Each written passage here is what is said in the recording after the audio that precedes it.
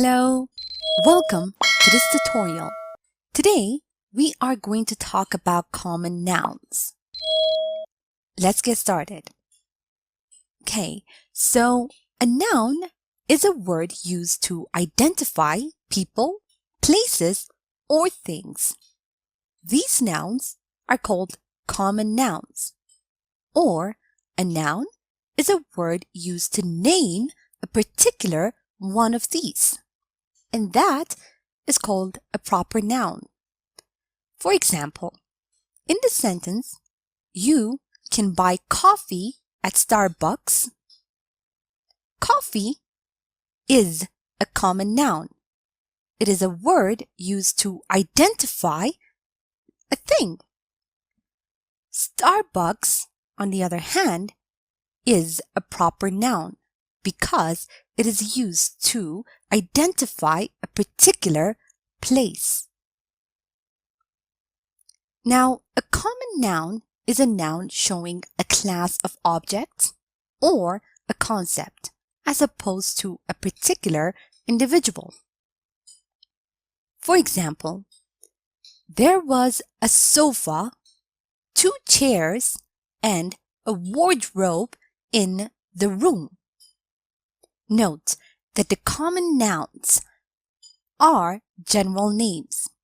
They are not capitalized unless they begin a sentence or are part of a title.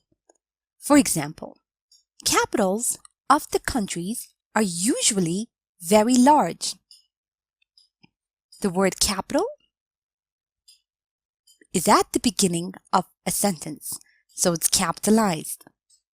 And in this sentence, London is the capital of Great Britain. The word capital is not capitalized. Now, when we add s to a noun, it becomes more than one or plural. For example, flower, flowers, dog, dogs. And nouns ending in s, ss, sh, ch, x, z, or o, we add es to it so that we can make a plural or more than one. For example, bus, buses, watch, watches, box, boxes, potato, potatoes. And nouns ending in y change into I plus es when we want to make a plural. For example, baby, babies. And nouns ending in f or fe change into f, ve plus s to make a plural. For example, life, lives, wolf, wolves. But belief turns into beliefs. Chef turns into chefs. Now here are some nouns that are irregular. For example, the singular form of the word man is man. In the plural, men. Woman, women. Person, people. Child, children. Tooth, teeth. Foot, feet. Mouse, mice. Hello, welcome to this tutorial. Today, we are going to talk about subject pronouns. Let's get started.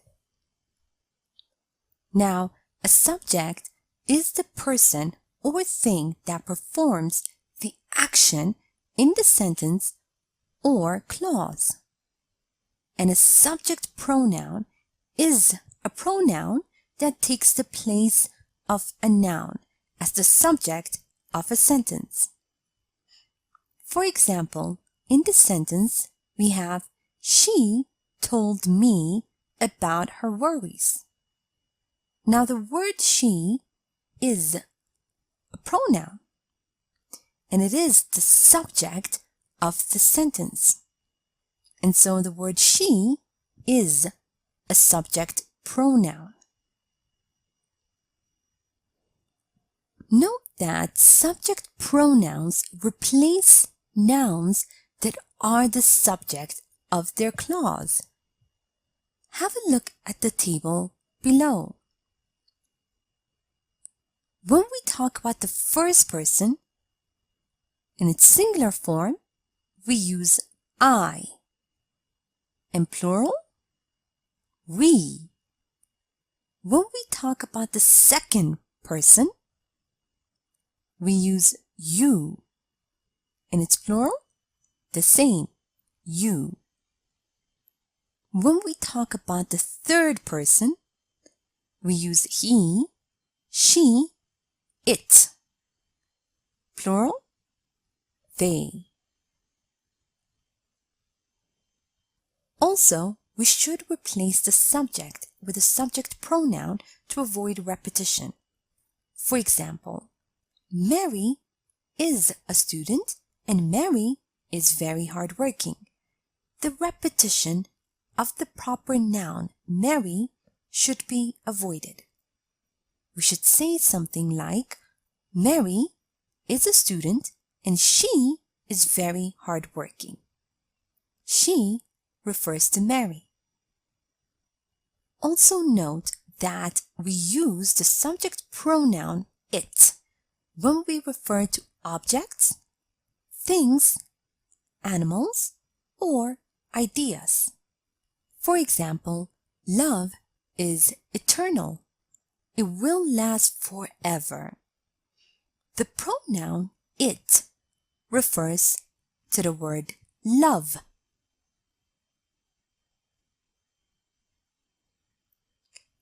And sometimes, when we don't know the sex of a baby, we can use it. For example, their baby is so small.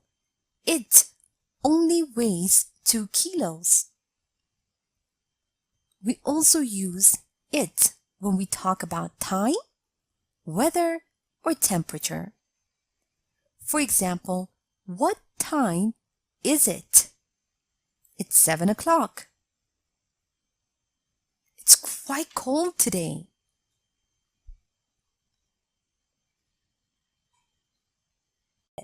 Now let's review and practice a bit. Remember that subject pronouns replace nouns that are the subject of their clause. So what do you think would be the proper subject pronoun to use to replace the word Helen? She. And dog? It. Students. They. My brother and I. We.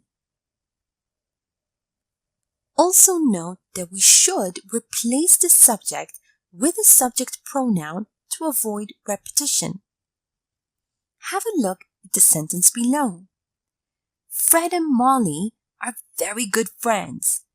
Fred and Molly have known each other since middle school. Try to avoid this repetition by using a subject pronoun.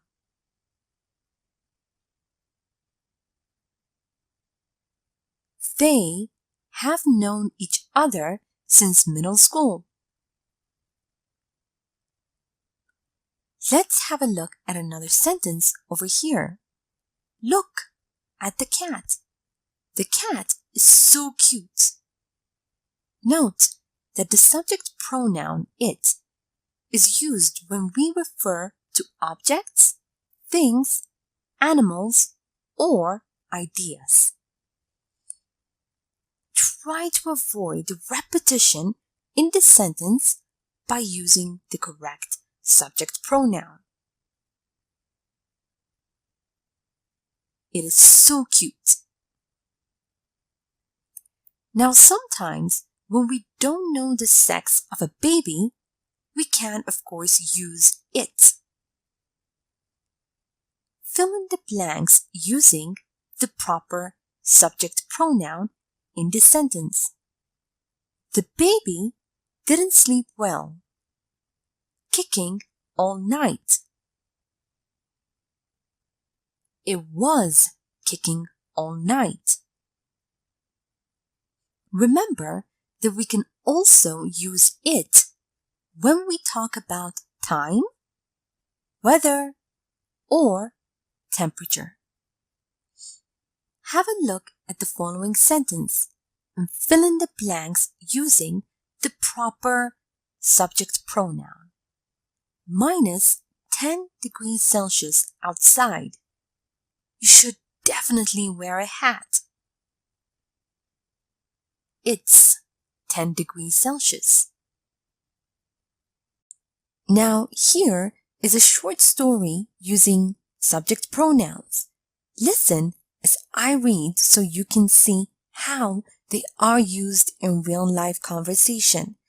After I'm done, make sure you understand all the grammar and read aloud yourself so that you can work on your own fluency and pronunciation.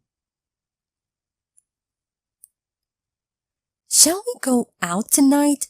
The weather is lovely. Yes, it is. Maybe we could go for a walk. I don't feel like eating. It's strange. Are you feeling well? I'm alright, thank you. I was at my grandma's today and she cooked a lot of stuff for lunch. I felt like I was about to explode. I know the feeling. All grandmas are like that. They show their love by feeding their grandkids. Now it's time for you to practice on your own. Read the following sentences and replace the subject with the appropriate pronoun. A. Kylie is looking for a job at the moment.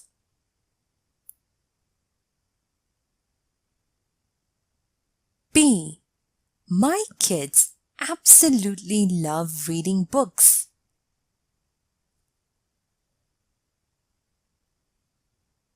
C.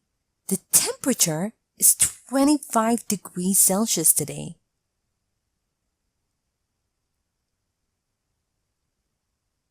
D. My friends and I like to go on trips together. E. Mrs. Smith is my neighbor. Now, read the following sentences and correct the mistakes you find. A. The dog stole Amanda's hot dog before he ran away.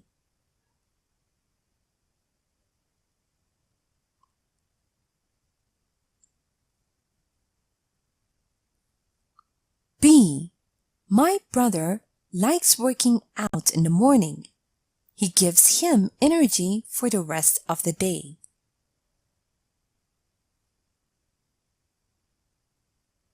C. There are raindrops on my window. Are they raining again?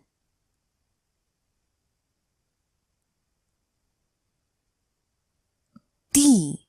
Her husband is really sweet because her husband brings her breakfast in bed.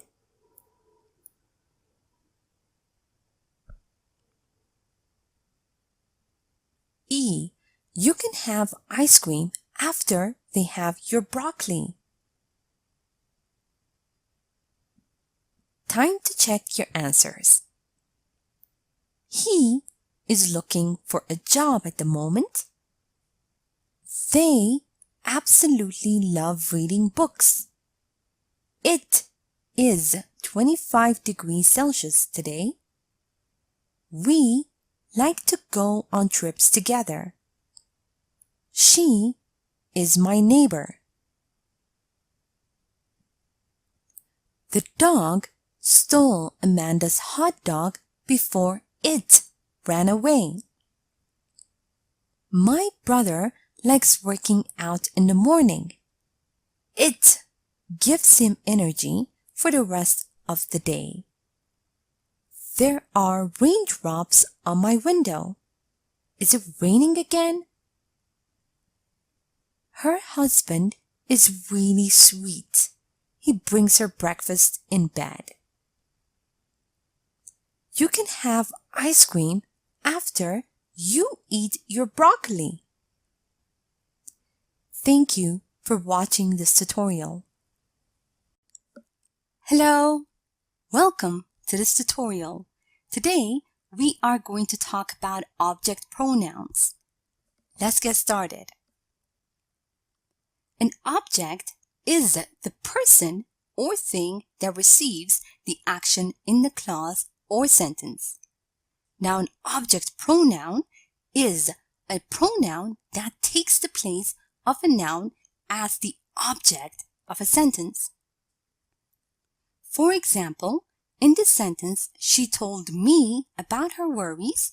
The word me is an object pronoun because it refers to the person that is receiving the action. Also note that the object pronoun comes after a verb or a preposition. Object pronouns are used to replace nouns that are the direct or indirect objects of a clause. Let's have a look at the table below. When we want to use a pronoun as the subject of a sentence, we use I, you, he, she, it, we, or they. And when we want to use a pronoun as the object of a sentence, we use me, you, him, her, it, us, or them. As earlier stated, object pronouns come either after a verb or a preposition. For example, in this sentence, Ethan asked me to talk to them. The object pronoun me comes after the verb asked, and the object pronoun them comes after the preposition to. Also note that the subject pronoun it and the object pronoun it look the same. For example, do you know the movie Pretty Lady? It is my favorite. In this sentence, the pronoun it is a subject pronoun because it is used as the subject of the sentence. And in this sentence, I've seen it many times. The pronoun it is an object pronoun because it is used as the object of the sentence after a verb.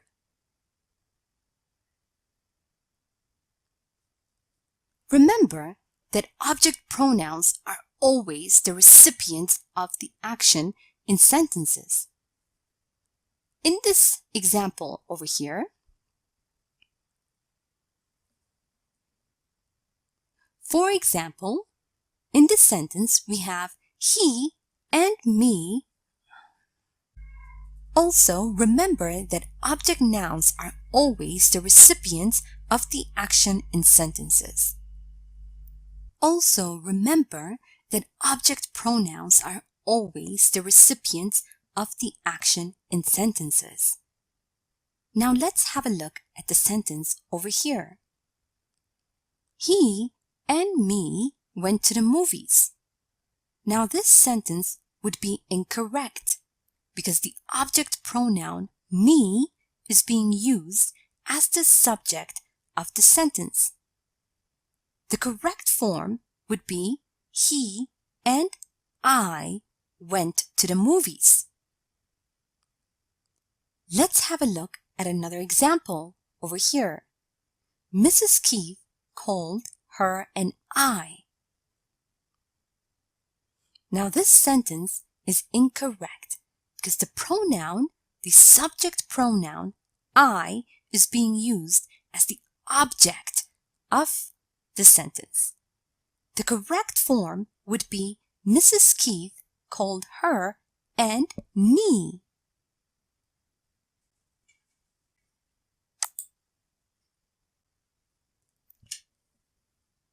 Also, we should replace the object with an object pronoun to avoid repetition. Let's have a look at an example over here. I can't stop thinking about Amy. I can't stop imagining my future with Amy. Now we can avoid repeating the word Amy by using object pronouns. For example, I can't stop imagining my future with her. Now let's review and practice a bit. Remember that object pronouns are used to replace nouns that are the direct or indirect objects of a clause or a sentence. Let's have a look at the pronouns below. What is the object pronoun of the subject pronoun I? Me. You. You. He. Him. She. Her. It. It. We. Us. And they. Them. Also note that object pronouns come either after a verb or a preposition. Now have a look at the sentence below and fill in the blanks using the appropriate object pronoun. My mom asked to do.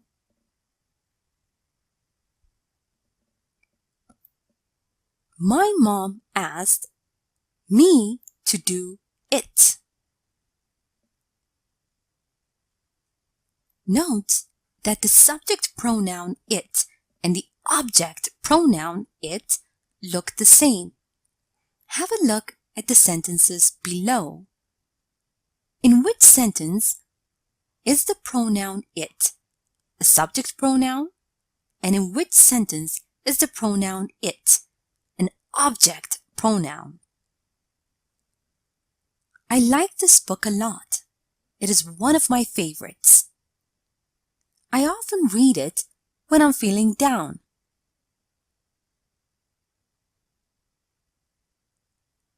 In the first sentence, the pronoun it is a subject pronoun. And in the second sentence, the pronoun it is an object pronoun. Remember that object nouns are always the recipients of the action in sentences. Try to correct the following sentence. John invited them and I to his party.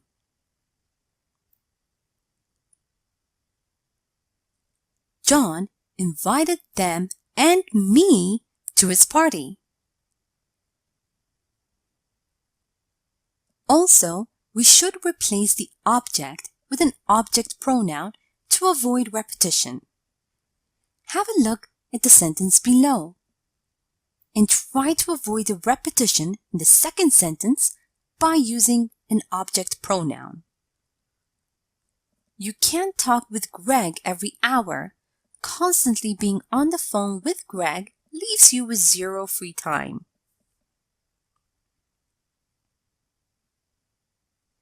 Constantly being on the phone with him leaves you with zero free time. Here is a short story using object pronouns. Listen as I read so you can see how they are used in real-life conversation. After I'm done, make sure you understand all the grammar, and read aloud yourself so that you can work on your own fluency and pronunciation. What should I get them? It's their anniversary, but I can't think of a gift. It should be something cheap but yet memorable. Why don't you give them something that you made yourself? Maybe a poster with their photos that they haven't seen? I think they'll be happy to get it. I knew I could turn to you. This is a great idea. I'll definitely do it. Now, time for you to practice on your own. Read the following sentences and fill in the gaps with the appropriate object pronouns. A. I saw the way Kate talks to Jeffrey. I am sure that she is in love with.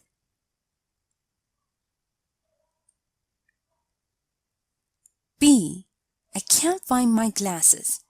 Maybe that's because I'm wearing.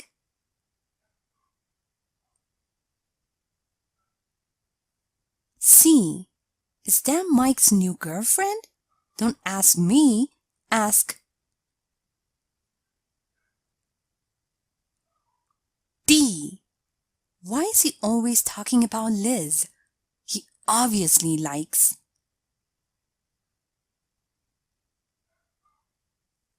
E. Amy doesn't want to be in the same room with Nick and I think she doesn't like us.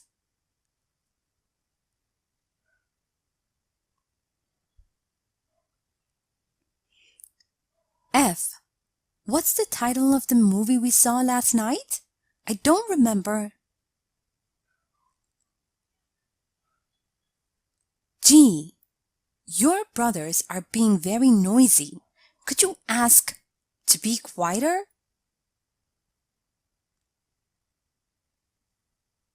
H. I can't stop thinking about his words.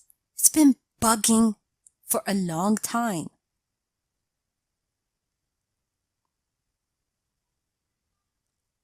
I. Don't you like apples? I absolutely love. J. Why don't they invite over? My husband and I are very nice people.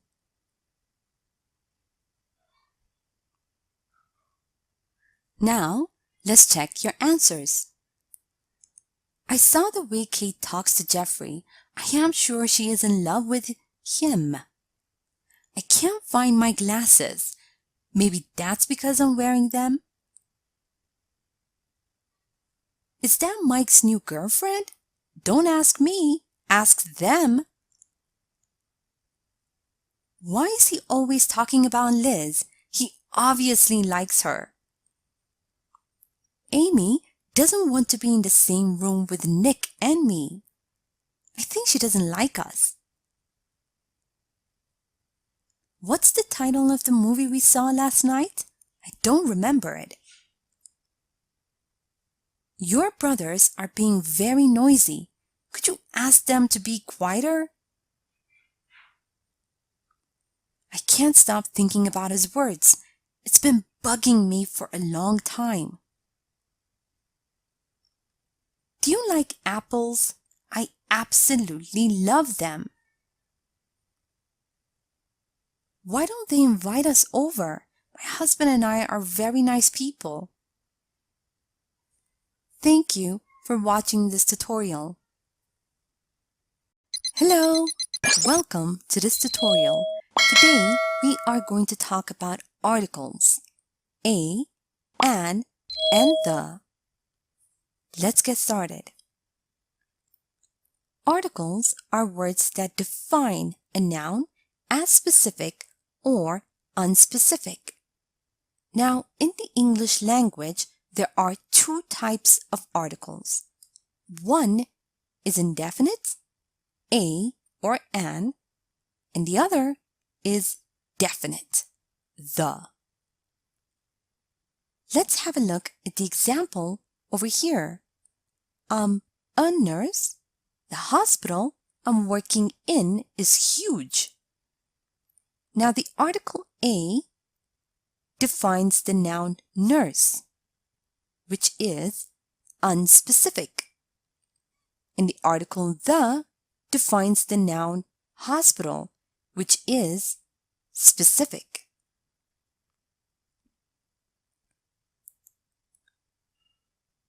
The indefinite article takes two forms, a or an.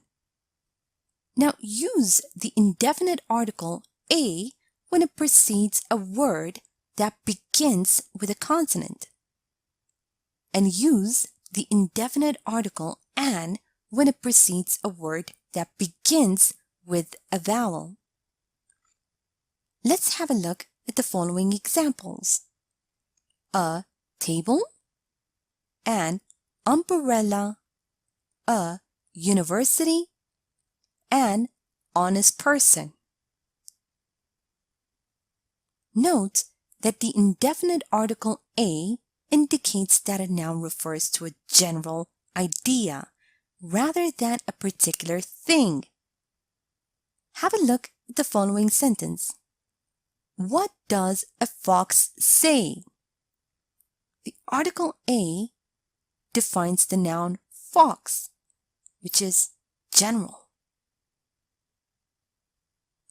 And we use an or a when the listener does not know which person or thing we are talking about. Have a look at the following example. Helen's brother works in a factory. I don't know which factory exactly. A defines the noun factory. The factory is unknown. And if we refer to something for the first time, it will be new information for the listener. And so we use a or an. And when referring to the same thing again, make sure to use the because now the listener knows what we are talking about. Have a look at the following sentence. I bought a new computer. It's really great. The computer is much better than the previous one.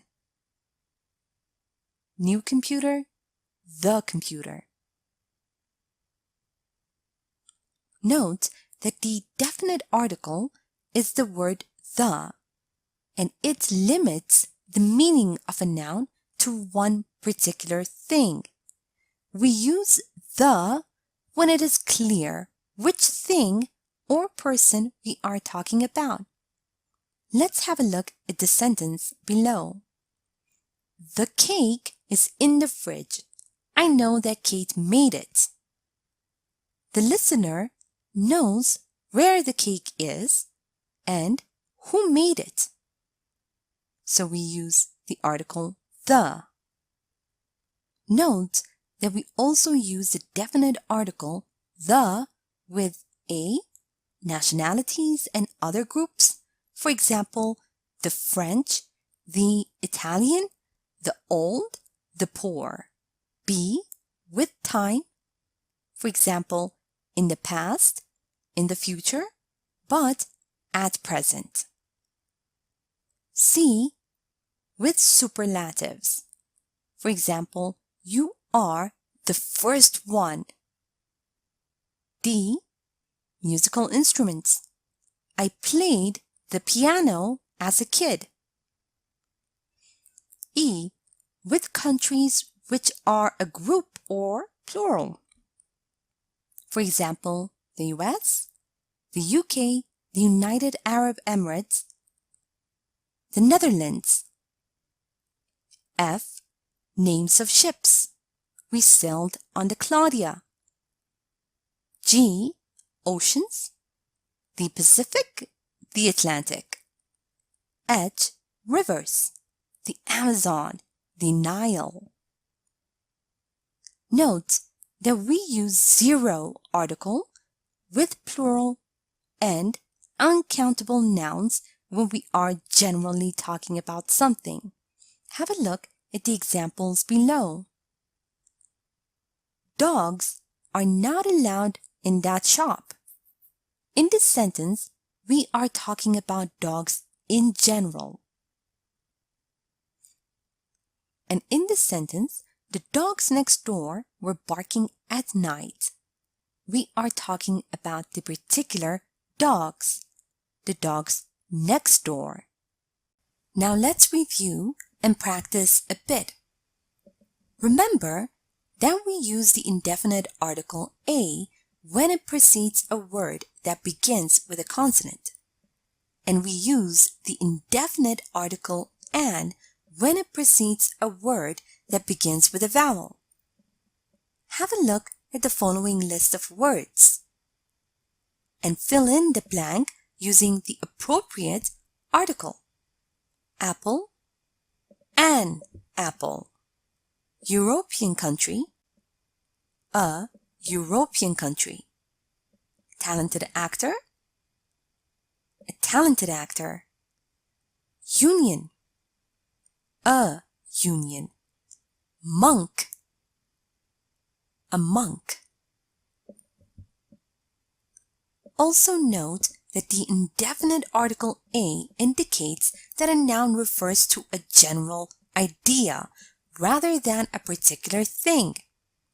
Have a look at the sentence below and fill in the gap using the appropriate article. Should I get her gift? I've just met her. Should I get her a gift? Now, if we refer to something for the first time, it will be new information for the listener. So we must use a or an. And when referring to the same thing again, make sure to use the, because now the listener knows what we're talking about. Have a look at the sentence below and fill in the gap using the appropriate article. Well, I bought a dress for the upcoming party. I'll go to a spa, get a hairdo, and I'll look amazing in dress.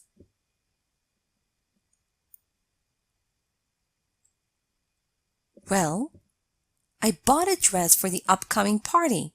I'll go to a spa, get a hairdo, and I'll look amazing in the dress.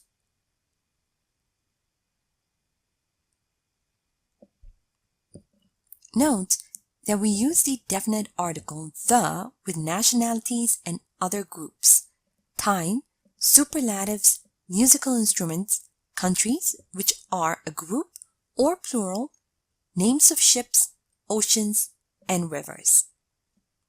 Have a look at the examples below. The Russians, the British, the sick, the educated.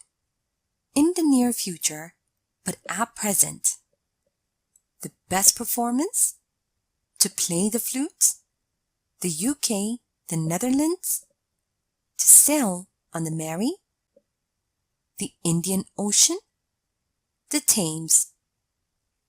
Also note that we use zero article with plurals and uncountable nouns when we are generally talking about something, as in this sentence below. Fruit and vegetables are food for your health. Here is a short story using articles a, an, and the. Listen as I read so you see how they are used in real-life conversation.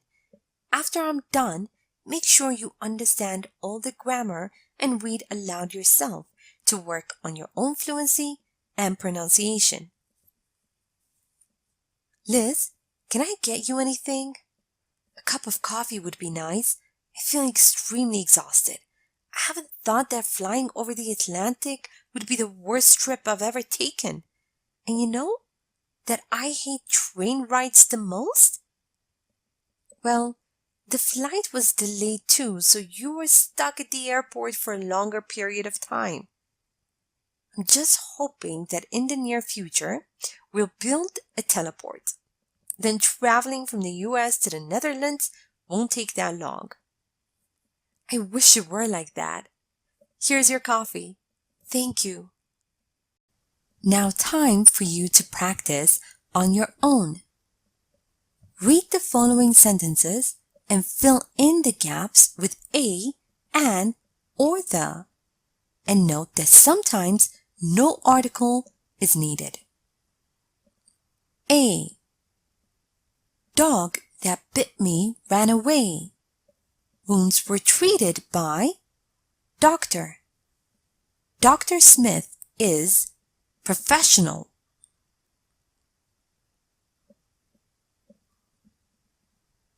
B. Rabbits are small mammals in family Leporidae.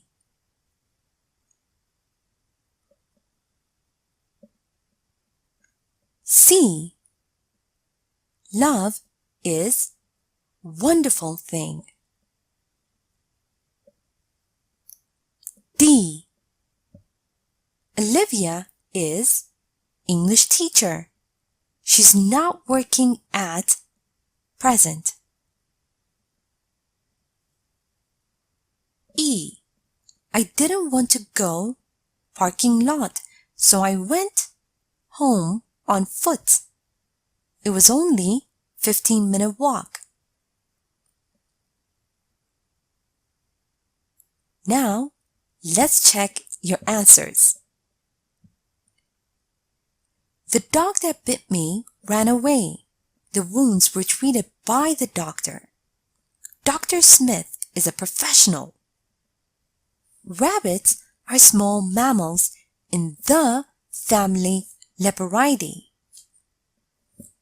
Love is a wonderful thing. Olivia is an English teacher. She's not working at present. I didn't want to go to the parking lot, so I went home on foot. It was only a 15-minute walk. Thank you for watching this tutorial. Hello, welcome to this tutorial. Today, we are going to talk about demonstratives. This, that, these, and those. Let's get started. Demonstratives are words that show which person or thing is being referred to. Now, demonstratives show where an object, event, or person is in relation to the speaker. Note that they can refer to a physical or psychological closeness or distance. Now let's have a look at the example over here. This is Hugh and that is Kevin. Now the demonstrative this is referring to where Hugh is, who is physically close. And the demonstrative that is referring to where Kevin is, who is physically distant. Now when what we are referring to is near the speaker, we use the adverb here. And when it's far from the speaker, we use there. And when the noun is singular and uncountable, we use this for when it's near the speaker, and that for when it's far from the speaker. But when the noun is plural and countable, we use these for when it's near the speaker, and those when it's far from the speaker. Remember that demonstratives can be placed before the noun or the adjective that modifies the noun. Let's have a look at the examples below. That old man stole my purse. The demonstrative that modifies the adjective old, which modifies the noun man. These oranges are delicious. These modifies oranges. Also note that demonstratives can appear before a number by itself when the noun is understood from context. Have a look at the sentence over here. I'll take this one, please. I'll take this watermelon, please.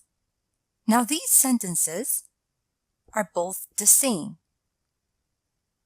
In this sentence, we have watermelon, which is understood from context. So instead of saying, I'll take this watermelon, please, we can say, I'll take this one, please. One referring to watermelon. Note that demonstratives can be used by themselves when the noun they modify is understood from context. Have a look at these sentences below. Those aren't yours. Put them back. Those shoes aren't yours. Put them back. Shoes in this sentence is understood from context. And so we can use the demonstrative by itself, as in the example over here. Those aren't yours. Put them back.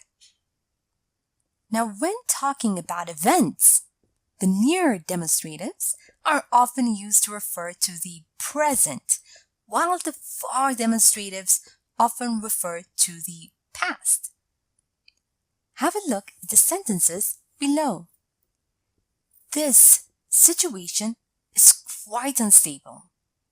The demonstrative this is referring to a present event, situation. That event made me realize how important my family is to me.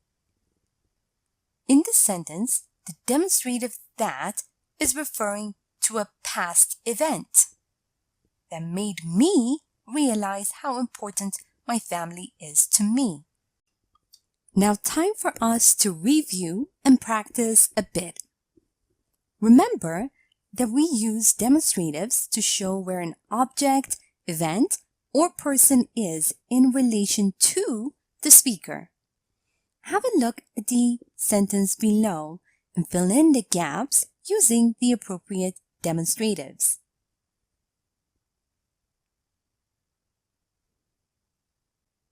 This is Mary, and these are my parents, John and Anne. Also, remember that demonstratives are placed before the noun or the adjective that modifies the noun. Have a look at the sentence over here. Fill in the gap using the appropriate demonstrative.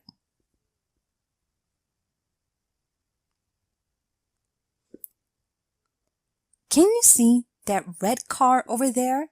I think I've seen it somewhere else before. Note that we can place demonstratives before a number by itself when the noun is understood from context. Have a look at the sentence over here and find the noun that can be understood from context and then replace it with a number. Note to use demonstratives before a number. These earrings aren't as nice as those earrings. These two aren't as nice as those two. Also note that demonstratives can be used by themselves when the noun they modify is understood from context. Have a look at the sentence below and find the noun that the demonstrative modifies and that can be understood from context. The gossip about Pam has nothing to do with me. This has nothing to do with me. Note that when talking about events, the near demonstratives are often used to refer to the present, while the far demonstratives are often used to refer to the past. Have a look at the sentence over here and fill in the gap using the appropriate demonstrative.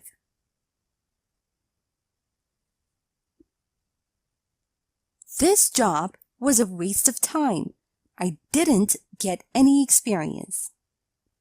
Here is a short story using demonstratives. Listen as I read so you can see how they are used in real-life conversation. After I'm done, make sure you understand all the grammar and read aloud yourself so that you can work on your own fluency and pronunciation.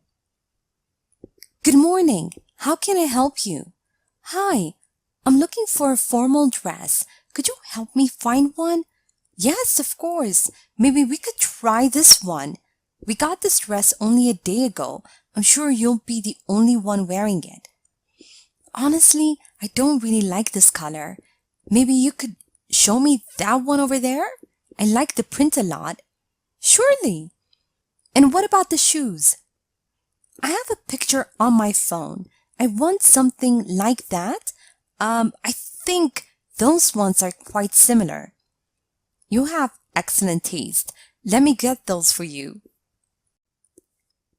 Now time for you to practice on your own. Have a look at the following sentences and fill in the gaps using this or these. A. Hey, why are you scared? Pointing at a snake.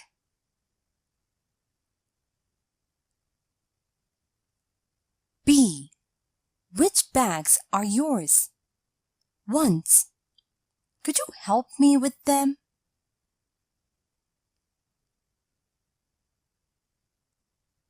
C. You are always late. It's not true. I'm right on time.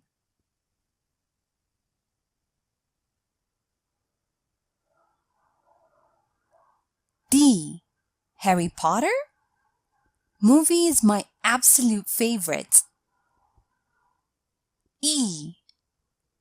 People are boring. I might leave the party early.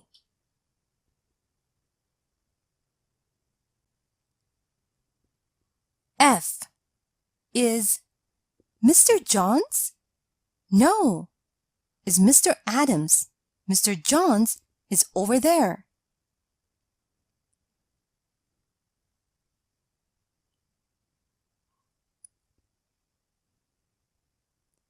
G.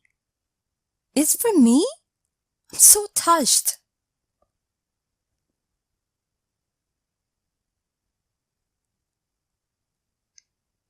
H. Tickets are so expensive.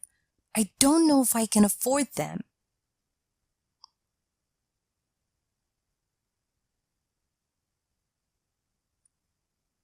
I.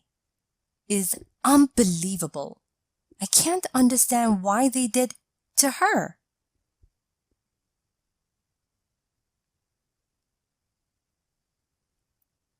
G. Are the books you asked for? Now let's check your answers. Hey, why are you scared? This. Pointing at a snake. Which bags are yours? These ones. Could you help me with them? You are always late. This is not true. I am right on time. Harry Potter? This movie is my absolute favorite. These people are boring. I might leave the party early. Is this Mr. Johns? No, this is Mr. Adams. Mr. Johns is over there. This is for me? I'm so touched. These tickets are so expensive. I don't know if I can afford them. This is unbelievable.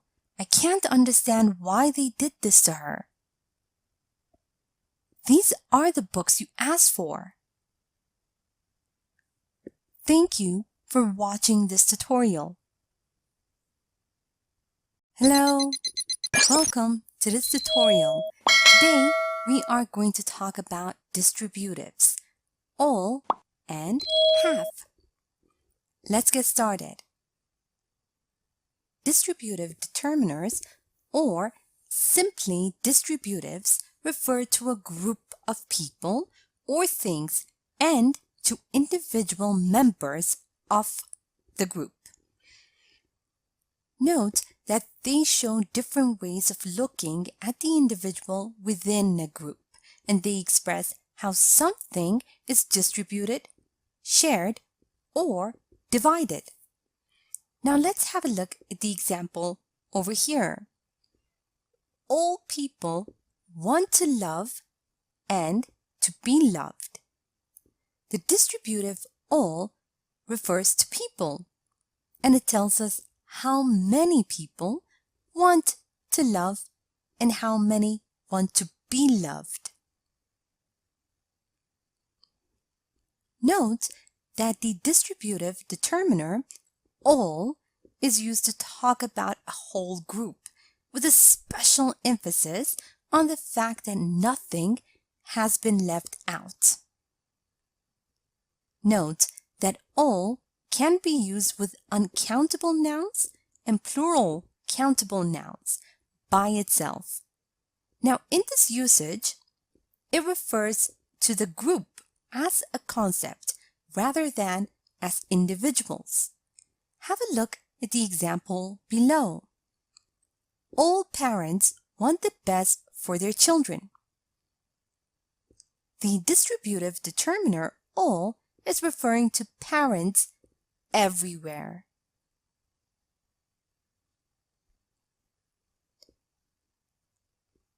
All can be used with uncountable nouns and plural countable nouns preceded by the or a possessive adjective. Now, in these uses, the word of can be added just after all and with no change in meaning. Have a look at the sentence over here. Have you eaten all the cookies in the jar?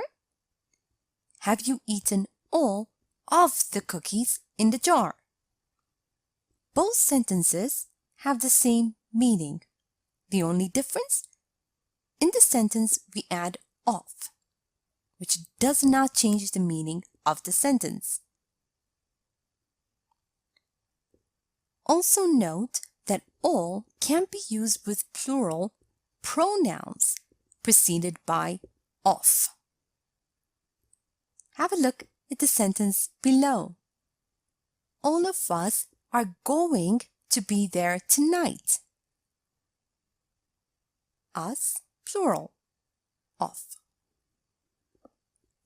All can be used in questions or exclamations with uncountable nouns preceded by the demonstratives this or that. Or all can be used with countable nouns preceded by these or those. Now, in these uses, the word of can be added just after all with no change in meaning. Now, let's have a look at the examples below. Look at all the snow out there. This sentence is an exclamation. The distributive all is preceded by the demonstrative this, which modifies the uncountable noun snow. Let's have a look at the second sentence. What are all these people doing in our house?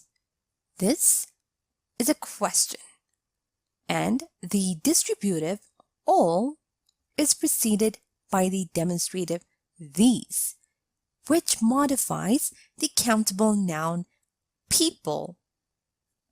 Now let's have a look at the distributive have. The distributive determiner have is used to talk about a whole group divided into two. Have can be used as a distributive in several different patterns. Let's have a look at those patterns.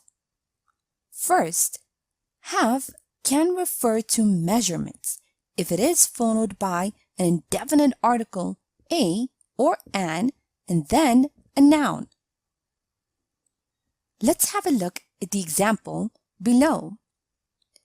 I'll be back in half an hour. Half an hour meaning 30 minutes. Second, have can be used with plural pronouns preceded by of. For example, in the sentence we have, only half of us are going to be there tonight. Meaning that if we are 10, only half of us means only 5 of us are going to be there tonight. And have can be used with nouns preceded by the, a, an, a demonstrative, or a possessive adjective. Now, in this case, the meaning refers to a concrete physical division. Note that the word of can be added just after have with no change in meaning. Let's have a look at the following examples. Half the people have already left the party, meaning that if 50 people were at the party, 25 of them have left the party. Putting half a kilo of sugar in the topping will ruin the cake, meaning that we have to put just a quarter of sugar in the topping, not half a kilo.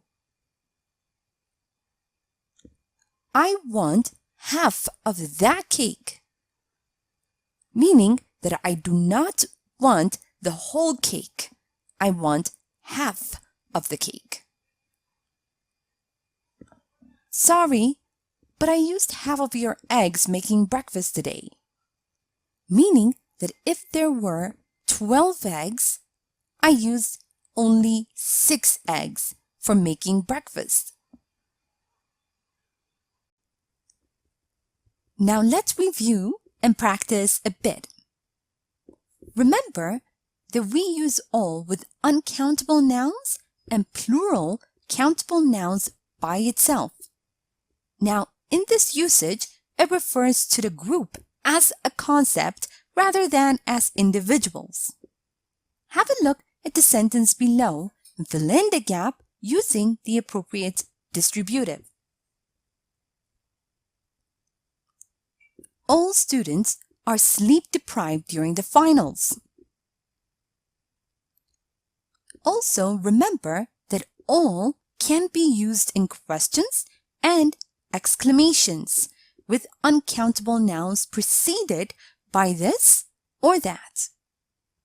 Or we can use all with countable nouns preceded by these or those.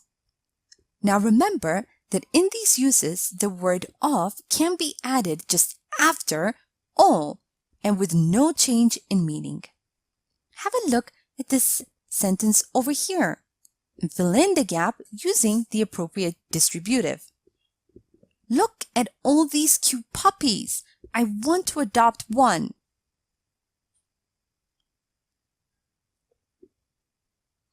Also, remember that we use have when we refer to measurements. Now, in these cases, have needs to be followed by an indefinite article, a, or an, and a noun. Have a look at the sentence below and fill in the gap using the appropriate distributive.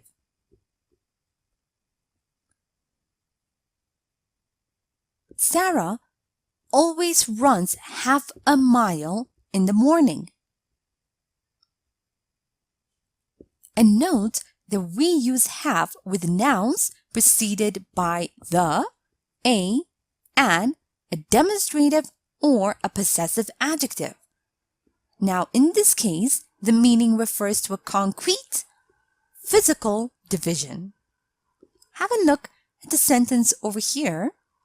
Fill in the gap using the appropriate distributive. I need to get rid of half of my clothes. They are too small for me.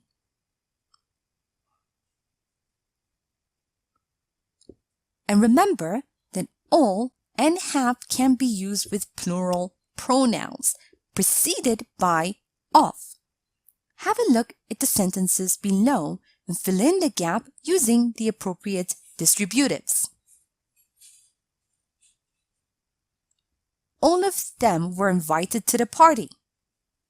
Half of them were invited to the party.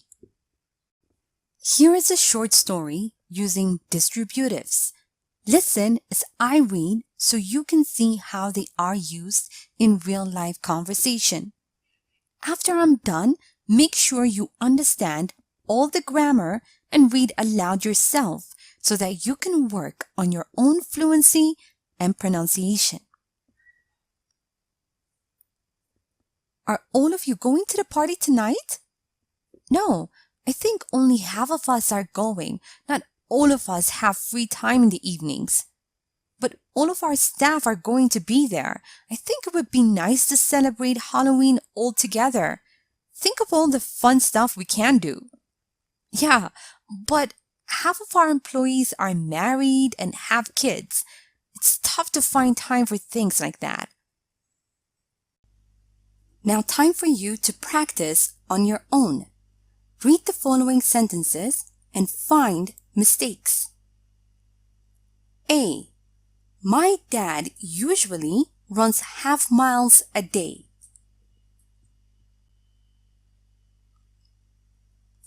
B. All parents want his kids to be happy.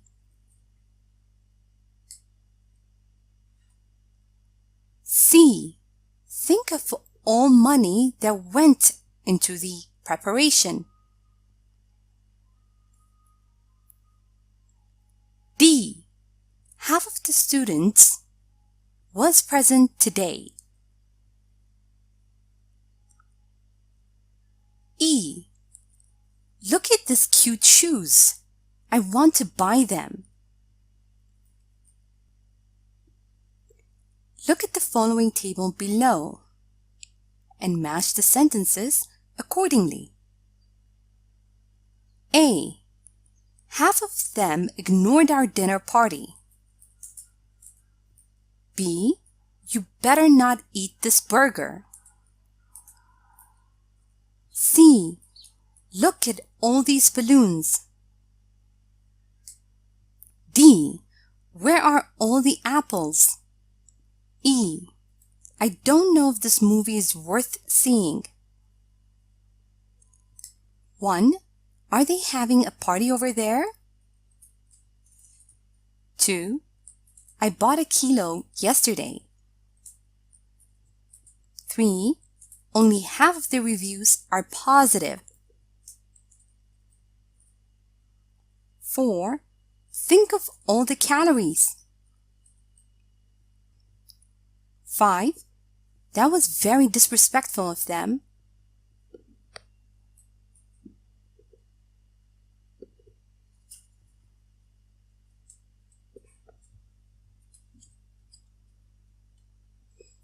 Now, let's check your answers. My dad usually runs half a mile a day. All parents want their kids to be happy. Think of all the money that went into the preparation. Half of the students were present today. Look at these cute shoes. I want to buy them. Half of them ignored our dinner party. That was very disrespectful of them. You'd better not eat this burger. Think of all the calories. Look at all these balloons. Are they having a party over there? Where are all the apples? I bought a kilo yesterday. I don't know if this movie's worth seeing. Only half the reviews are positive. Thank you for watching this tutorial. Hello! Welcome to this tutorial. Today, we are going to talk about distributives, each and every. Let's get started. Distributive determiners, or simply distributives, refer to a group of people or things and to individual members of the group. Note that they show different ways of looking at the individual within a group, and they express how something is distributed, shared, or divided. Have a look at the example over here. Each person is unique. Every person is unique. Now, the distributive each and every are both related to describing the members of a group. These distributives can only be used with countable nouns by being placed before the nouns. Now, in many cases, they are interchangeable, but there is a subtle difference between them. Let's have a look at that subtle difference between each and every. Now, each is used to describe and highlight an individual member of a group or multiple individuals. Note that by using each, you recognize the item is a part of a group, but that it also needs to be pointed out as a singular item too. Have a look at the example over here. Each book on the shelf had a unique cover. The distributive each refers to the countable noun book, which is part of other books on the shelf. Note that each can be used with plural nouns and pronouns, but it must be followed by of, as in the example over here. Each of the pupils received a Christmas card. Pupils is a plural noun. Also, each can be used after the subject or at the end of the sentence. Let's have a look at the following examples. My siblings each have their own room. After the subject. My mother gave my sister and I $20 each. This means that she gave $20 to each of us. Now let's have a look at the distributive every. By contrast, every is a way of referring to the group as a collection of individual members. Note that every cannot be used with plural nouns. Let's have a look at the example over here. Every boys in my class wanted that computer game. Now this sentence would be incorrect because boys is plural and we cannot use every with plural nouns. The correct form would be every boy in my class wanted that computer game. Also, remember that every can express different points in a series, especially with time expressions. For example, in the sentence we have, every morning Philip goes for a run. Now in the sentence, the distributive every expresses a time expression, which is morning. And in the sentence, and every time Anne would forgive him. The distributive every expresses the word time, which tells us about what Anne does every time in a series. Now let's review and practice a bit. Remember that we use each to describe and highlight an individual member of a group. By using each, you recognize the item is part of a group, but that it also needs to be pointed out as a singular item too. Have a look at the sentence below and fill in the gap using the appropriate distributive. Each contestant had something special about them. Now remember that each can be used with plural nouns and pronouns, but it must be followed by of. Now have a look at the sentence below and fill in the gaps using the appropriate distributives.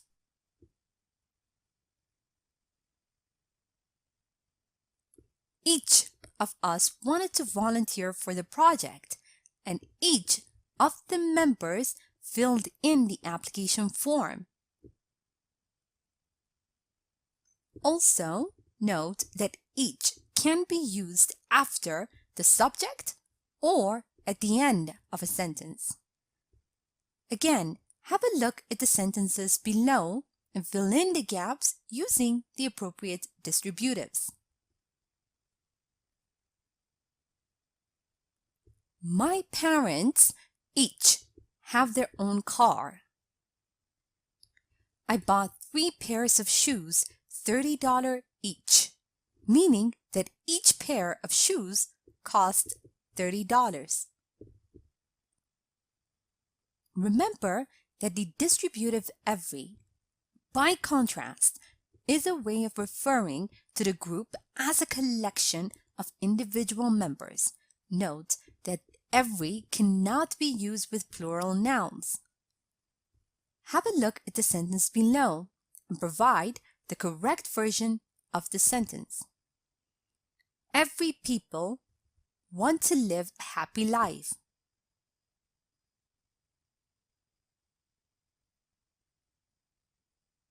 Every person wants to live a happy life.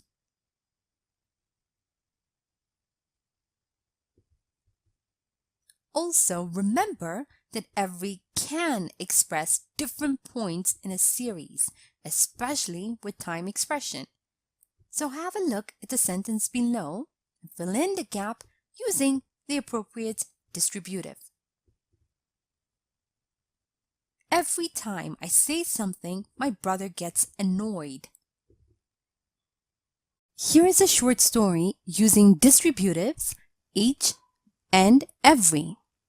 Listen as I read so you can see how they are used in real-life conversation.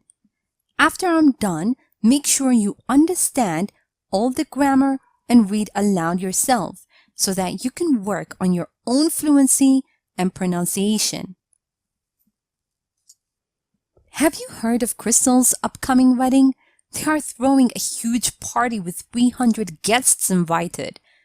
That's a lot of people. Yeah, and each of the guests received a handwritten invitation. Could you believe that? Maybe they wanted everyone to feel welcomed. I could have never done something like that. That's just insane and sounds like a total waste of time. Well, to each his own, I suppose. Now, time for you to practice on your own. Read the following sentences and underline the correct distributive. A. My 2 sisters, each or every, have their own business. B. I live with a roommate, so we are paying $500 every or each.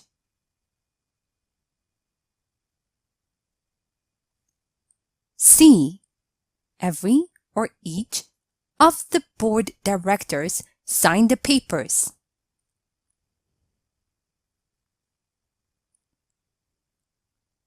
D. Stop being so judgmental. As they say, to every or each his own. E. Every or each day I read 20 pages of a book. Now read the following sentences and rewrite them so that they have similar meaning and contain the distributive in brackets. A.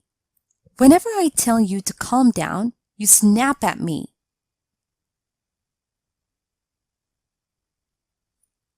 B. Susan, Megan, Kelly, and I got free tickets to the cinema.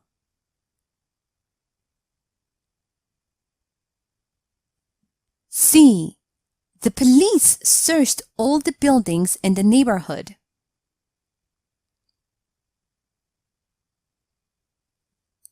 D. Different people like different things. E. I was looking for you everywhere, and all of our friends were trying to reach you too.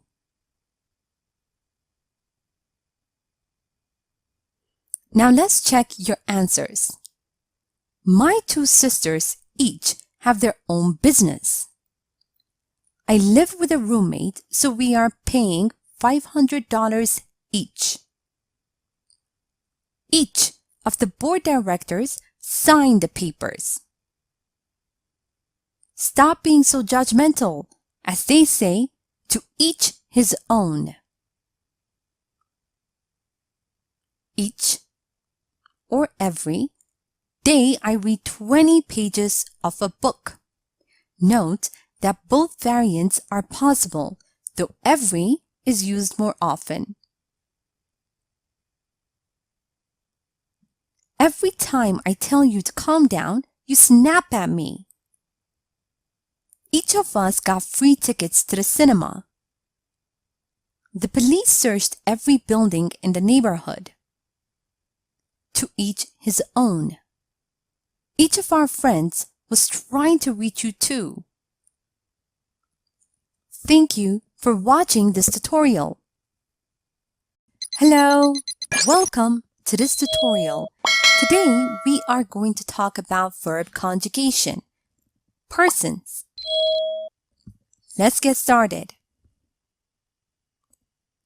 Verb conjugation refers to how a verb changes to indicate a different person, number, tense, or mood. Let's have a look at the following example. I'm a student. Now, in this sentence, the subject is in the first person, it is singular, we are using the present simple, and an indicative mood. Remember, the verbs should be conjugated with regards to person. Depending on the subject, a verb can stand in the first, second, or third person. Now let's have a look at the table below. Now when the subject is in the first person and it's singular, we use I. Plural, we. When the subject is in the second person and it's singular, we use you. Plural, you. And when the subject is in the third person and it's singular, we use he, she, or it. Plural, they. Now, as you can see, the pronouns I, we refer to the first person, you to the second, he, she, it, and they to the third person. Have a look at the examples below. We work on Saturdays. We is in the first person. you need to take a break. You is in the second person. It is snowing outside. It, third person. Now, usually, we assume the person of the verb in the sentence automatically, as we almost always state a subject explicitly. Let's have a look at the example over here. Sarah has signed up for a yoga class. Now, Sarah can be substituted with the pronoun she, which is in the third person. Note that the verb to be is irregular and has 3 forms in present tenses and 2 forms in past tenses. Now, these forms depend on the person expressed by the subject. Have a look at the table below. When the subject is in the first person and we are using the present tense, we say I am or we are. In the second person, you are, you are. And the third person, he, she, it, is, or they are. And when we use the first person, in the past tense, we say I was, we were. Second person, you were, you were.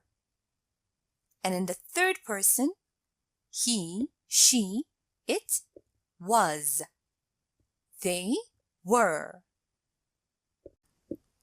Now let's review and practice a bit. Have a look at the following sentences and substitute the subject with the correct pronoun. First sentence, Mrs. Clare is the friendliest person on earth.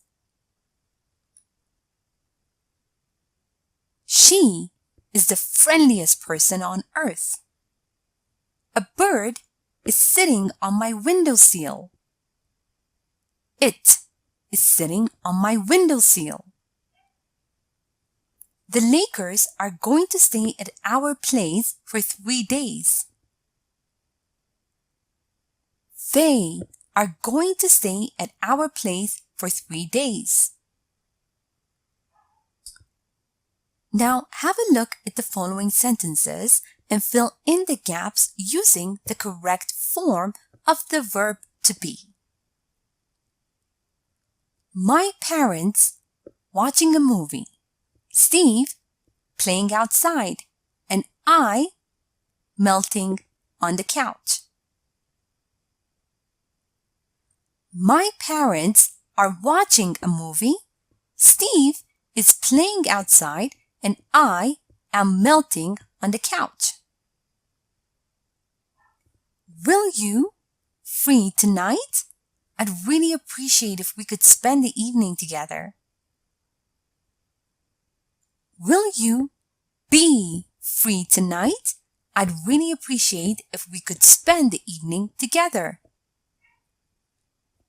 It's so cold yesterday, and as always, I had already put my winter clothes away in the closet. It was so cold yesterday, and as always, I had already put my winter clothes away into the closet. Here is a short story using verb conjugation. Listen as I read so you can see how they are used in real-life conversation. After I'm done, make sure you understand all the grammar and read aloud yourself so that you can work on your own fluency and pronunciation. When I was your age, I wanted to become a nurse. I liked the idea of helping people when they need it the most. Why aren't you a nurse then, Grandma? Well, sweetie, we grow up, and sometimes our goals change. I'm a teacher now, and I have never regretted my choice. And you are helping people anyway. That's true. Now time for you to practice on your own. Read the following sentences and decide whether the verb stands in the first, second, or third person. A. Why can't we find a common ground? B. You should be attentive to details. C. These jeans are too tight. D. I was too shy to say a word. E. The Potts will be attending the ceremony as well. And now, read the following sentences and fill in the gaps with the correct form of the verb to be. A.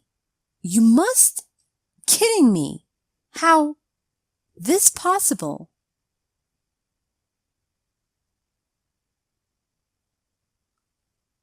B. If we invited, we need to think of a present. C. We have here for ages. We can't wait any longer. D. Someone called you when you running outside.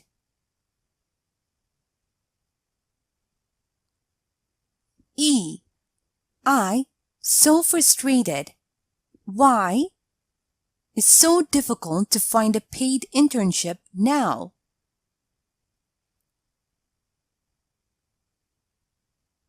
Now, let's check your answers. Why can't we find common ground? First person. You should be attentive to details. Second person. These jeans are too tight.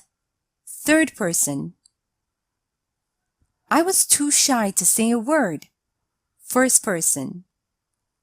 The Potts will be attending the ceremony as well.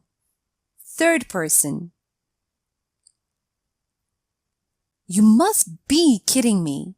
How is this possible? If we are invited, we need to think of a present. We have been here for ages. We can't wait any longer. Someone called you when you were running outside. I am so frustrated. Why is it so difficult to find a paid internship now? Thank you for watching this tutorial. Hello, welcome to this tutorial. Today, we are going to talk about the past simple tense. Let's get started. We use the past simple when we talk about an action which happened at a definite time in the past. Now, this tense emphasizes that the action is finished. Note that we can also use this tense to talk about how someone felt about something. Let's have a look at the dialogue over here. When was your wedding? It was 3 years ago. I was beyond happy to marry the love of my life. Now, in this sentence, when was your wedding? The past simple is used to ask a question about a past event. And in this sentence, it was 3 years ago. It is used to describe exactly when this event took place. And in this sentence, I was beyond happy to marry the love of my life. The past simple is used to talk about how that person felt. And with infinitives, all we have to do is add ed to create the past simple tense. Have a look at the examples below. He worked part-time as a waiter. We liked our stay at the hotel. Note that all persons have the same form. Now, when a word ends with a consonant plus y, we keep the consonant and turn the y into IED when we want to create the past simple. Have a look at the following words. Cry, cried. Try, tried. And when a word ends with a vowel and a consonant, we keep the vowel, double the consonant, and add ed, as in the example below. Stop, stopped. Regret, regretted. And make sure to use the past tense form of the irregular verbs to make sentences in the past simple.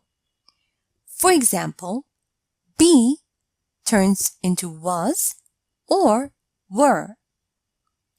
Eat, ate. Drink, drank. Now, the past tense form of the verb be depends on the person of the subject. Have a look at the tables below. I was, we were. You were, you were. He, she, or it was. They were. Now let's have a look at the use of did or did not plus verb.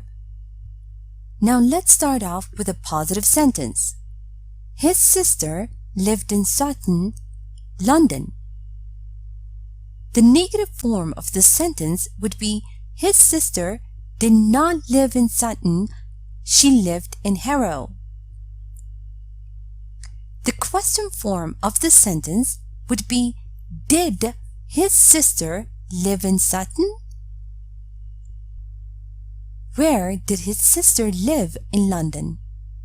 Note that we can use yesterday, last night, not a long time ago, 2 years ago, etc. to create the past simple tense. Have a look at the examples below. Shakespeare died in 1616. Ryan did not go to work yesterday. He got sick. When did you move to Spain? I moved there not a long time ago.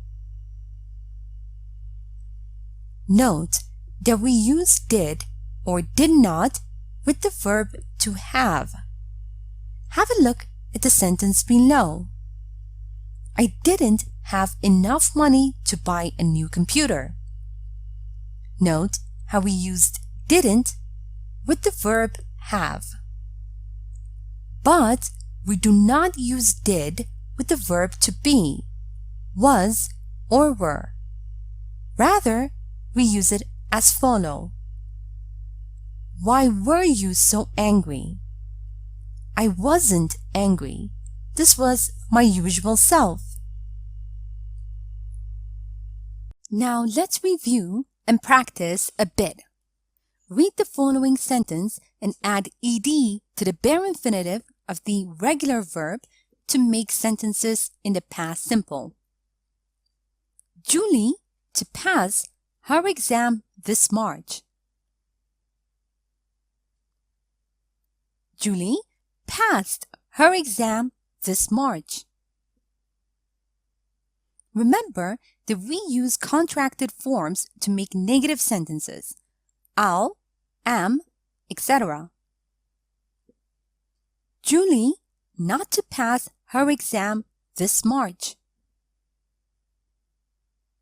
Julie didn't pass her exam this March. Note that we use past tense form of the irregular verbs to make sentences in the past simple. Read the following sentence and change the irregular verb into the past simple. Jake to eat tons of fast food as a kid. Jake ate tons of fast food as a kid.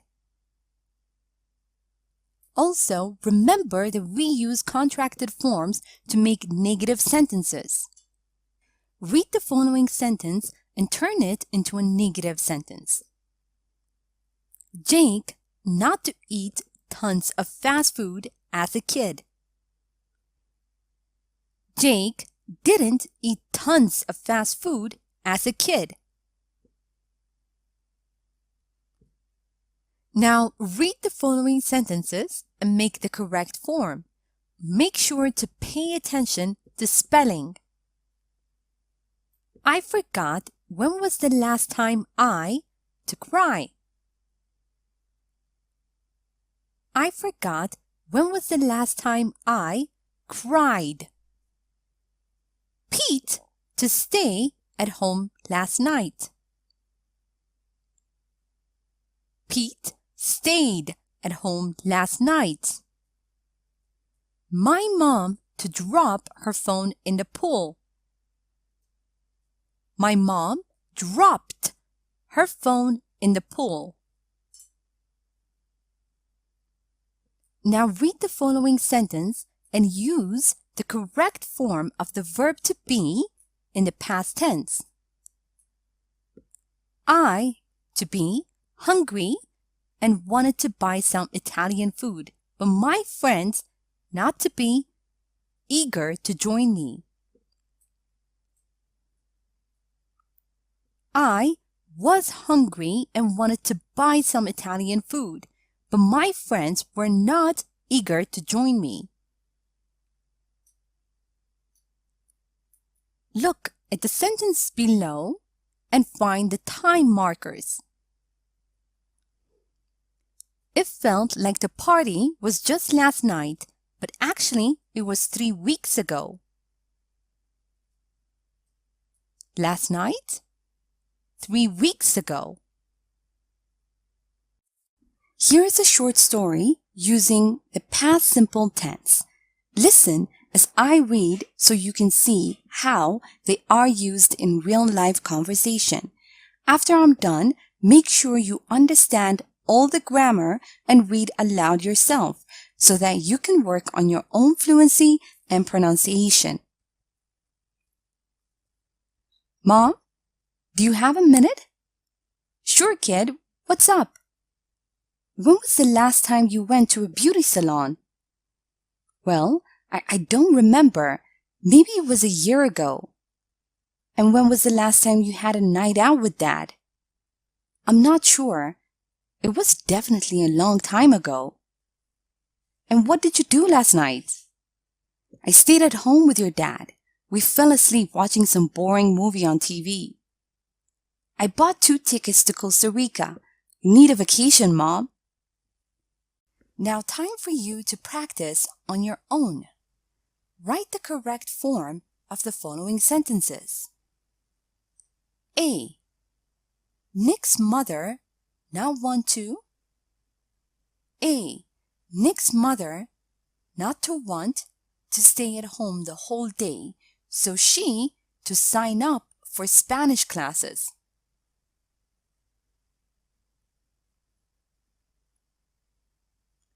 B. I to run every day when I to be a teen, but I don't know that anymore.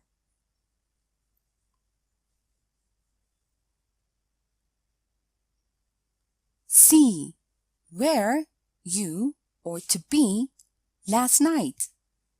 I to try calling you, but you not to pick up the phone.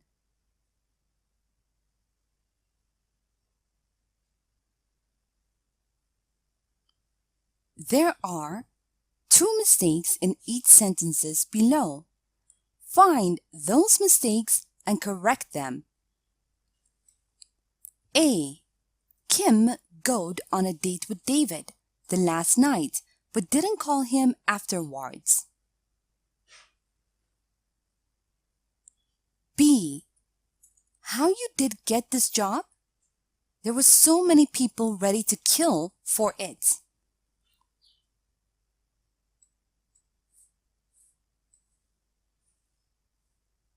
C. We didn't invited Anne to the party. No one really likes her after she bad-mouthed Kristen. D. Yesterday, I driven to Houston to see Dan. We went to high school together. And now, answer the following questions. A. Where did you grow up? B. What did you do last night? C. When was the last time you went on a trip? Now, let's check your answers. Nick's mother didn't want to stay at home the whole day, so she signed up for Spanish classes. I ran every day when I was a teen, but I don't do that anymore. Where were you last night? I tried calling you, but you didn't pick up the phone. Kim went on a date with David last night, but didn't call him afterwards. How did you get this job? There were so many people ready to kill for it. We didn't invite Anne to the party. No one really likes her after she bad-mouthed Kristen. Yesterday, I drove to Houston to see Dan. We went to high school together. I grew up in Nashville, Tennessee. I went clubbing with my friends last night. I went on a trip to Germany last year. Thank you for watching this tutorial. Hello! Welcome to this tutorial.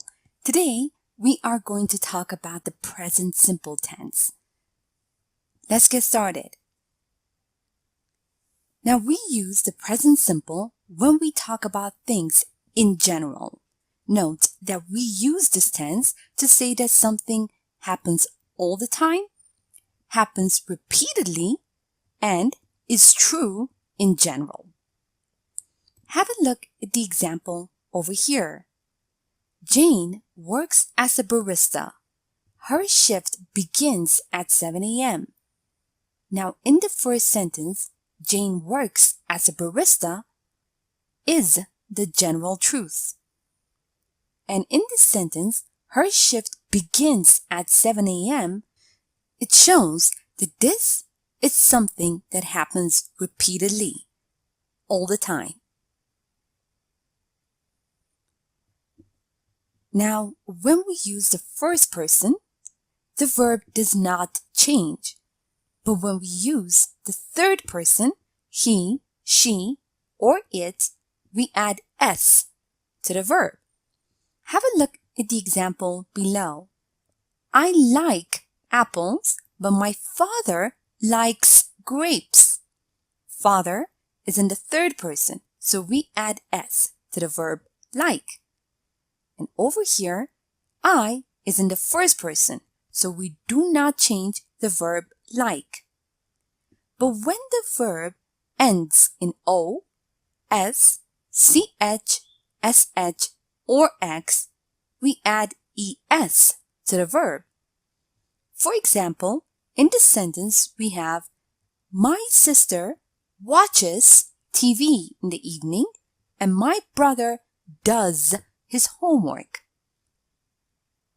Note that we added ES to the verb that ends in O and ES to the verb that ends in CH. Remember that such verbs as to be and to have are irregular. Have a look at the table below. I am, we are, you are, you are, he, she, it, is, they are. I have, we have, you have, you have. He, she, it has, they have. Note the difference between be and am. Have a look at the differences below. I have got a car. I have a car.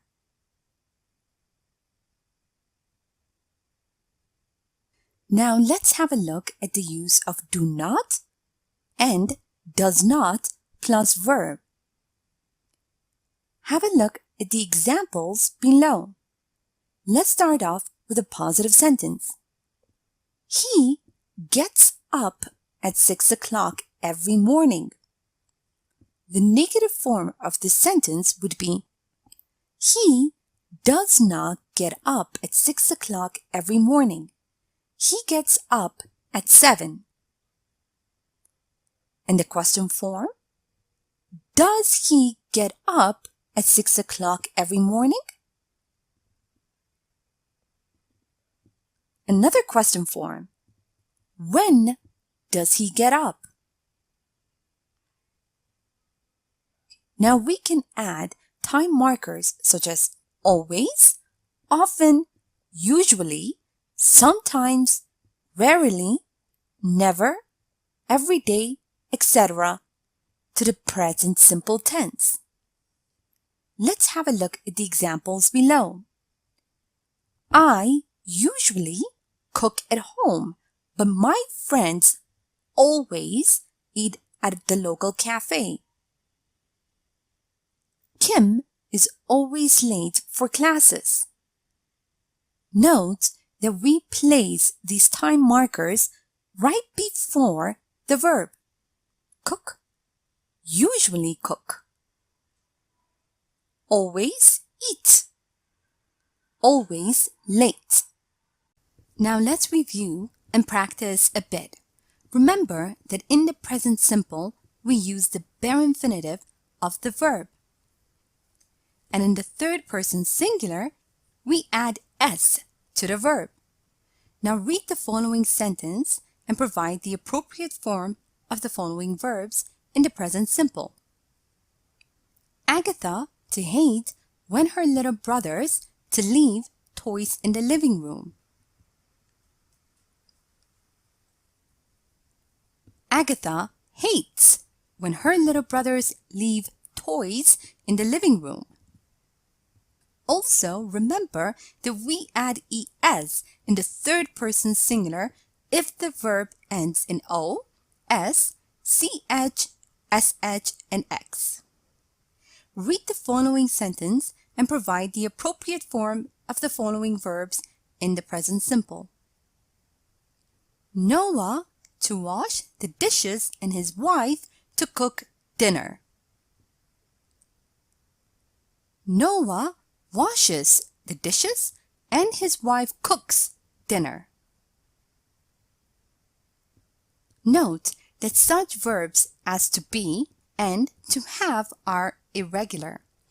Have a look at the following sentence and again provide the appropriate form of the following verbs in the present simple. My mom's family to be quite big. She to have 4 brothers and 3 sisters.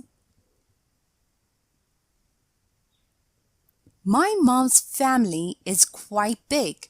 She has 4 brothers and 3 sisters. Also note that we form the negative forms of sentences by using do not or does not.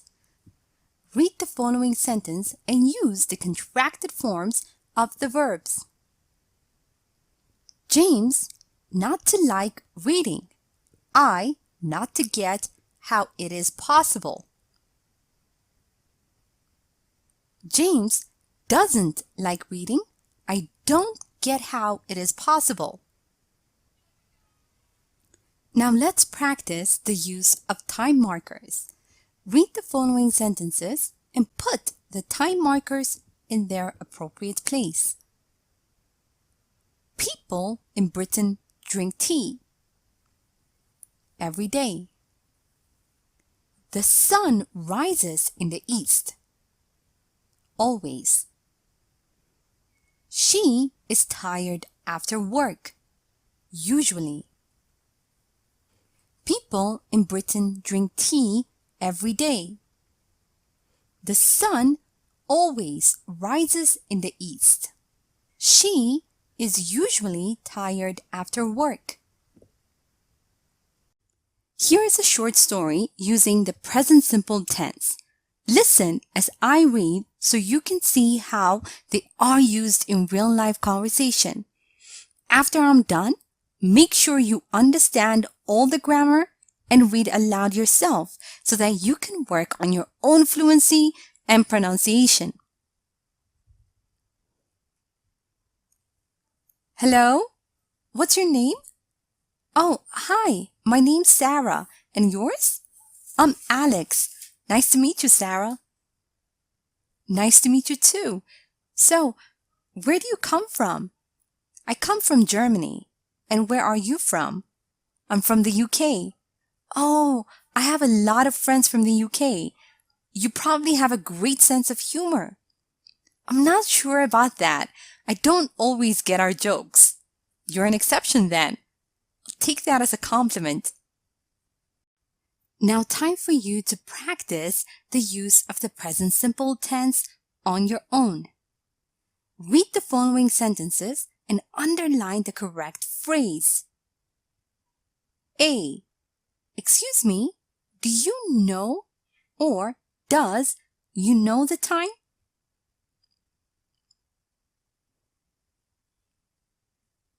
B.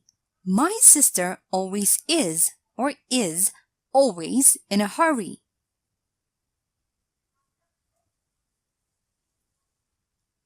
C. What time you go or do you go to bed on Fridays?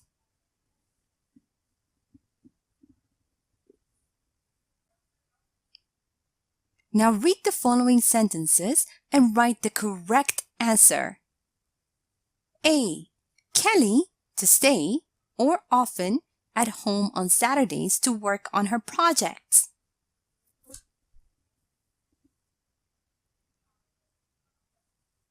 B. Her brother not to use the internet, he to like everything the old-fashioned way.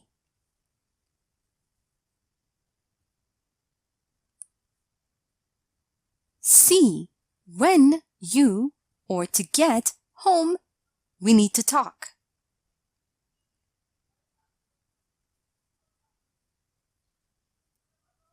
D. You or to know, Lucy. She to be my friend from college.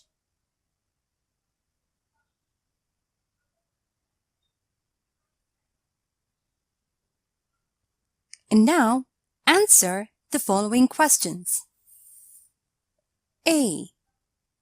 What do you do for a living?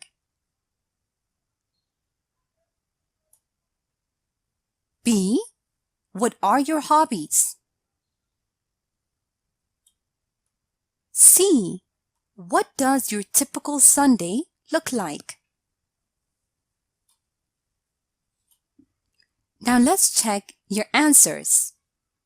Excuse me, do you know the time? My sister is always in a hurry. What time do you go to bed on Fridays? Kelly often stays at home on Saturdays to work on her projects. Her brother doesn't use the internet. He likes everything the old-fashioned way. When do you get home? We need to talk. Do you know Lucy? She is my friend from college. I work as a teacher. I teach second grade. I like painting and reading. I sometimes go hiking. I wake up really late, have a big breakfast, and watch TV all day. Thank you for watching this tutorial. Hello, welcome to this tutorial. Today, we are going to talk about subject, subject-verb agreement. Let's get started. The subject-verb agreement is the correspondence of a verb with its subject in person, first, second, or third, and number, singular or plural. Have a look at the example over here. Liz is an accountant and she has a typical 8-to-5 job. Note that the verb is corresponds with the subject Liz, which is in the first person and singular. And the verb has corresponds with the pronoun she, which is in the third person and singular. Remember that subjects and verbs must agree with one another in person, first, second, or third. Have a look at the table below and note the subject-verb agreement rules of the verb to be in the present tense. In the first person, singular, I am. Plural, we are. Second person, singular, you are. Plural, you are. Third person, singular, he, she, it is. Plural, they are. Have a look at the example over here. I am a student. First person. My brother is a pupil. Third person, brother. And you are a teacher. Second person, you are. Note that subjects and verbs must agree with one another in number, singular or plural. Thus, if a subject is singular, its verb must also be singular. And if a subject is plural, its verb must also be plural. Have a look at the example below. She cooks dinner and her brothers make breakfast. The verb make corresponds with the noun brothers, which is plural. And the verb cooks corresponds with she, which is singular. And when the subject of the sentence is composed of two or more nouns or pronouns connected by the conjunction and, make sure to use a plural verb. For example, brothers and sisters don't often get along. Brothers and sisters are connected by the conjunction and. And so we use the plural form of the verb do and get. Don't, get. Note that the words each one, either, neither, everyone, everybody, anyone, anybody, nobody, somebody, someone, and no one are singular. And so you must use a singular verb. Have a look at the following examples. Each of these suggestions is interesting. Someone was standing at the door. Also note that when two or more singular nouns or pronouns are connected by or nor, make sure to use a singular verb. Have a look at the example below. Either your mother or dad needs to contact me.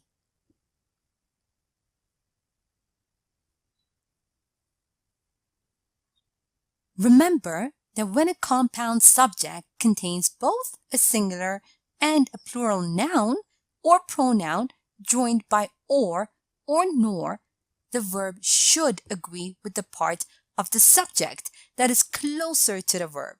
And that is also called the rule of proximity. Have a look at the examples below. The teacher or the students write homework on the board. Note how the teacher is singular, but the students is plural. And so the verb right needs to be in its plural form. Second example, the students or the teacher writes homework on the board. Again, note how the teacher is in its singular form and students is in a plural form.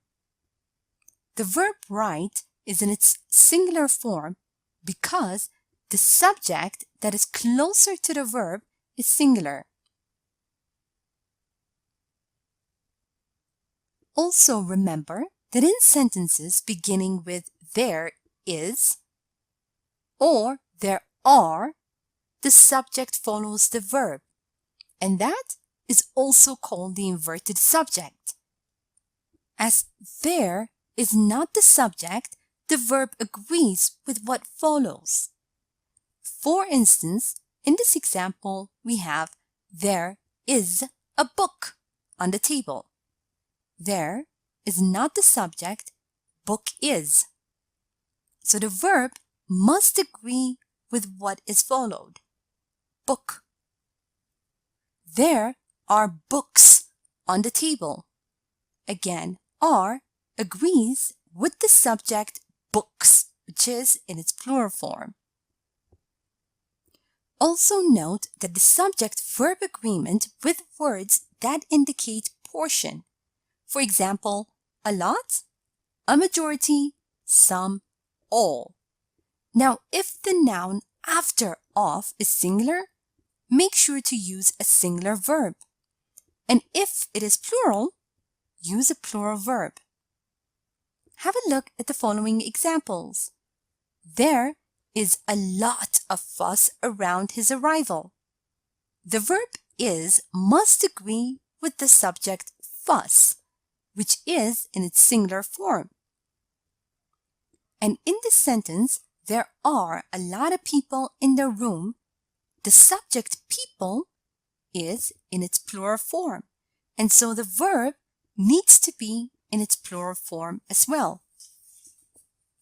Also note that we use a singular verb with distance, periods of time, sums of money, etc. when considered as a unit. Have a look at the following examples. $10 is a high price to pay for socks.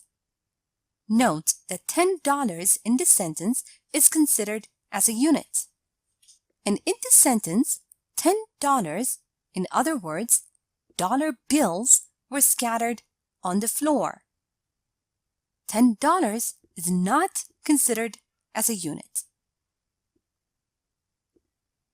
Also remember that collective nouns are words that imply more than one person but are considered singular and take a singular verb.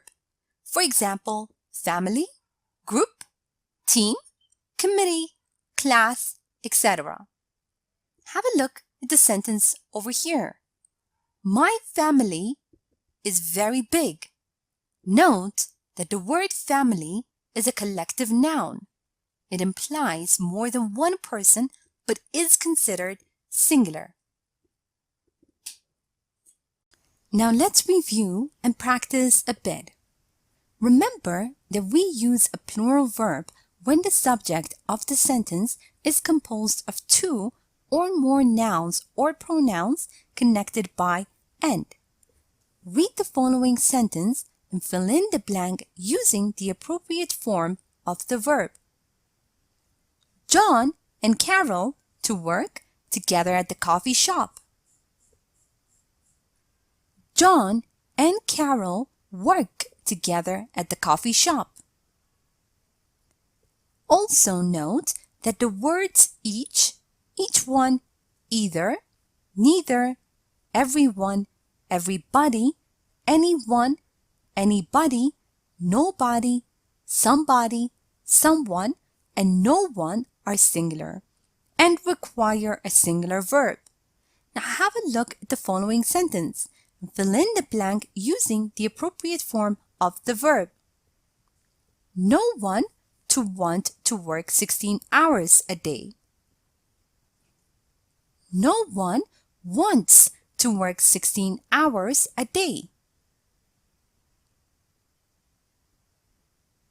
Remember that when a compound subject contains both a singular and a plural noun or pronoun joined by or nor, the verb should agree with the part of the subject that is closer to the verb, which is also known as the rule of proximity. Now have a look at the following sentences and fill in the blanks using the appropriate form of the verbs. My sister or my parents to give me a ride home. My sister or my parents give me a ride home. My parents or my sister to give me a ride home. My parents or my sister gives me a ride home. Note the subject-verb agreement with words that indicate portions. For example, a lot, majority, some, all. If the noun after of is singular, use a singular verb. And if the noun after of is plural, make sure you use a plural verb. Now have a look at the following sentence and fill in the blank using the appropriate form of the verb. There to be a lot of people waiting in line.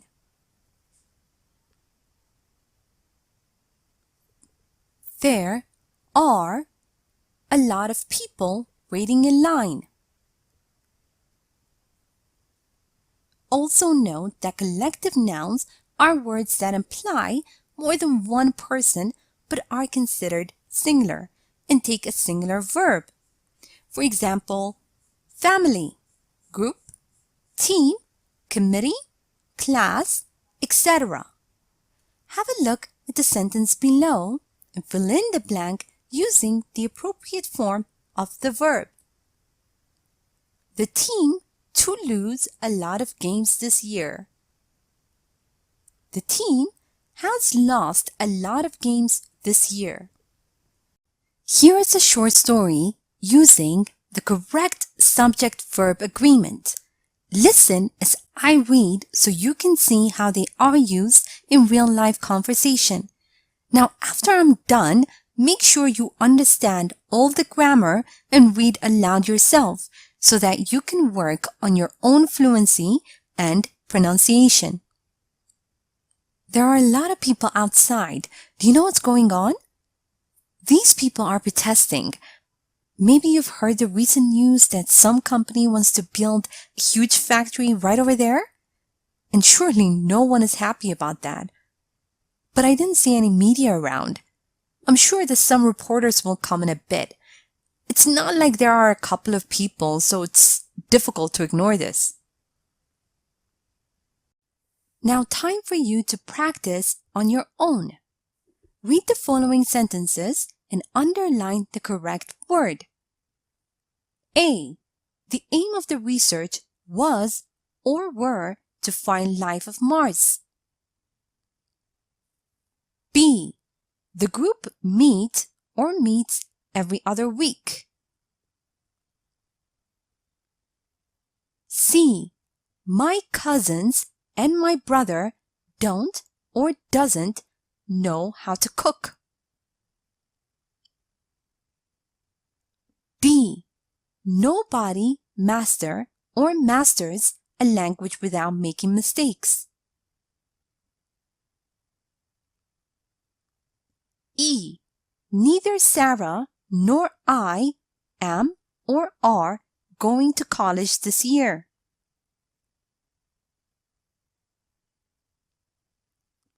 F. I, as well as my friends, am or are excited about the upcoming trip to Vegas.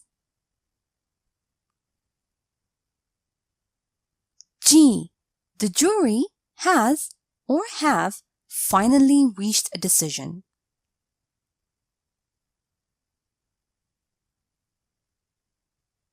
H, 10 kilometers is or are too far to walk. I, this or these jeans is or are too revealing. J, a car and a bike is or are my means of transportation.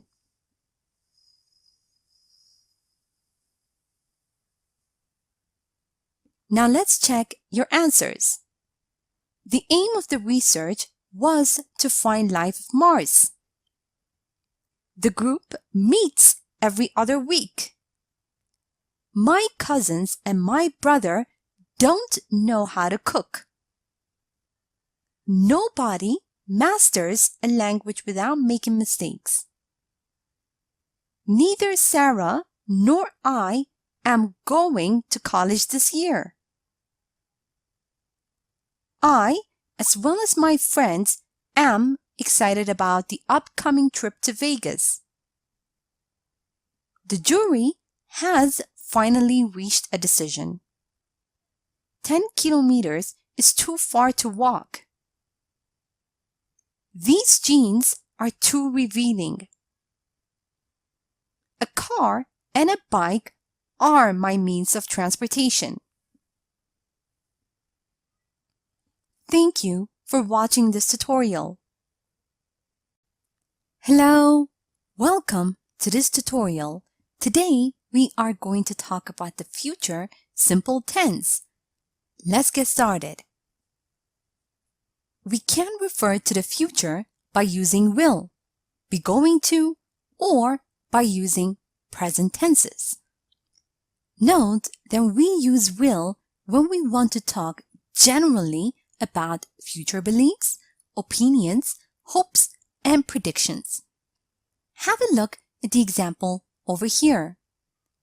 I promise myself that once I start college, I will do all my assignments on time. Note that will in this sentence is used to talk about future hopes. Now let's have a look at the use of will plus verb, the negative will not or won't plus verb. Let's start with the positive sentence. Sam will probably move to Canada next year. Future prediction. Negative sentence would be Sam won't move to Canada next year. He'll move to the US. In the question form, will Sam move to Canada next year? Another question, where will Sam move to?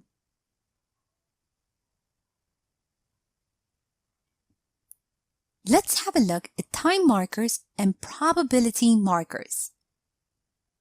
Time markers: tomorrow, next month, in a day, etc. Probability markers: perhaps, probably, definitely, etc. Have a look at the following examples. Perhaps it'll snow tomorrow. I'll definitely finish my essay next month. Now make sure you pay attention to the word order. Positive sentence: we'll probably do it tomorrow. Negative: we probably won't do it tomorrow. Note that some speakers use shall to refer to the future in formal situations with I and we. However, nowadays, shall is used for suggestions only. Have a look at the example over here. Shall I go or shall we leave together? In this sentence, shall is used for suggestion. Now let's review the future simple tense and practice a bit. Remember that we use will plus verb to make sentences in the future simple. Note that we form questions by inverting the subject and will, and the negative forms by using will not. Transform the following sentence into the future simple. They not to go to the bar tomorrow. They will not go to the bar tomorrow. What you to do next week? I don't know. I to meet up probably with some friends. What will you do next week? I don't know. I will probably meet up with some friends. Now try to practice using the contracted forms of will and will not, which is I'll and won't. Read the following sentence and practice. I to call you later, okay? I'll call you later, okay? I not to do anything without your advice. I won't do anything without your advice. Now read the following sentences and find the time or probability marker. He'll finish his book in a week or two. Week or two. You probably won't listen to me, but I'll try to explain it. Probably. Remember that nowadays we use shall for suggestions. Rewrite the following sentences using shall for suggestion. We to go. It's getting late. Shall we go? It's getting late. Here is a short story using the future simple tense. Listen as I read so you can see how they are used in real-life conversation.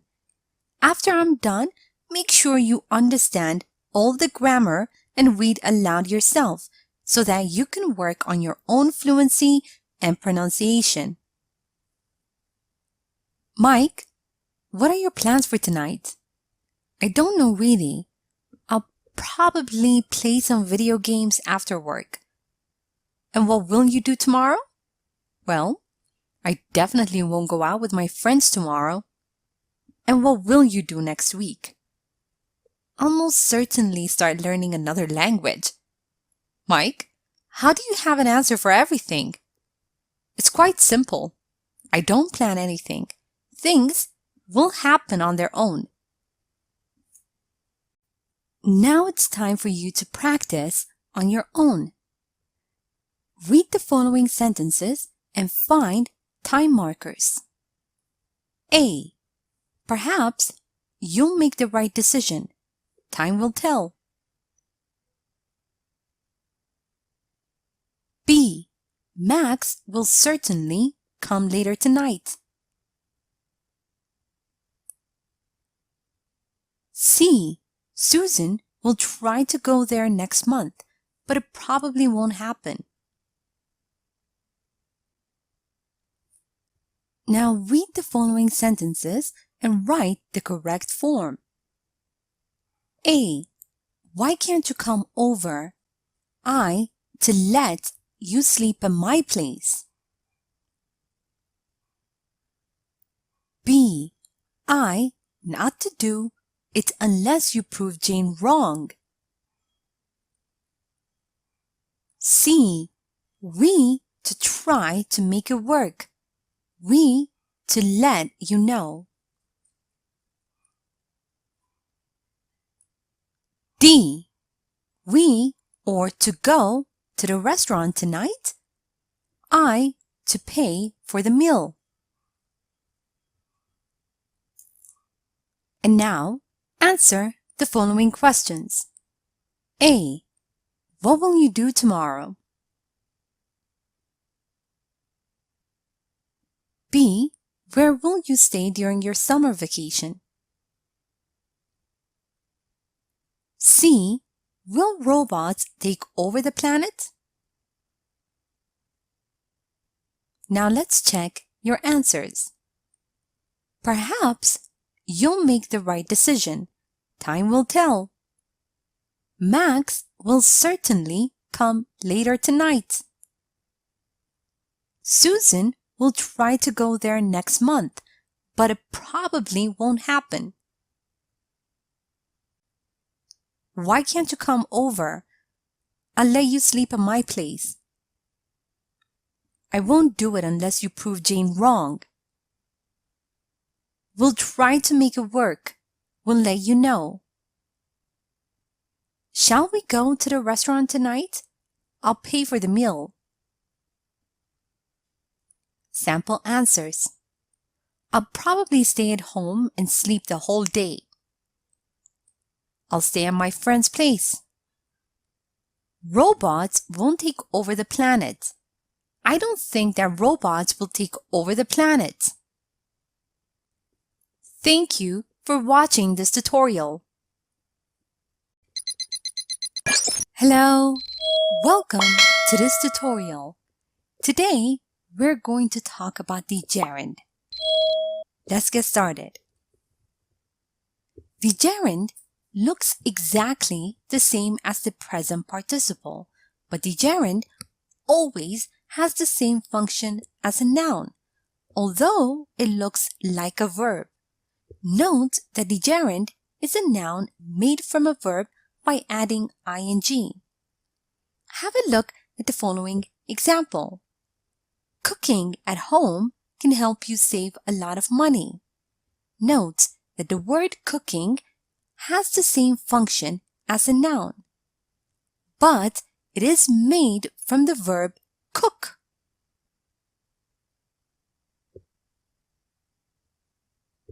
Now, when a verb ends with E, we get rid of E and add ing to the verb when we want to create the gerund. Have a look at the example over here. Make turns into making. Write, writing. And when a verb ends with a vowel plus a consonant, we double the consonant and add ing. For example, knit, knitting, swim, swimming.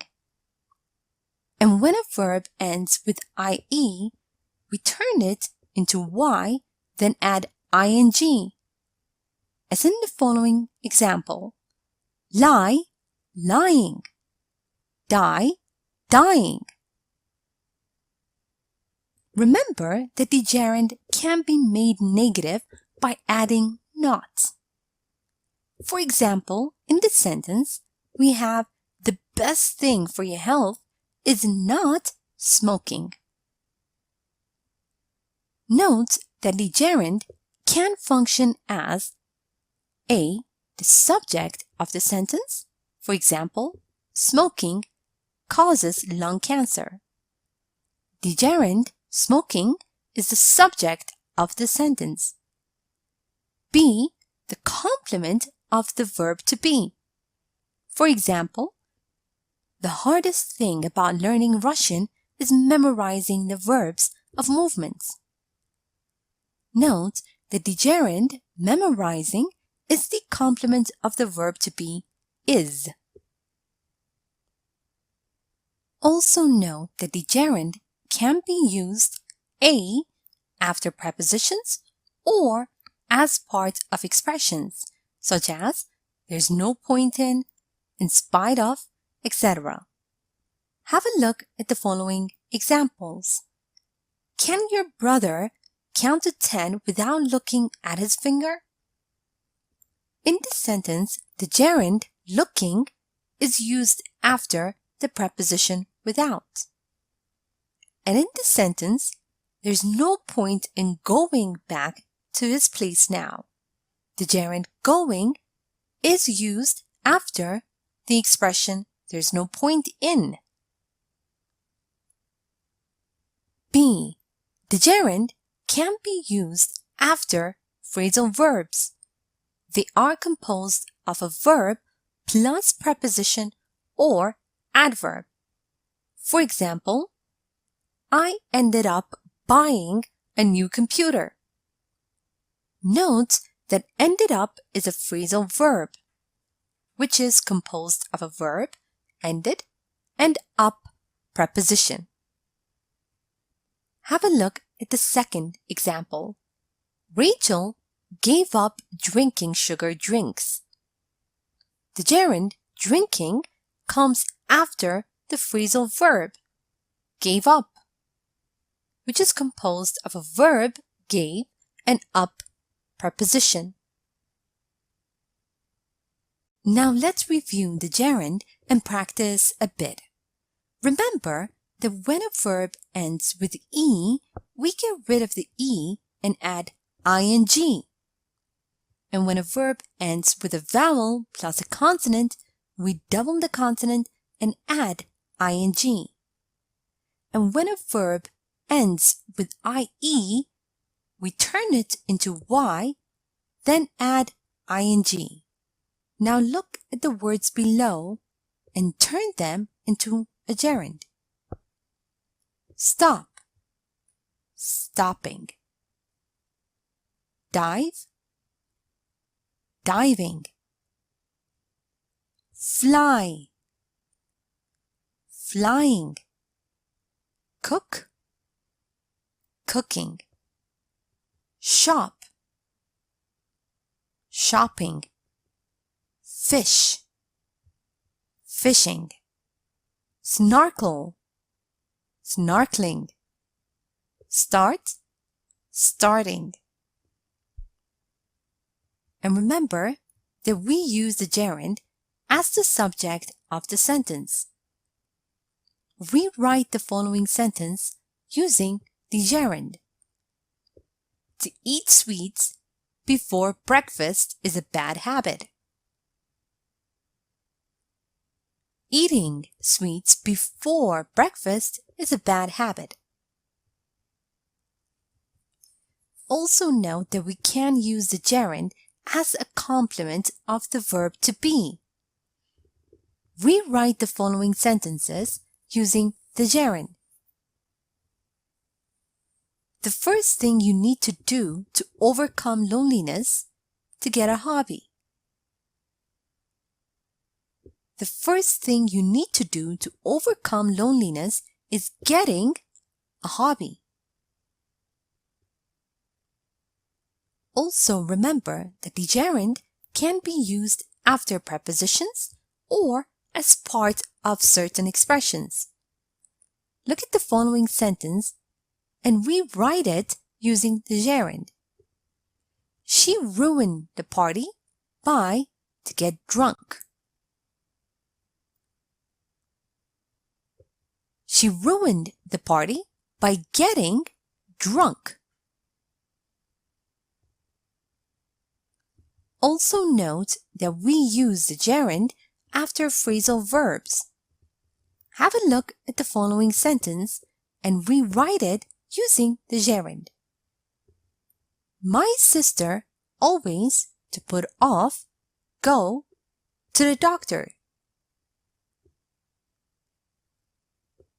My sister always puts off going to the doctor. Here's a short story using the gerund. Listen as I read so you can see how they are used in real-life conversation. After I'm done, make sure you understand all the grammar and read aloud yourself so that you can work on your own fluency and pronunciation. Why don't we go to the beach this weekend? I don't know. I'm really afraid of swimming in the ocean. But you can still play volleyball with us. I'm not good at volleyball. I keep on dropping the ball. You'll be our cheerleader then. Cheerleading is not something I like doing. If you make up your mind, give me a call. Now time for you to practice on your own. Read the following sentences and fill in the gaps using the correct word from the following list: volunteering, parking, cooking, making. A is a great way to make friends.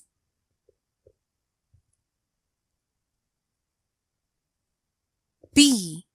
James surprised Helen by her a romantic dinner.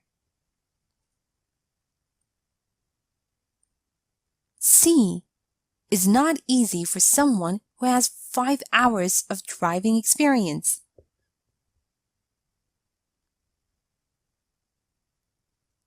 D. I keep on the same mistakes all over again. And now, correct the following sentences. A. He was sorry for to shout at his wife the day before.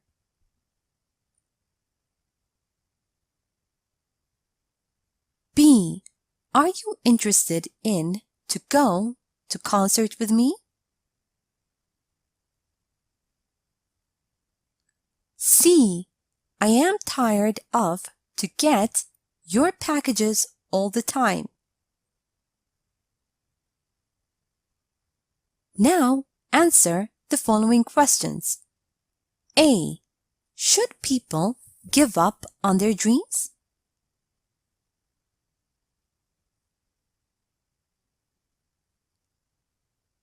B.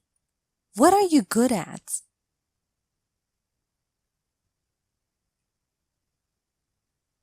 C. Is there anything that you can't live without?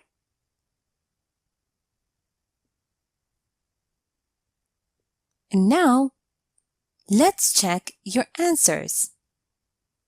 Volunteering is a great way to make friends. James surprised Helen by cooking her a romantic dinner. Parking is not easy for someone who has 5 hours of driving experience. I keep on making the same mistakes all over again. He was sorry for shouting at his wife the day before. Are you interested in going to a concert with me? I am tired of getting your packages all the time. Sample answers. No, people shouldn't be giving up on their dreams. I am not good at making people laugh. I can't live without traveling. Thank you for watching this tutorial. Welcome to this tutorial. Today, we're going to talk about the helping verb to be. Let's get started. Now we use auxiliary verbs, which are also known as helping verbs, to form questions, negative sentences, compound sentences, the perfect tense or the continuous tense, and the passive voice. Note that the basic auxiliary verbs are to be, to do, and to have.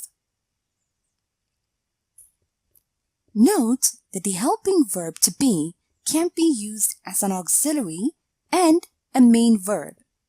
Have a look at the following examples. My sister is kind. Now in this sentence, the verb is the main verb. And in this sentence, my sister is cooking dinner. The verb is an auxiliary verb that helps to build the present continuous tense. Cooking dinner.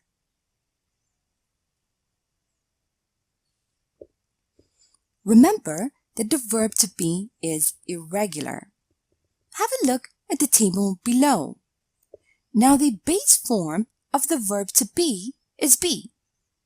The present form, am, is, or are. Past form, was, or were. Present participle or gerund, being. Past participle, been.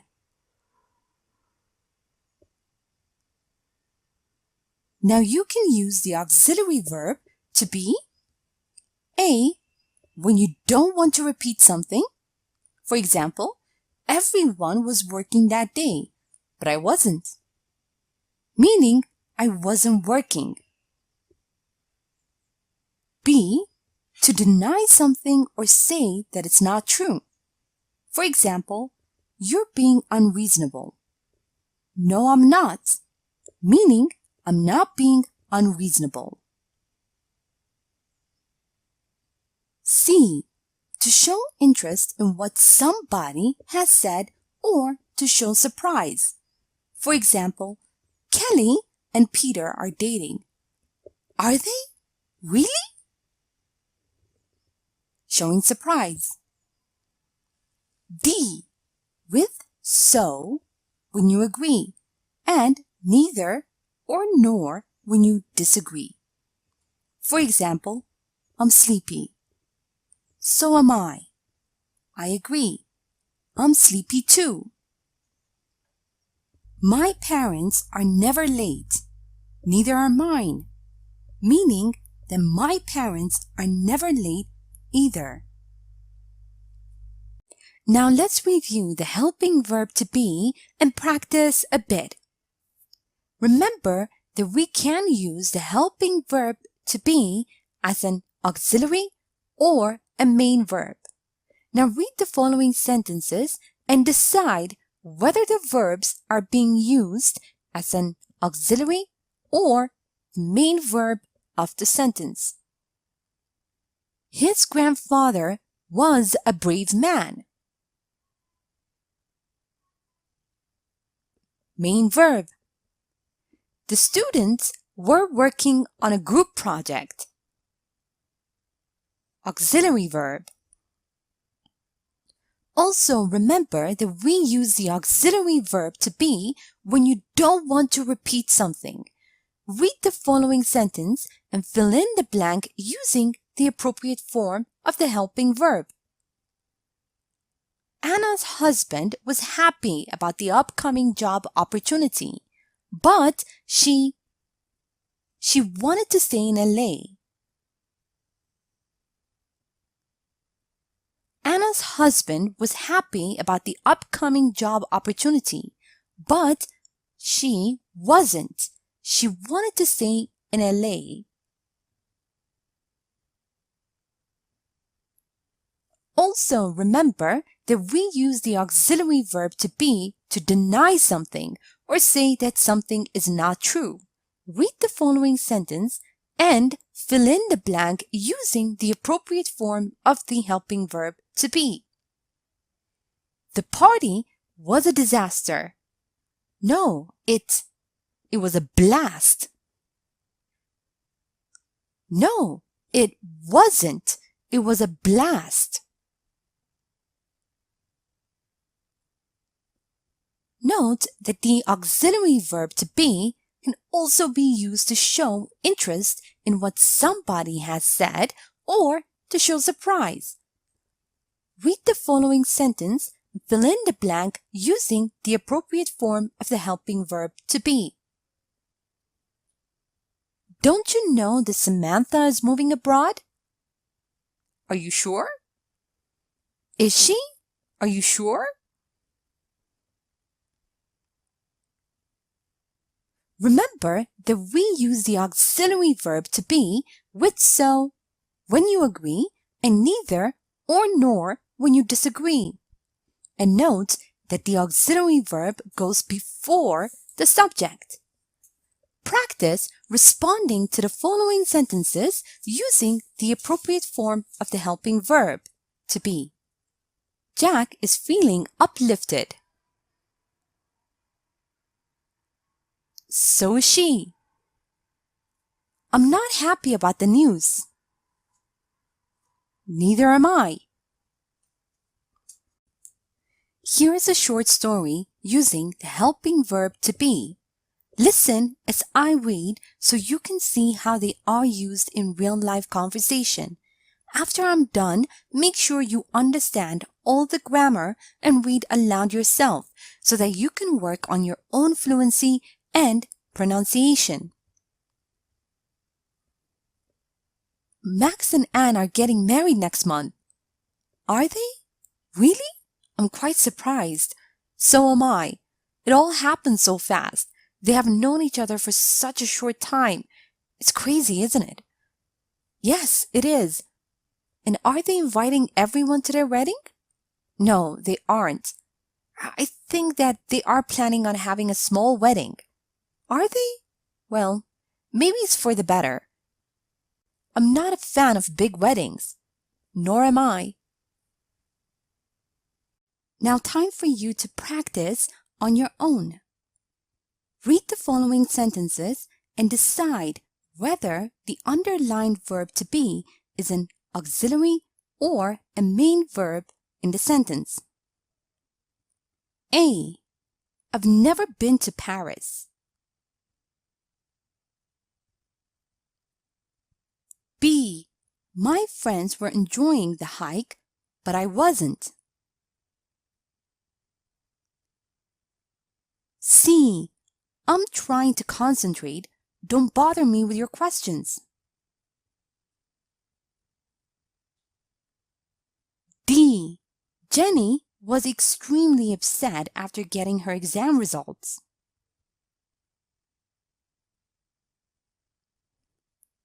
Read the following sentences and give short answers using the auxiliary verb to be. A. I wasn't upset to find out that our classes were cancelled.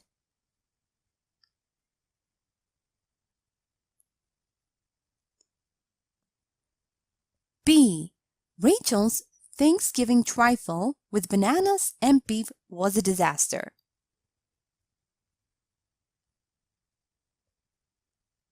C. Do you know that Liz is going to participate in a beauty pageant?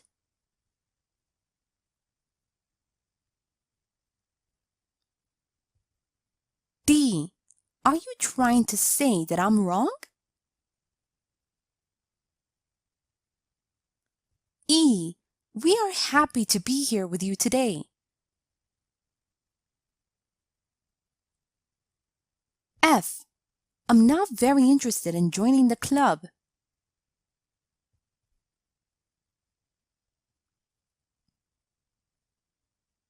Now let's check your answers.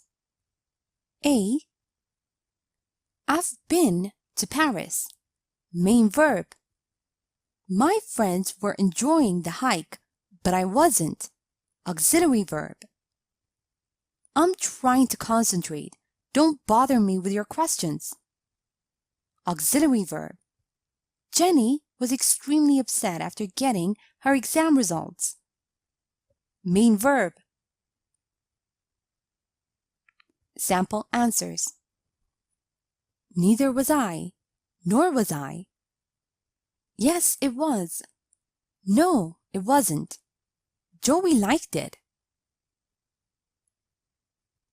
Is she? Really? Yes, I am.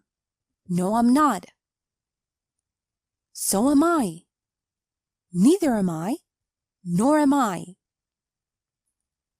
Thank you for watching this tutorial. Welcome to this tutorial.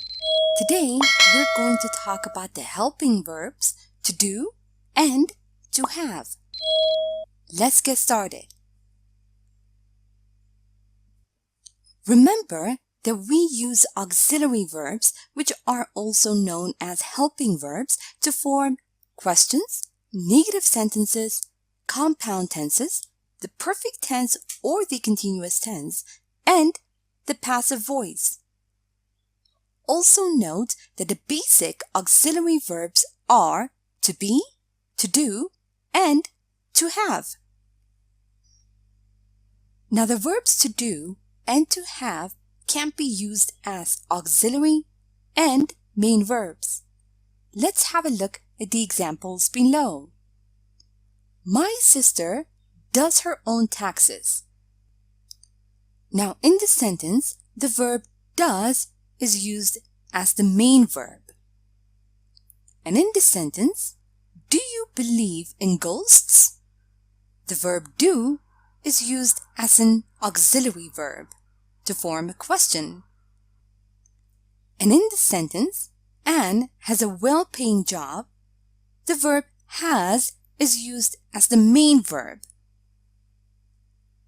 Anne has got a well-paying job. Has got auxiliary verb. Remember that the verbs to do and to have are irregular. Have a look at the following table. The base form of the verb do is do. Have. The present form, do or does, have or has. Past form, did, had. Present participle or gerund, doing, having. Past participle, done, had. Note that we can use the auxiliary verbs to do and to have when you don't want to repeat something. For example, everyone likes going to the movies, but I don't. Meaning that I don't like going to the movies. B, to deny something or say that it's not true. For example, have you ever been abroad? No, I haven't. Meaning that I haven't been abroad. C, to show interest in what somebody has said or to show surprise. Have a look at the example below. They have been married for 50 years. Have they? That's unbelievable. Surprise. D, with so when you agree and neither or nor when you disagree. Now in this case, an auxiliary verb goes before the subject. Have a look at the following examples. She has helped me a lot. So have I. Meaning that I have helped you too. I don't want to go to work. Neither do I. Meaning I don't want to go to work either. Now let's review the helping verbs to do and to have and practice a bit. Remember that we use to do and to have as the auxiliary or main verbs of a sentence. Read the following sentences and decide whether the helping verb is the auxiliary or main verb of the sentence. Kim does her homework at night. Main verb. Do they know about this? Auxiliary verb. My grandma has a bad memory. Main verb. Lucy has forgotten to buy milk. Auxiliary verb. Also note that we use the auxiliary verbs to do and to have when you don't want to repeat something. Read the following sentence and fill in the blanks using the appropriate form of the helping verbs. Kate called in sick, and she had called in sick 2 times already, and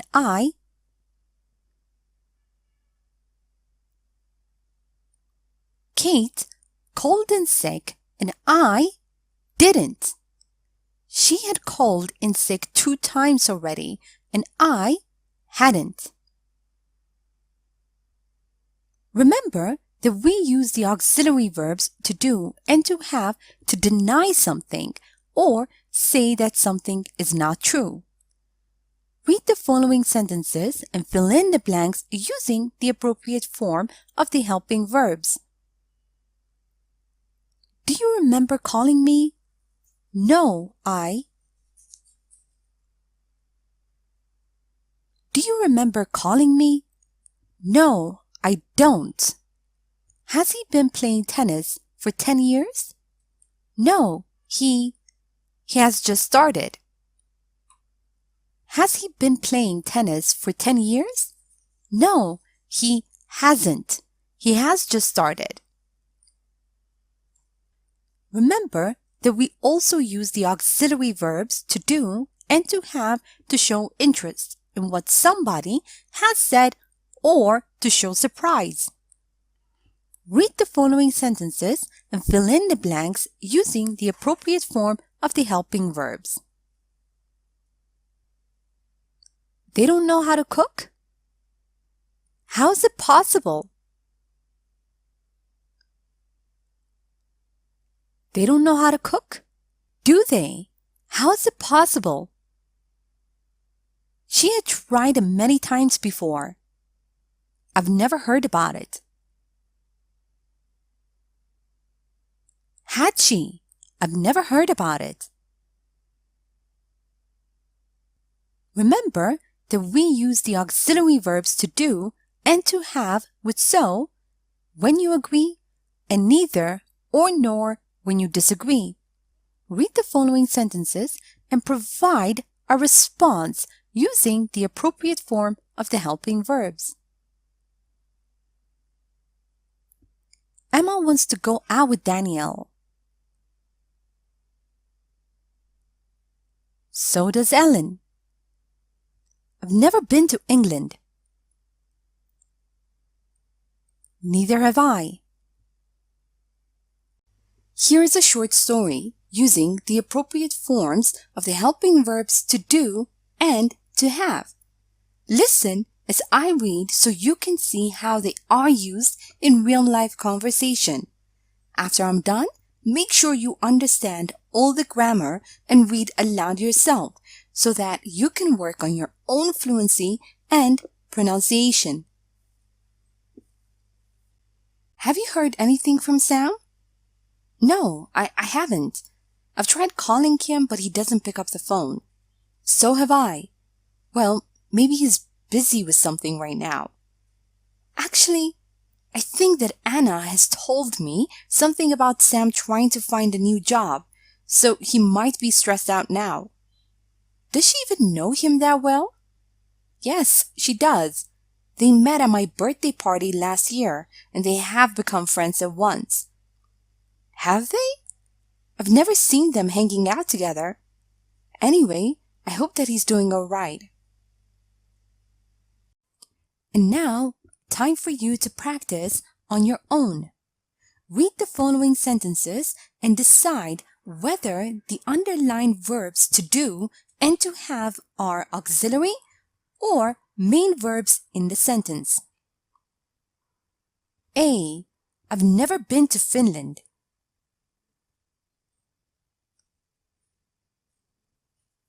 B. She has a big collection of shoes.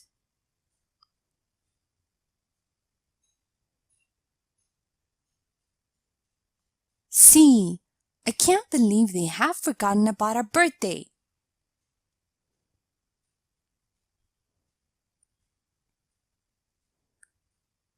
D. Peter hasn't got any motivation lately. Now read the following sentences and give short answers using the auxiliary verbs to do and to have. A. I don't think they will win this game. B. My friend has never spent Christmas together with his family. C. Kate likes shopping at weekends.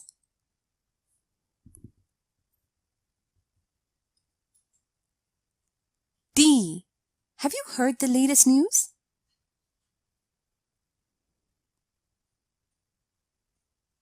E.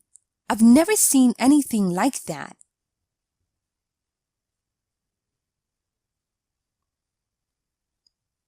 F. Do you believe in fate?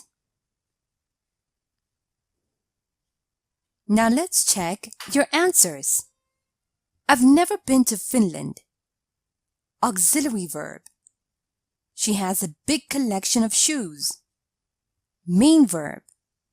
I can't believe they have forgotten about your birthday. Auxiliary verb.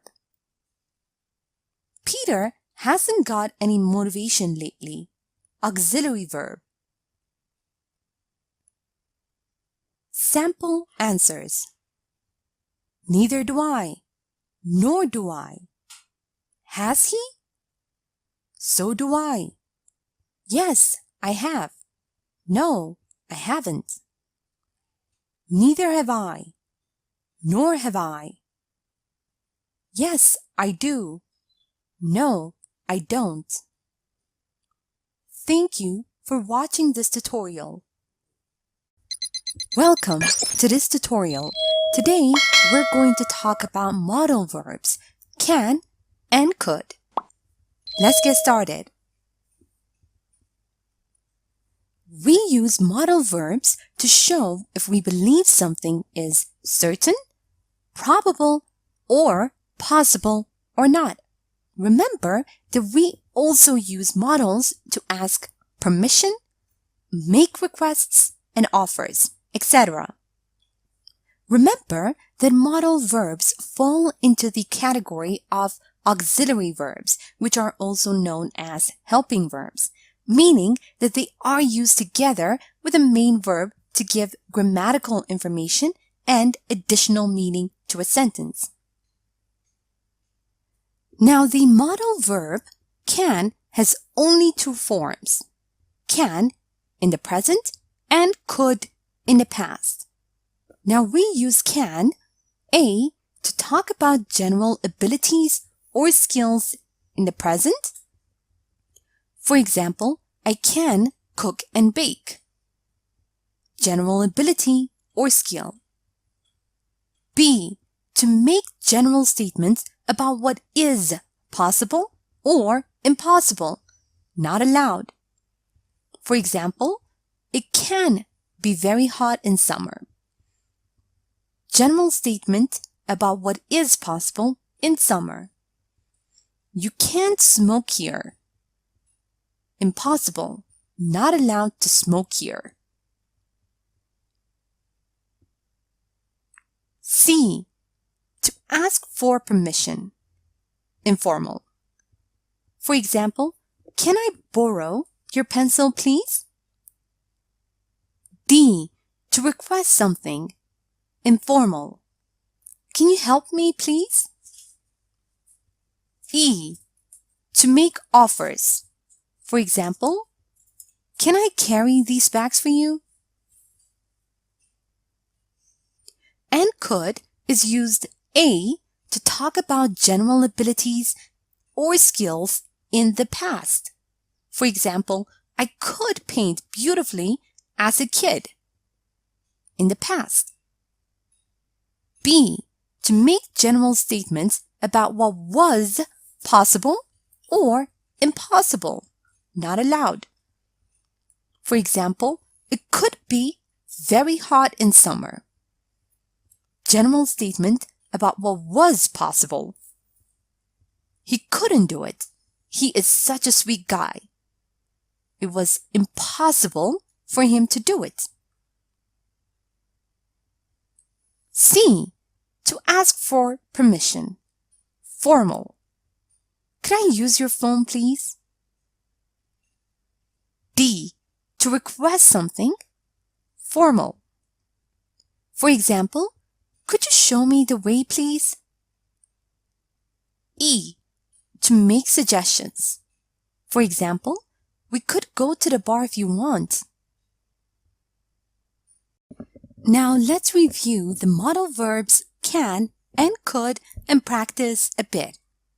Remember that we use can or could to talk about general abilities or skills in the present or in the past. Read the following sentences and fill in the blanks using the appropriate modal verbs. My mother sing and play the piano at the same time. My mother can sing and play the piano at the same time. When we were younger, we make friends in 1 second. When we were younger, we could make friends in 1 second. Also note that we use can or could to make general statements about what is or was possible or impossible. Read the following sentences and fill in the blanks using the appropriate forms of the modal verbs. You litter in the streets. You can't litter in the streets. I call him due to the poor cell phone reception. I couldn't call him due to the poor cell phone reception.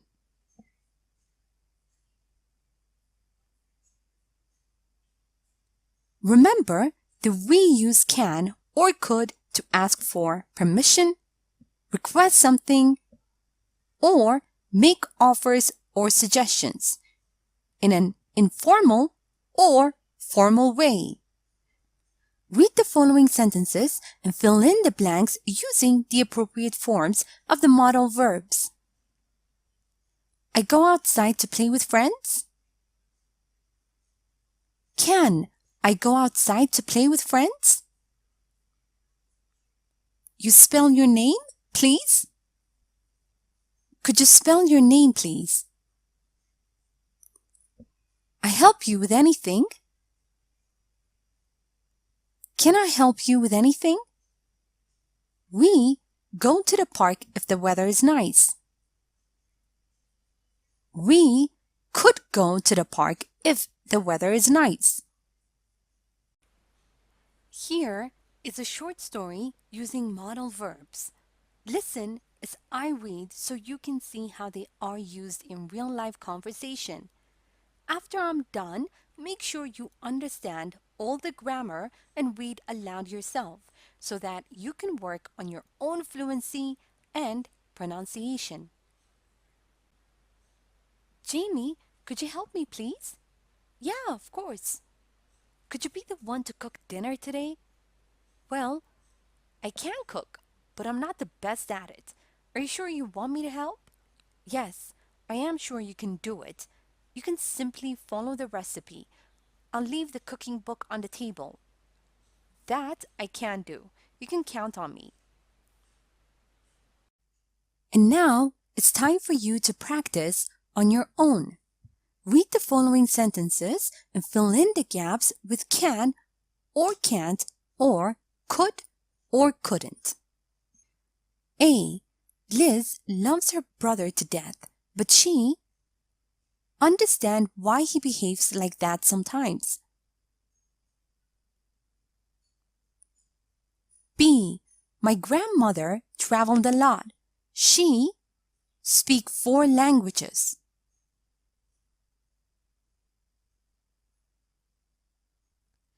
C. I eat 4 brownies in 1 minute. D. I looked everywhere for the book, but I find it.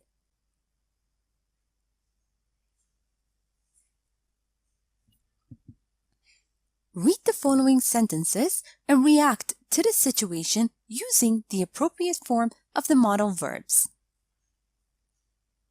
A. Your friend is struggling with his project. Offer your help.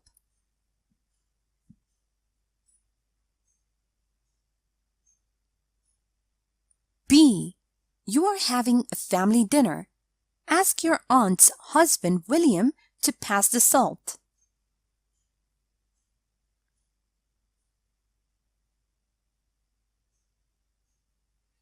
C. You are 8 years old and you want to go to your friend's place. Ask your mom's permission.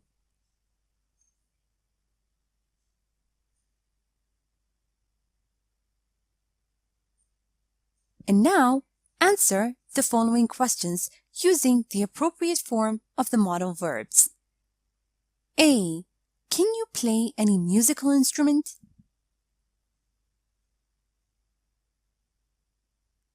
B. Could you become a superhero?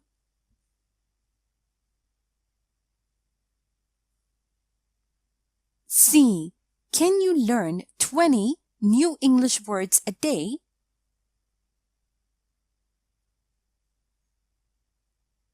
Now, let's check your answers. Liz loves her brother to death, but she can't understand why he behaves like that sometimes. My grandmother traveled a lot. She could speak 4 languages. I can't eat 4 brownies in 1 minute. I looked everywhere for the book, but I couldn't find it. I can help you with your project. William, could you pass the salt, please? Mom, can I go to my friend's place, please? Sample answers. Yes, I can play the guitar. No, I couldn't become a superhero because I am too anxious. Yes, I can learn 20 new English words a day. Thank you for watching this tutorial. Hello, welcome to this tutorial. Today, we're going to talk about adjectives and adverbs. Let's get started. An adjective is a word or set of words that modifies, in other words, describes a noun or pronoun. Remember that adjectives may come before or after the word they modify. Now let's have a look at the examples over here. This is a cute cat. Now the adjective cute modifies or describes the noun cat. And note that it comes before the noun. And in the sentence, this cat is cute. Again, the adjective cute modifies the noun cat, but it comes after the noun. On the other hand, an adverb is a word or set of words that modifies verbs, adjectives, or other adverbs. Remember that usually adverbs modify verbs, and they tell us how often, when, or where something was done. Let's have a look at the example over here. We walked really slowly. Now the adverb slowly modifies the verb walked. How we walked.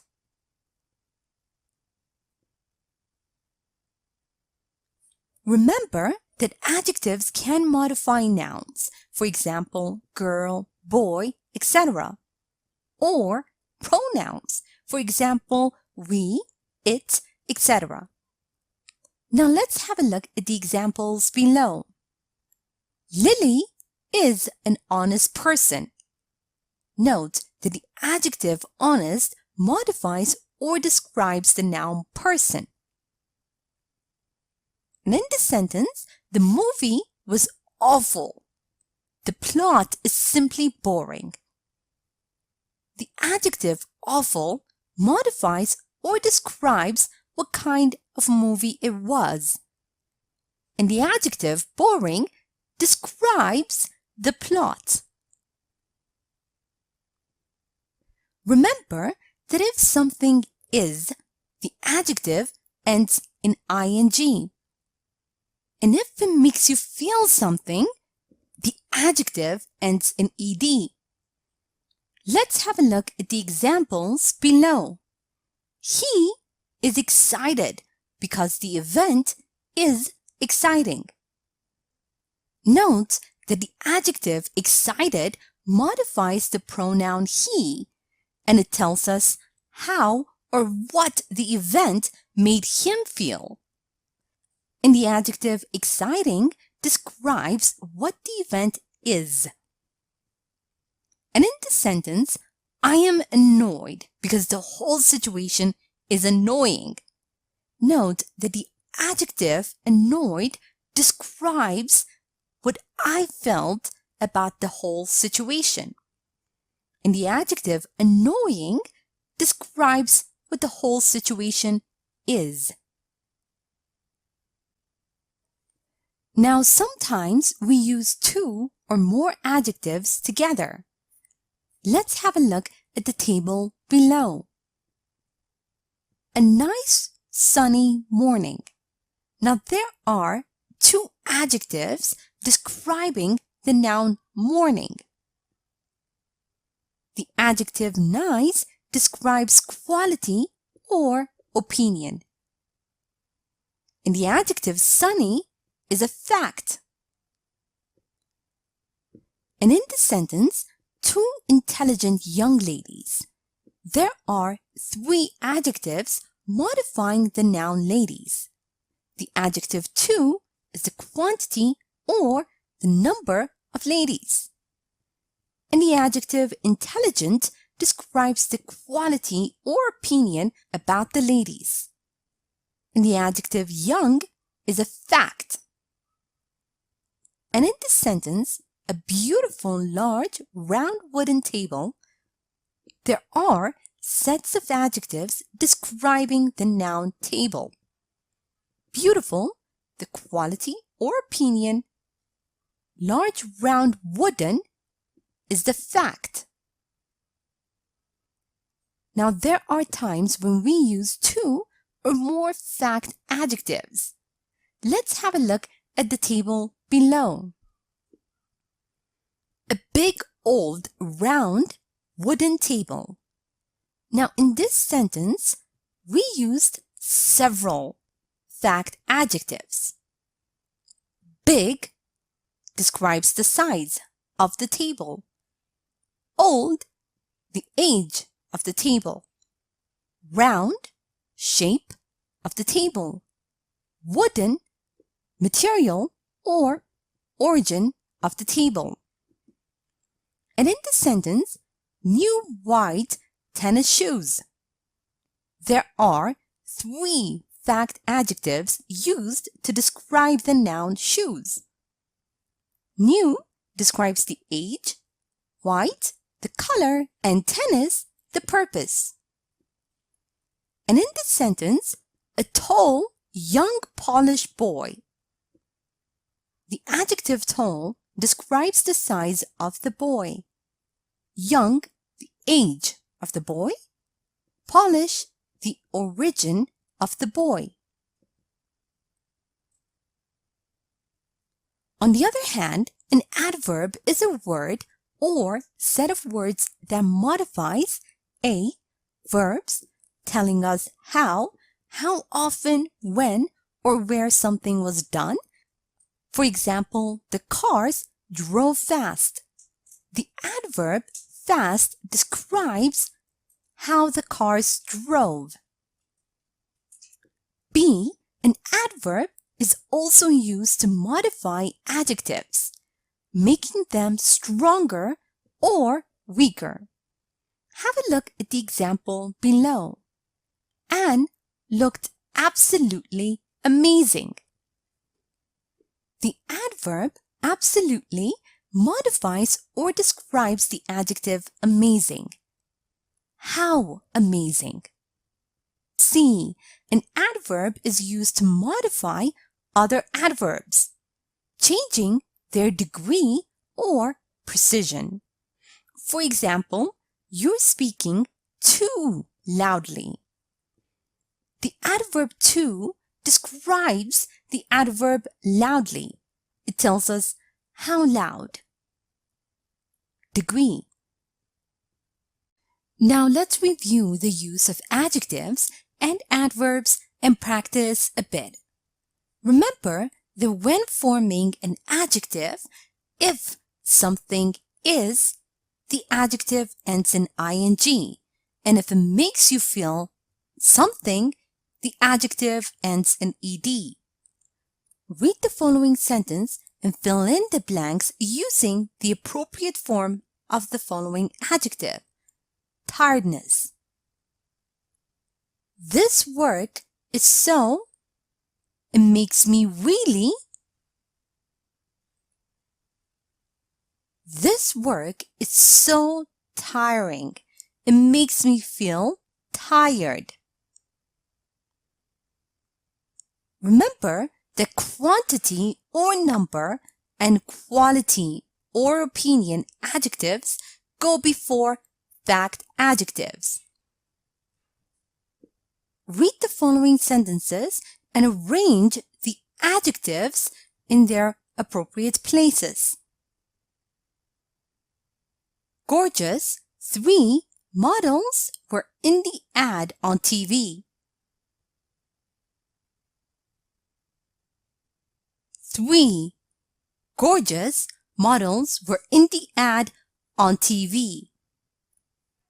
We asked them to get wooden, comfy 6 chairs. We asked them to get 6 comfy wooden chairs. Note the order of fact adjectives: size, age, shape, color, material or origin, and purpose. Read the following sentences and arrange the adjectives in their appropriate places. Tim needs black new leather shoes. Tim needs new black leather shoes.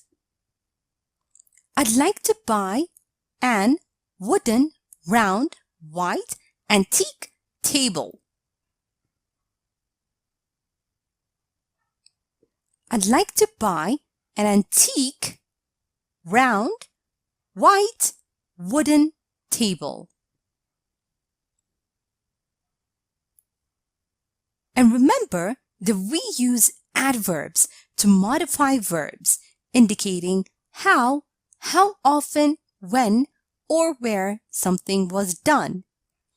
Read the following sentence and underline these adverbs. I try to go quickly to coffee shops every month. Quickly.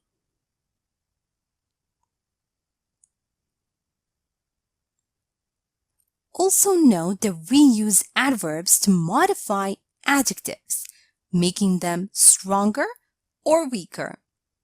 We also use adverbs to modify other adverbs, changing their degree or precision. Read the following sentences and underline the adverbs that modify adjectives or other adverbs. This game was insanely popular in the 90s. Insanely. The band plays extremely well. Extremely. Here is a short story using adjectives and adverbs. Listen as I read so you can see how they are used in real-life conversation. After I'm done, make sure you understand all the grammar and read aloud yourself so that you can work on your own fluency and pronunciation.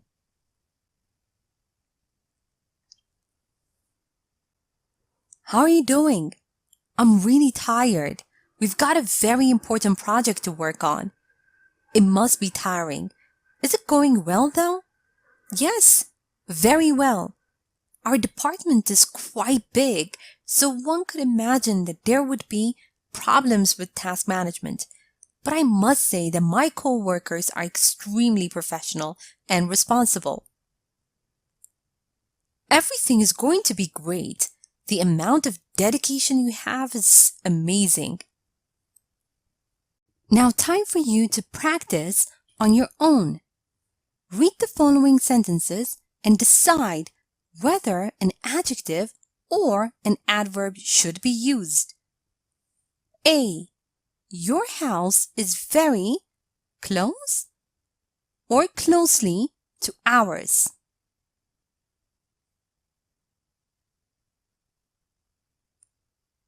B. She moved quick or quickly around the shop.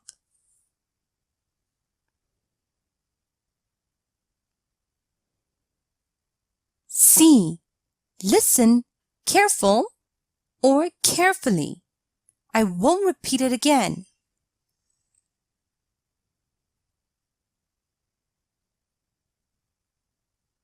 D. It is not as bad or badly as it sounds.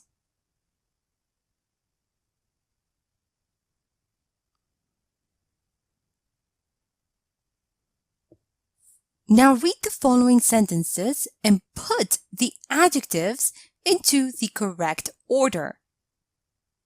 A. Our apartment is and modern, spacious.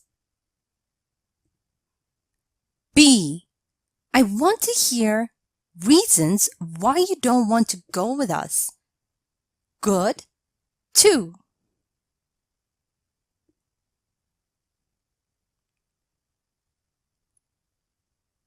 C. Marian has dogs, black and white, lovely, 2.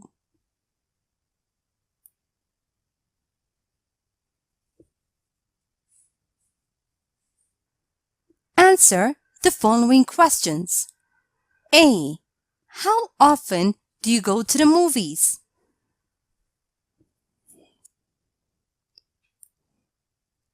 B. Are you close to your family?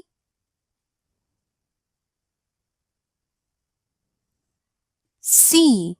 What is something that you can do extremely well?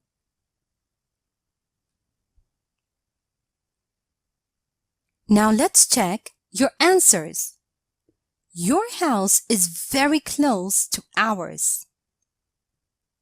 She moved quickly around the shop. Listen carefully. I won't repeat it again. It is not as bad as it sounds. Our apartment is modern and spacious. I want to hear 2 good reasons why you don't want to go with us. Marian has 2 lovely black and white dogs. Sample answers. I go to the movies quite often. Yes, I'm very close to my family. I can play the guitar extremely well. Thank you for watching this tutorial. Welcome to this tutorial. Today, we're going to talk about descriptive adjectives. Let's get started. Remember that an adjective is a word or set of words that modifies, in other words, describes a noun or pronouns. Note that adjectives may come before or after the word they modify, as in the example over here. This is a cute cat. The adjective cute describes the noun cat, and it comes before the noun. And in this sentence, this cat is cute. Again, the adjective cute modifies or describes the noun cat, but it comes after the noun. Note that descriptive adjectives describe nouns or pronouns in detail by giving an attribute to that particular word. Remember that they usually express things through the five senses: touch, taste, sight, smell, and sound. Have a look at the example over here. This is a delicious sandwich. Now the adjective delicious modifies or describes the taste of the sandwich. Note that descriptive adjectives can be organized into the following categories. A. Simple adjectives are the most basic type of descriptive adjectives. Have a look at the example below. It was a beautiful day yesterday. Clear sky, sweet smell of blossoming trees, green grass, cheerful people. It seemed as if the world had united to celebrate the coming of spring. Note that the adjective beautiful describes the day. Clear describes the sky. Sweet, the smell of blossoming trees. Green, color of the grass. Cheerful, feeling of the people. B. Compound adjectives are created when two words are combined to create a descriptive adjective. Now the two words are typically connected with a hyphen, as in the example below. Pam was a baby-faced, long-legged girl. Baby-faced and long-legged are adjectives that describe the girl, and they are connected with a hyphen. Now let's review the use of descriptive adjectives and practice a bit. Remember that we use descriptive adjectives to describe nouns or pronouns in detail by giving them an attribute to that particular word. Read the following sentence and underline these adjectives. We bought a spacious apartment in a quiet part of our town. Spacious, quiet. Note that descriptive adjectives usually express things through the five senses: touch, taste, sight, smell, and sound. Read the following sentence and underline these adjectives. The food smelled awful. It tasted horrible, and it did not look tasty. Awful, horrible, tasty. Remember that we express such aspects as feelings, time, sound, quantity, taste, appearance, size, age, color, shape, and material through simple adjectives. Read the following sentence and underline these adjectives. I wanted to buy 3 white wooden chairs.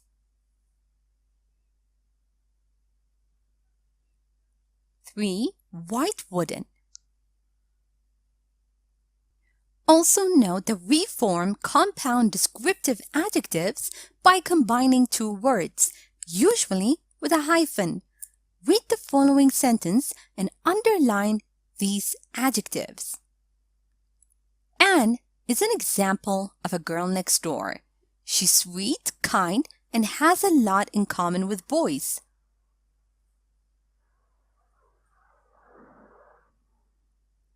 Next door.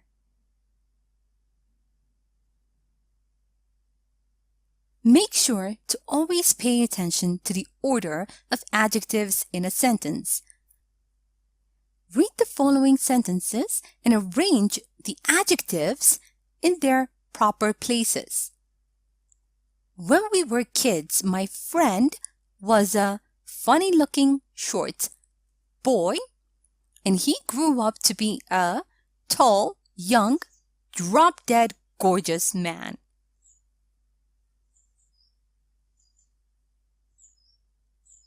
when we were kids, my friend was a funny-looking short boy, and he grew up to be a drop-dead, gorgeous, tall, young man. Here is a short story using descriptive adjectives. Listen as I read so you can see how they are used in real-life conversation. After I'm done, make sure you understand all the grammar and read aloud yourself so that you can work on your own fluency and pronunciation. I've heard that you are going to move abroad next month. Yes, that's true. We are going to sunny Spain. I think I know the reason behind this. After living here in ice-cold Finland, you want something less depressing, weather-wise. Yeah, exactly. We want to explore the narrow streets of Madrid, dine at small family restaurants, enjoy magnificent sunsets. You're going to love it there then. And now it's time for you to practice on your own. Read the following sentences and underline the descriptive adjectives. A. I saw a lovely young, good, intelligent, fascinating woman, such as I had never met before.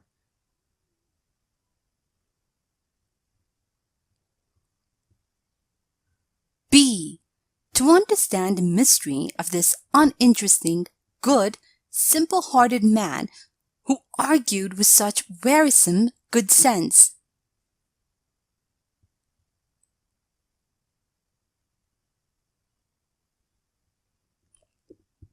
C.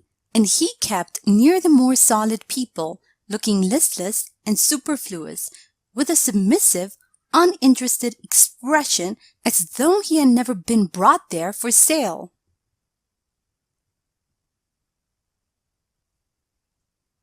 Read the following sentences and form compound descriptive adjectives. A. If someone resembles a bird, he is.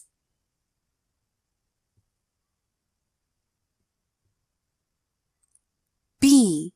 If someone broke your heart, you are.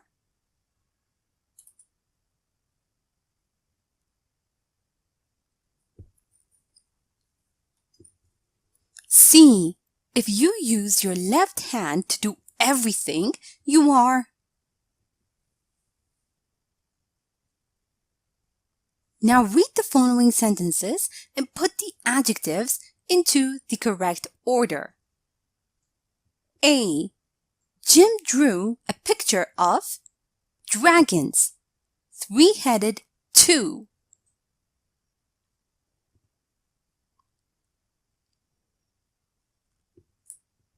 B. Jack bought a or an ring, diamond, expensive engagement.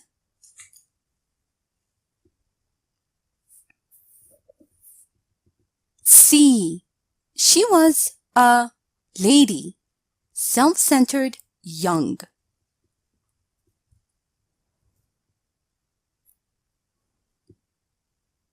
Now, let's check your answers. I saw a lovely young, good, intelligent, fascinating woman, such as I had never met before.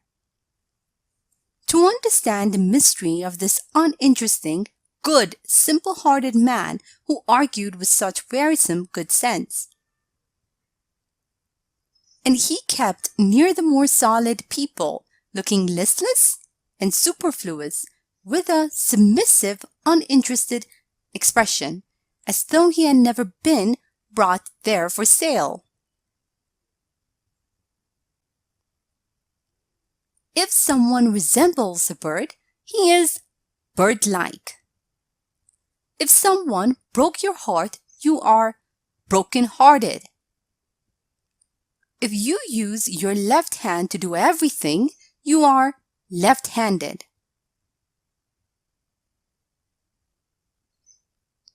Jim drew a picture of two three-headed dragons. Jack bought an expensive diamond engagement ring. She was a self-centered young lady. Thank you for watching this tutorial. Welcome to this tutorial. Today, we're going to talk about proper adjectives. Let's get started. Remember that an adjective is a word or set of words that modifies, in other words, describes a noun or pronoun. Note that adjectives may come before or after the word they modify, as in the example over here.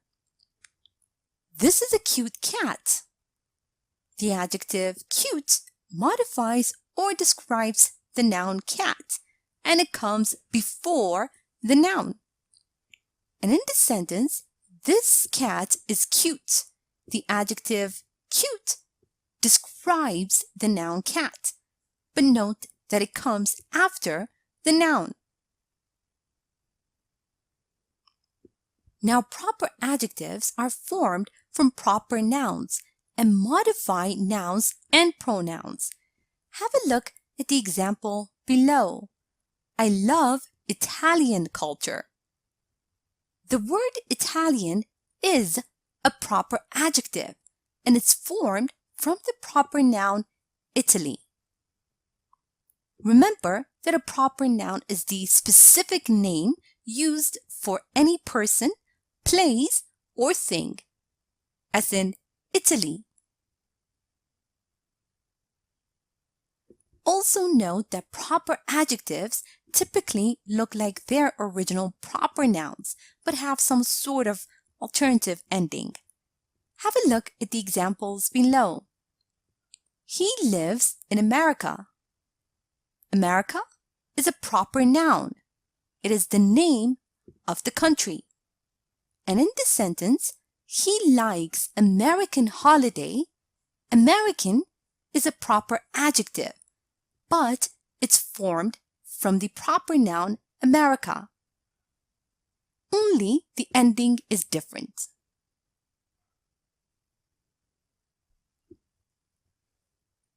Note that proper adjectives are derived from proper nouns, and so they are capitalized. Have a look at the example below. When she lived in China, Liz ate a lot of Chinese food. Note that the proper adjective Chinese is capitalized, and it's derived from the proper noun China. And when a proper adjective has a prefix, the prefix itself is never capitalized. However, the proper adjective itself is still capitalized. Have a look at the example below. In pre-Columbian America, corn was the only cultivated cereal. Note that the prefix pre is not capitalized, but the proper adjective Columbian is capitalized. Let's have a look at the table below. Now, proper adjectives that are derived from proper nouns and end in IAN, EAN, or AN are as follow. Italian, derived from Italy. Korean, Korea. Moroccan, Morocco. And proper adjectives that end in IC. Icelandic, Nordic, Hispanic. ESE, Chinese, Japanese, Portuguese. Iraqi, Israeli, Pakistani. ISH, Danish, Finnish, Irish. Now let's review the use of proper adjectives and practice a bit. Remember that we use proper adjectives to modify nouns and pronouns. Read the following sentence and fill in the blanks using the appropriate proper adjective. I have a lot of China and Korea friends.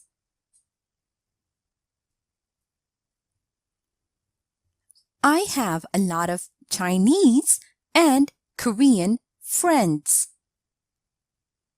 Note that proper adjectives are derived from proper nouns, and so they typically look like their original proper nouns, but have some sort of alternative ending.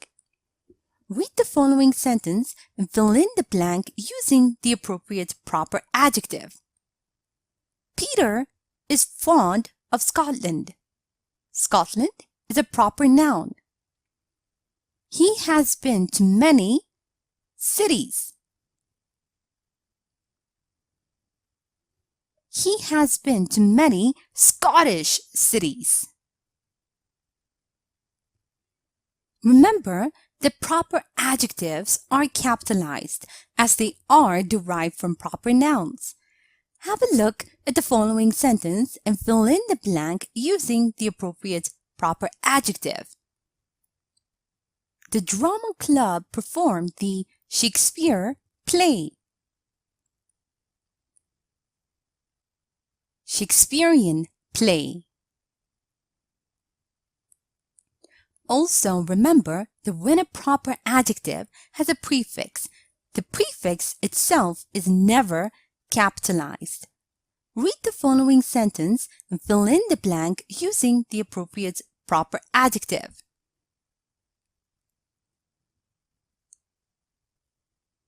There was a steep rise in anti-Semitic incidents worldwide at that time. There was a steep rise in anti-Semitic incidents worldwide at that time. Note that we use the most common endings for nationalities, such as IAN, EAN, AN, IC, ESC, ISH to form proper adjectives. Read the following proper nouns and provide the appropriate proper adjective. Russia, Russian. Poland, Polish. Iceland, Icelandic. Saudi Arabia, Saudi. Lebanon, Lebanese. Turkey, Turkish. Ukraine, Ukrainian. Vietnam, Vietnamese. United Arab Emirates, Emirati. Spain, Hispanic. Here is a short story using proper adjectives. Listen as I read so you can see how they are used in real-life conversation. After I'm done, make sure you understand all the grammar and read aloud yourself so that you can work on your own fluency and pronunciation. Do you know that Kelly works at a Mexican restaurant? Yeah? But I know that she doesn't like Mexican food. That's true, but we don't have any European or Asian restaurants here. Actually, I heard that some French place is going to open in a month or two. Really? I think she would love to work there. Her cooking skills are excellent. And now it's time for you to practice on your own. Read the following sentences and decide whether the adjectives should be capitalized. A. She's been reading Buddhist teachings.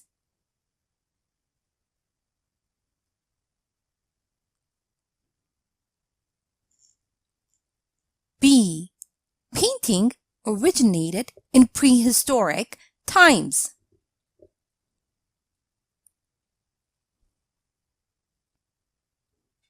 C. An anti-theft backpack holds just about anything you need while keeping it all safe with enhanced safety features.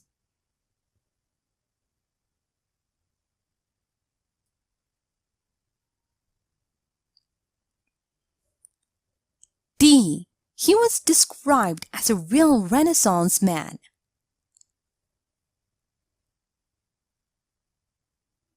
Read the following sentences and provide the proper adjective form of the words in the bracket. A. France. Toasts may be eaten as a dessert in France.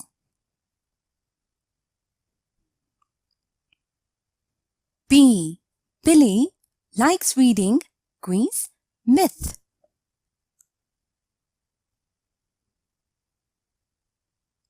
C. Have you ever tried traditional Ireland stew?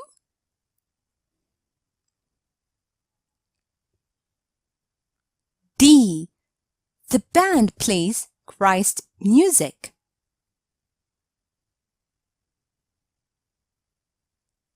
E.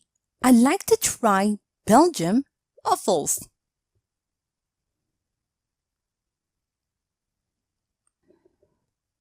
F. The Edward era of British history covers the brief reign of King Edward VII.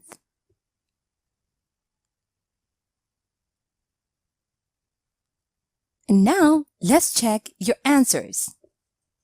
She's been reading Buddhist teachings. Painting originated in prehistoric times. An anti-theft backpack holds just about anything you need while keeping it all safe with enhanced safety features. He was described as a real Renaissance man. French toast may be eaten as a dessert in France. Billy likes reading Greek myths. Have you ever tried traditional Irish stew? The band plays Christian music. I'd like to try Belgian waffles. The Edwardian era of British history covers the brief reign of King Edward VII. Thank you for watching this tutorial.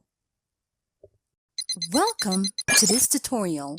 Today, we're going to talk about possessive adjectives. Let's get started. Remember that an adjective is a word or set of words that modifies, in other words, describes a noun or pronoun. Note that adjectives may come before or after the word they modify, as in the example over here. This is a cute cat. The adjective cute modifies or describes the noun cat, and it comes before the noun. And in the sentence, this cat is cute, the adjective cute again modifies or describes the noun cat, but it comes after the noun. Now, limiting adjectives help to define or limit a noun or pronoun by telling which one, what kind, or how many. Have a look at the example below. This sandwich is delicious. This is a limiting adjective, and it tells us which sandwich is delicious. Now, in this category, there are possessive adjectives, and they modify the noun following it in order to show possession. These adjectives are my, your, his, her, its, our, and their. Have a look at the example below. I told my friend that I like someone. Then she told that to her friend, and that friend told that to his friend, and now everyone knows everything. Note that the possessive adjective my modifies the noun friend, and it comes before the noun it modifies. And the possessive adjective her modifies the noun following it, which is friend. And his modifies the noun friends. Now let's have a look at the table below. In the first person, singular, the subject is I. Object, me. The possessive adjective is my, as in my cat. Possessive pronoun, mine. In the second person singular, you. Subject, object, you. Possessive adjective, your cat. Possessive pronoun, yours. Third person singular, subject, he, she, or it. Object, him, her, or it. Possessive adjective, his cat, her cat, its cat. The possessive pronoun, his, hers, its. First person, plural. Subject, we. Object, us. Possessive adjective, our cat. Possessive pronoun, ours. Second person, plural. Subject, they. Object, them. Possessive adjective, their cat. Possessive pronoun, theirs. Third person, plural. Subject, you. Object, you. Possessive adjective, your cat. Possessive pronoun, yours. Note that the possessive adjectives need to agree with the possessor and not with the thing that is possessed. However, the verb that is used needs to be in agreement with the noun. Have a look at the examples below. She has a boyfriend. Her boyfriend is very kind. Note that the possessive adjective her is in agreement with what is possessed, which is boyfriend, and the noun boyfriend is in agreement with the verb is. And in this sentence, Peter likes to cook. His cooking skills are great. Note that the possessive adjective his is in agreement with what is possessed, which is skills. And the noun skills is in agreement with the verb are. Remember that possessive adjectives are often confused with possessive pronouns. Have a look at the examples below. Your car is black. Your in the sentence is an adjective which modifies the word car. And in this sentence, mine is white. Mine is a pronoun which functions as the subject of the sentence. Also, remember not to confuse its and its with an apostrophe. Its is the possessive adjective for its, and its is a contraction of it is. Have a look at the examples below. It is a beautiful day. It's a beautiful day. Both sentences are the same. They have the same meaning. Only difference? It's is the contraction of it is. But in the sentence, the dog was wiggling its tail. Its is the possessive adjective for it. and it modifies the dog's tail.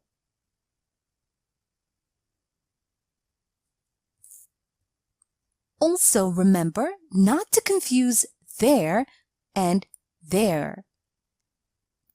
There is the possessive adjective for they, and there is a contraction of they are.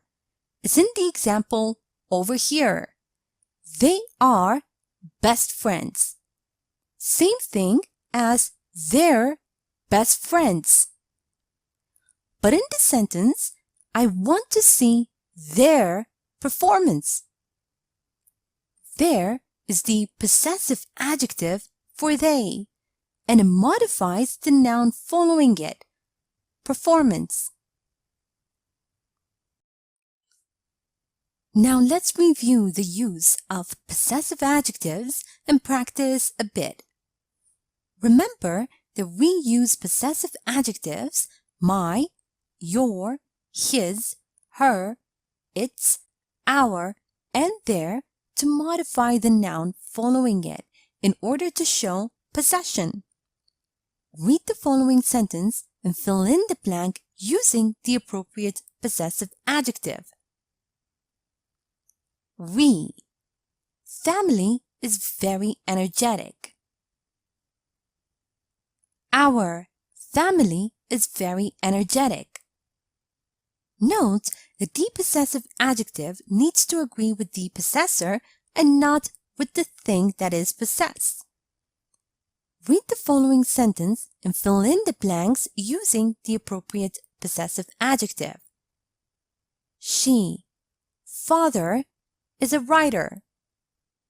Writing skills are truly amazing.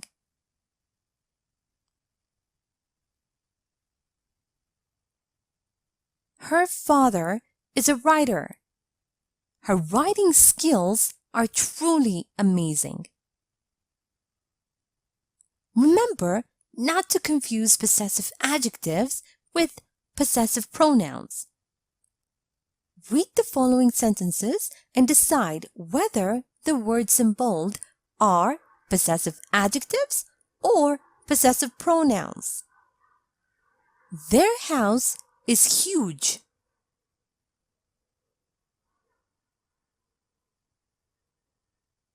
There is an adjective which modifies the word house. Hers is small. Hers is a pronoun which functions as the subject of the sentence.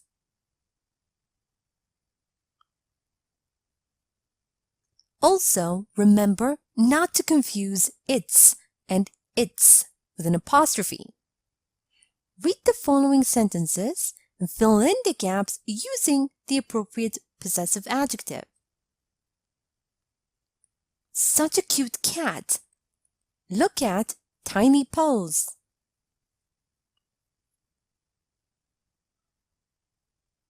It's such a cute cat. Look at its tiny paws. Also, do not confuse there and there. Read the following sentence and fill in the gap with either there or there.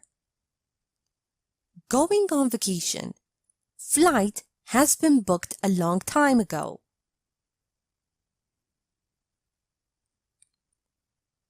They're going on a vacation. Their flight has been booked a long time ago. Here is a short story using possessive adjectives. Listen as I read so you can see how they are used in real-life conversation. After I'm done, make sure you understand all the grammar and read aloud yourself so that you can work on your own fluency and pronunciation. Hey, have you seen my phone anywhere? No, I haven't seen it. Maybe you should check your backpack. When I lose my phone, it's usually there. I can't seem to find it though. Could you call me? Yeah, sure. I think I have your number. I don't want to use our company phone for personal matters, and I really hope that I haven't lost my phone somewhere. Now, it's time for you to practice on your own. Read the following sentences and fill in the gaps with my, your, his, her, its, our, or their. A. Peter is from the UK. Wife is from the US.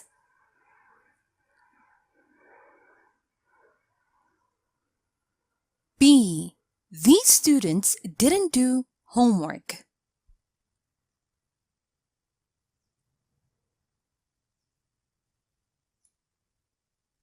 C. Look at the kitten. Look at tiny paws.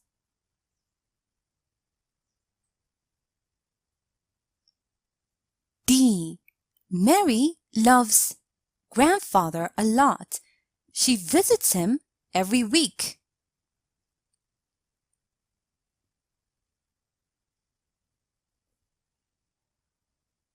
E. Pam and Kate go to high school. Little brother goes to nursery school.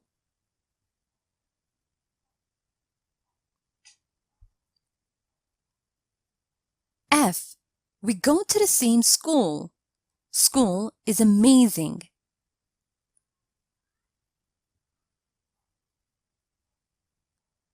G. I don't like haircut. I think it doesn't suit me.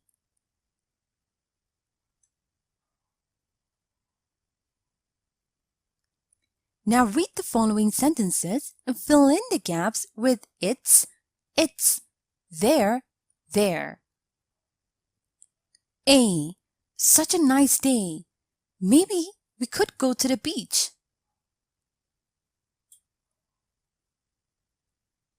B. Parents are very strict. They never let them go out with us late at night. C. Sorry, but I can't believe it.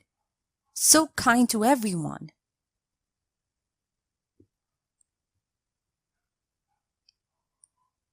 Now, let's check your answers. Peter is from the UK. His wife is from the US. These students didn't do their homework. Look at that kitten. Look at its tiny paws. Mary loves her grandfather a lot. She visits him every week. Pam and Kate go to high school. Their little brother goes to nursery school.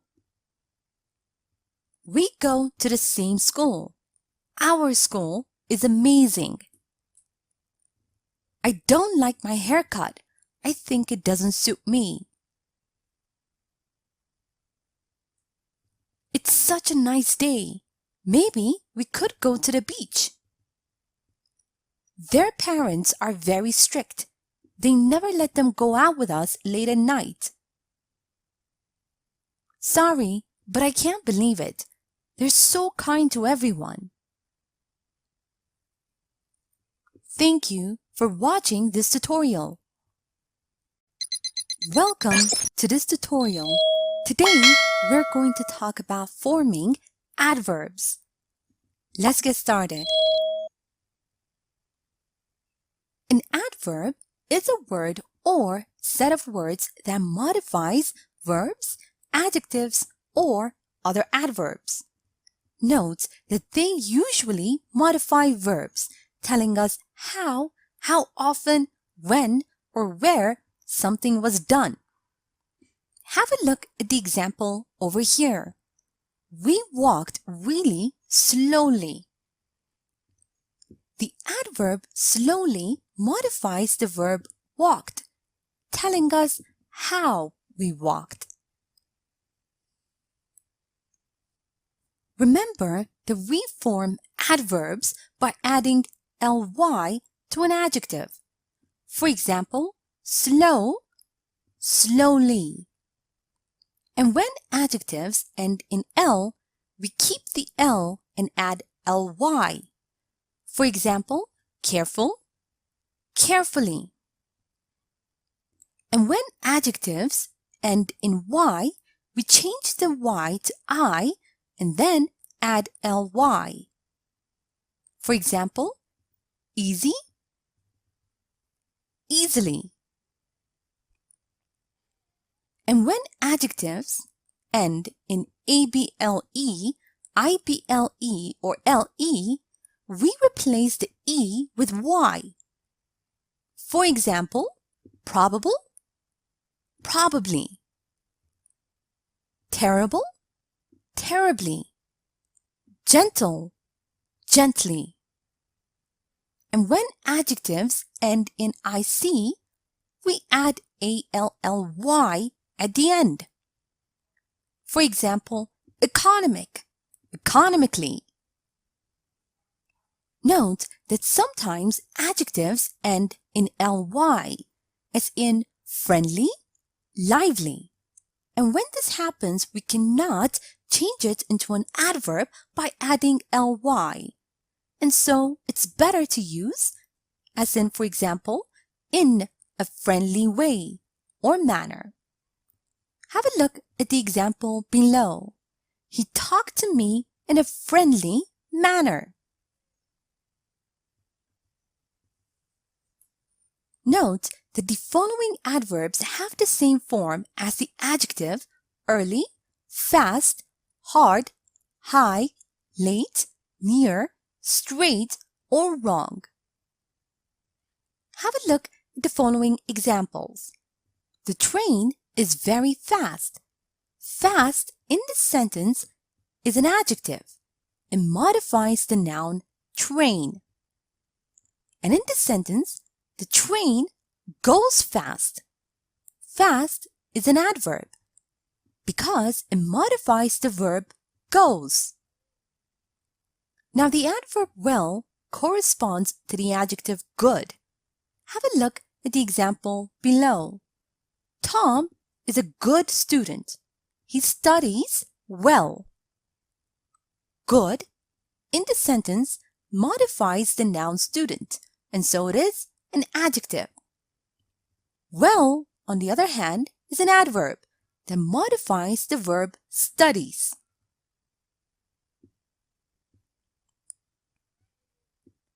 And the adverb hardly is not related to the meaning of hard. The adverb hardly has the meaning almost not. Have a look at the example below. Hardly anyone writes to me these days, meaning almost no one writes to me these days. And in the sentence, Susan ate hardly anything means Susan ate almost nothing.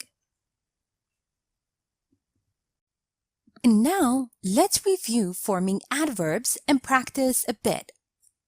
Remember that we form adverbs by adding ly to an adjective. And when adjectives end in l, we add ly. When adjectives end in y, we change the y to I, then add ly. And when adjectives end in able, ible, le, we replace the e with y. And when adjectives end in ic, we simply add ally. Now read the following adjectives and change them to adverbs. Quick, quickly. Simple, simply.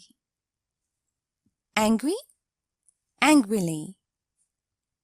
Faithful, faithfully. Happy, happily. Calm, calmly. Comfortable, comfortably. Romantic, romantically. Beautiful, beautifully. Incredible, incredibly. Remember that adjectives ending in ly, such as friendly, Or lively can't be made into adverbs by adding ly. Instead, we use it as such. In a friendly way or manner. Provide the correct form of the following sentence. Julian was speaking friendly.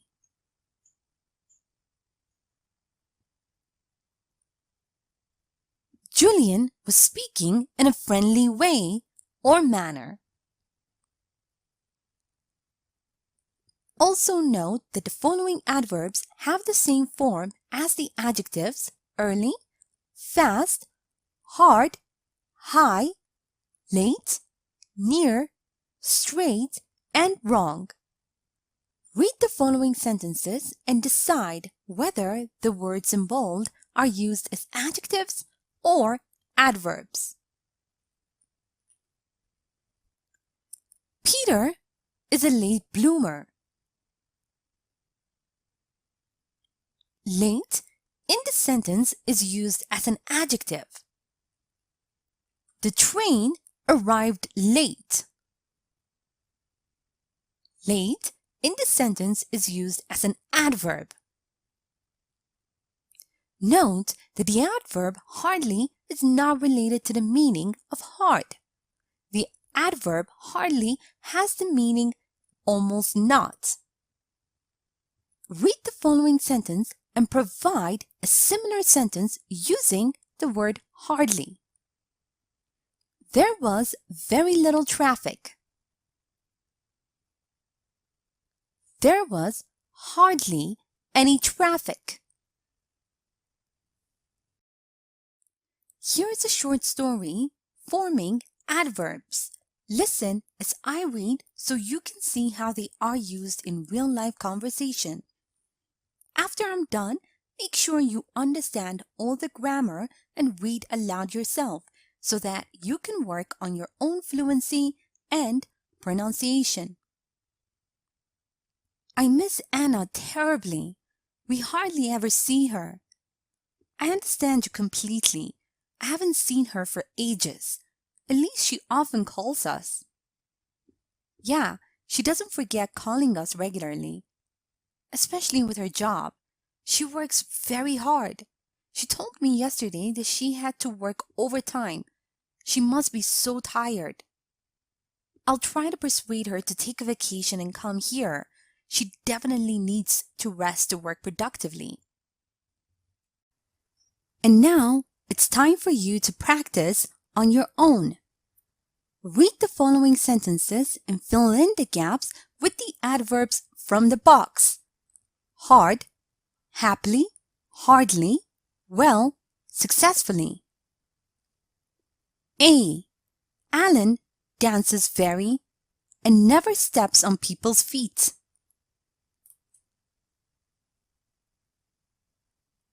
B. I can believe it.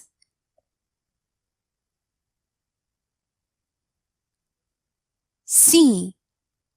And they lived ever after.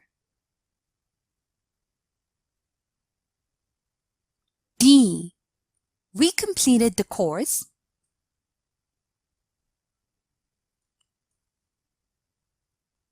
E. Susan worked very and was promoted in February.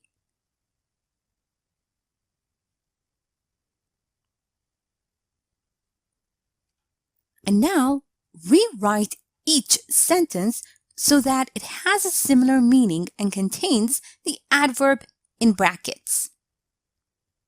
A. Sam didn't sleep well. Badly.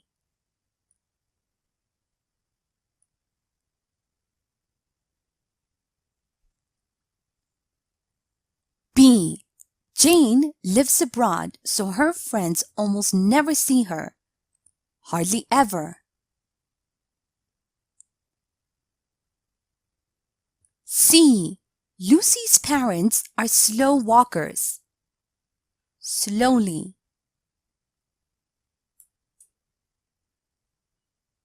D. The couple lived together and were happy. Happily.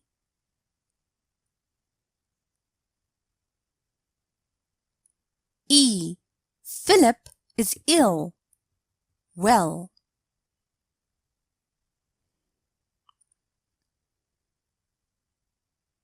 Now, let's check your answers. Alan dances very well and never steps on people's feet. I can hardly believe it. And they lived happily ever after. We completed the course successfully. Susan worked very hard and was promoted in February. Sam slept badly. Jane lives abroad, so her friends hardly ever see her. Lucy's parents walk slowly. The couple lived happily together. Philip isn't feeling well. Thank you for watching this tutorial. Welcome to this tutorial. Today, we're going to talk about adverbs of manner. Let's get started. Remember that an adverb is a word or set of words that modifies verbs, adjectives, or other adverbs. Note that they usually modify verbs, telling us how often, when, or where something was done. As in the example over here, we walked really slowly. The adverb slowly modifies the verb walked, and it tells us how we walked. Now, an adverb of manner tells us how something happens. Have a look at the example below. I carefully read the note left on the counter. Now, the adverb of manner carefully modifies the verb read, and it tells us how we read. Also note that adverbs of manner are usually placed either before the main verb or after the object. Have a look at the examples below. Tom quickly left the building. Now, the adverb of manner quickly modifies the main verb left, and it comes before it. And in the sentence, Tom left the building quickly. Again, the adverb of manner quickly modifies the main verb left, but it comes after the object, building. Note that such adverbs as well, badly, hard, fast are always placed after the verb. Have a look at the examples below. Alice hard work. This sentence is incorrect because the adverb is placed before the verb. The correct form would be Alice worked hard. And when there is more than one verb in a clause, the position of the adverb is very important. Let's have a look at the examples below. Samuel slowly decided to leave the party. Now, in this sentence, the adverb slowly modifies the verb decided, not leave. And in the sentence, Samuel decided to leave the party slowly. The adverb slowly describes or modifies the clause to leave the party, not decided. Now, some writers put an adverb of manner at the beginning of the sentence. This is only to catch the reader's attention. Have a look at the example below. Confidently, she entered the room. Now, let's review the use of adverbs of manner and practice a bit. Remember that we use adverbs of manner to show how something happens. Read the following sentence and fill in the blank using the appropriate adverb of manner. I typed the message. Hurry.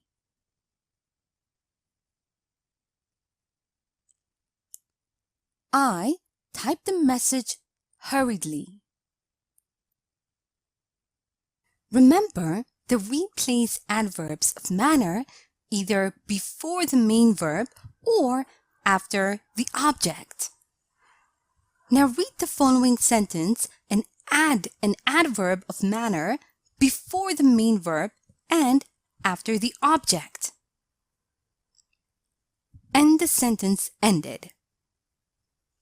And the sentence ended abruptly. And the sentence abruptly ended. Also, remember to always place such adverbs as well, badly, hard, and fast after the verb. Rewrite the following sentence. Finn well on his exam to do. Finn did well on his exam. Remember, the deposition of the adverb is very important when there is more than one verb in a clause. Read the following sentence and decide what the adverb modifies. They quietly asked us to leave the house. The adverb quietly modifies the verb asked. They asked us to leave the house quietly. The adverb quietly describes the clause to leave the house.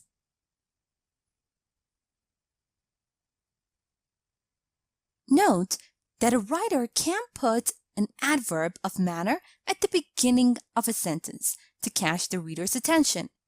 Rewrite the following sentence. He, the knife, to pick slowly.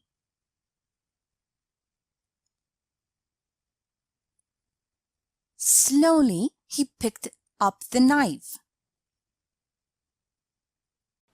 Here is a short story using adverbs of manner.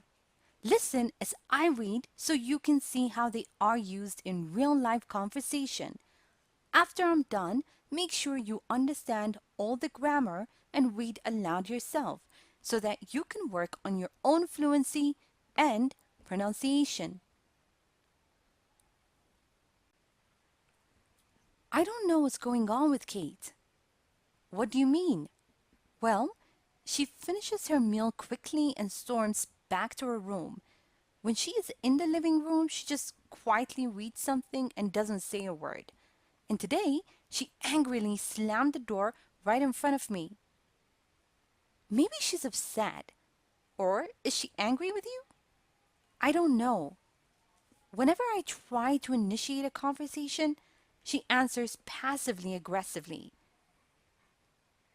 Be bold and ask her. You are siblings after all. She can't stay mad forever. And now, it's time for you to practice on your own.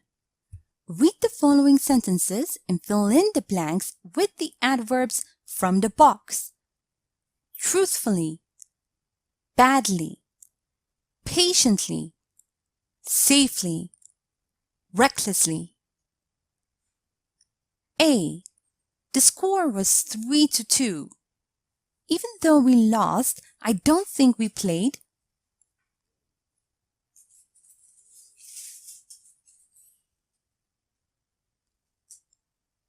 B. I don't want to be with her in the same car ever again. She drives.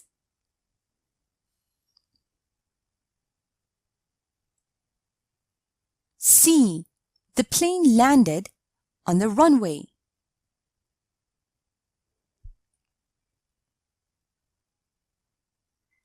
D. The judge asked him to answer the questions.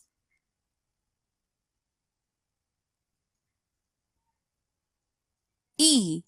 Everyone waited for Mr. Smith to arrive.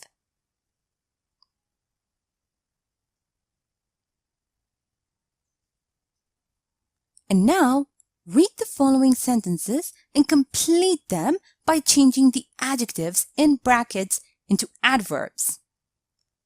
A. Is anyone here? Whispered Megan, cautious.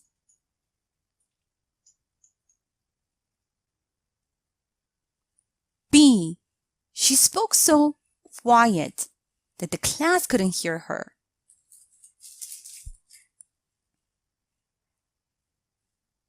C. You are late, said Jane, angry.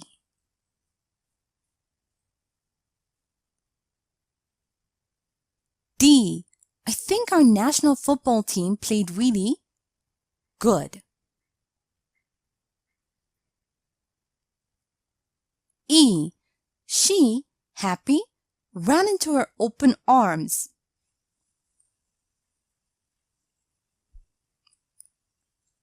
And now, let's check your answers. The score was 3-2. Even though we lost, I don't think we played badly. I don't want to be with her in the same car ever again. She drives recklessly.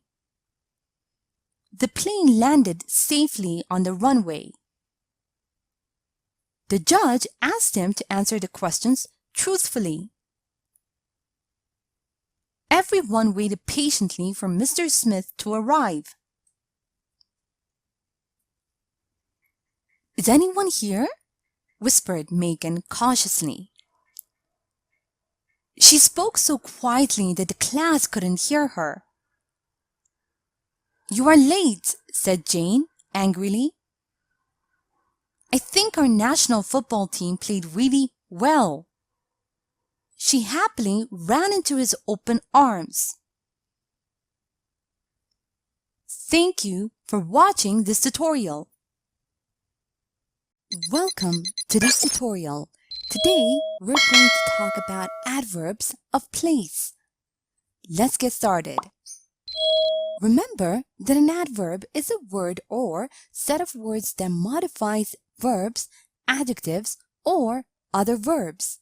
Note that adverbs usually modify verbs, telling us how often, when, or where something was done. Have a look at the example over here. We walked really slowly. Now the adverb slowly modifies the verb walked. It tells us how we walked. Now adverbs of place tell us where something happens. They do not modify adjectives or other adverbs. Have a look at the example below. I'm going back to school in a month. The adverb of place, back, modifies the verb going. It tells us where we are going. Remember that adverbs of place are usually placed after the main verb or after the clause that they modify. Have a look at the examples below. Come in. The adverb in modifies the main verb come. And in the sentence, Helen looked around trying to find a familiar face in the crowd. Note that the adverb of place around modifies the main verb looked, where Helen looked.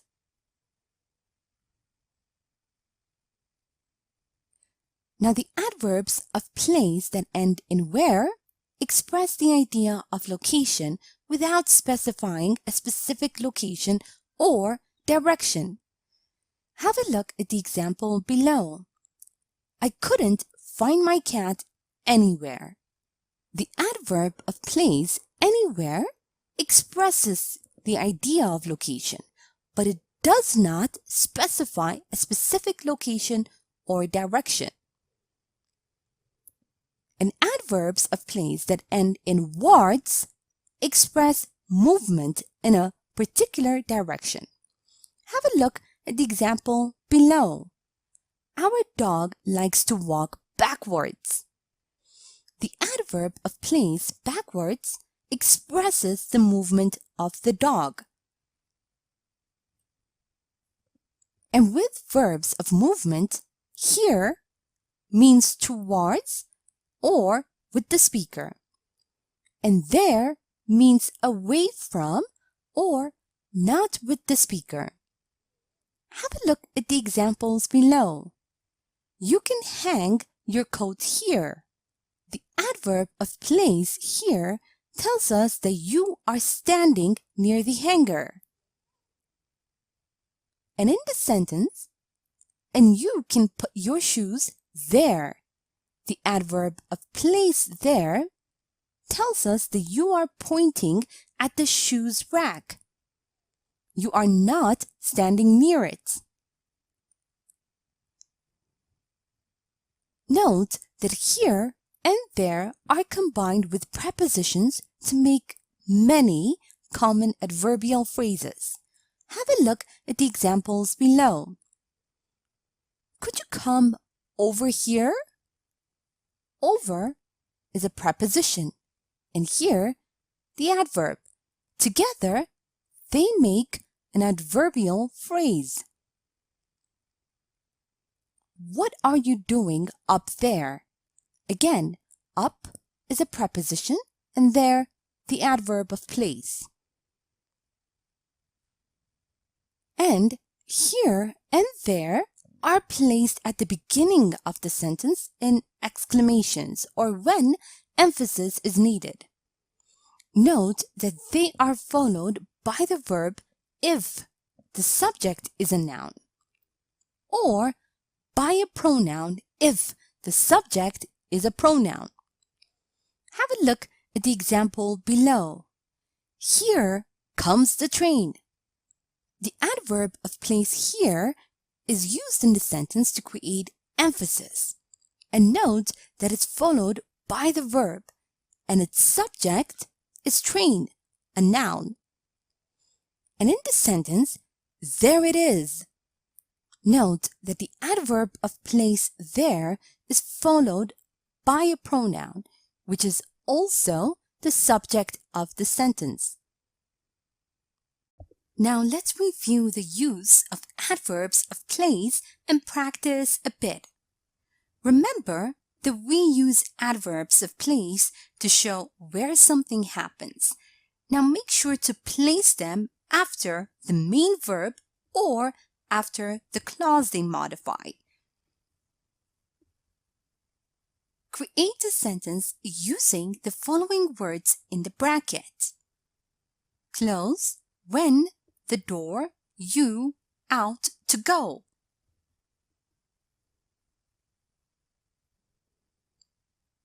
Close the door when you go out. Also remember that we use adverbs of place that end in where to express the idea of location without specifying a specific location or direction. Read the following sentence and underline the appropriate adverb of place. I want to go anywhere, nowhere, somewhere, nice for our anniversary.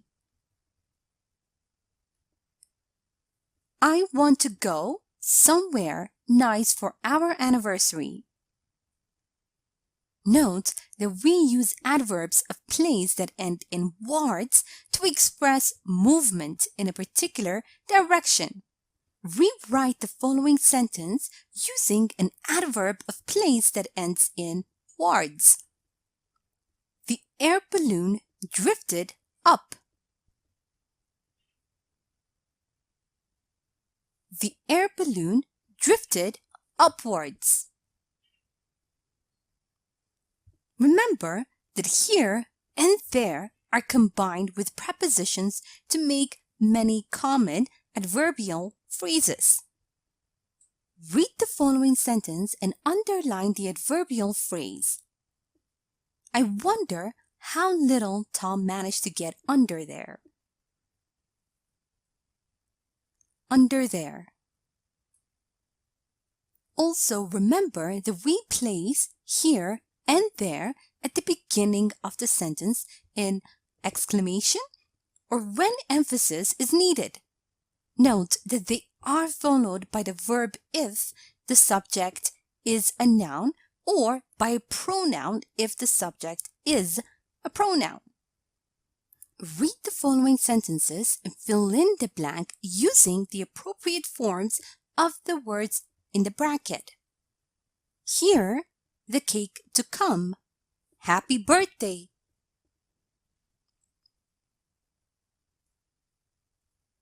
Here comes the cake. Happy birthday. There, you to be. I've been looking for you.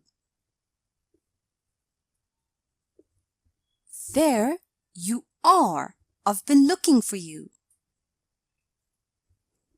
Here is a short story using adverbs of place. Listen as I read so you can see how they are used in real-life conversation. After I'm done, make sure you understand all the grammar and read aloud yourself so that you can work on your own fluency and pronunciation. Mike, have you seen my phone anywhere? I can't seem to find it. Try looking over there. I think you were sitting there last time. I've already tried looking there. Maybe I left it somewhere outside when I went shopping. I don't think you even took it with you. Wait, I can simply call you. There it is. And now it's time for you to practice on your own. Read the following sentences and fill in the gaps with the adverbs from the box. Eastwards, there, nearby, homewards, nowhere. A. After working the whole day straight, we headed. B. I have to go. I lost everything. C. We wanted to build a small park, but we lacked the funds. D. The ship sailed. E. Put the bags. We can unpack them later. Now, read the following sentences and underline the appropriate word or phrase. A. Mary turned over backwards and went back to sleep. B. There was a small lake outside, abroad. C. Is there everywhere, anywhere, I can find a perfect cup of coffee?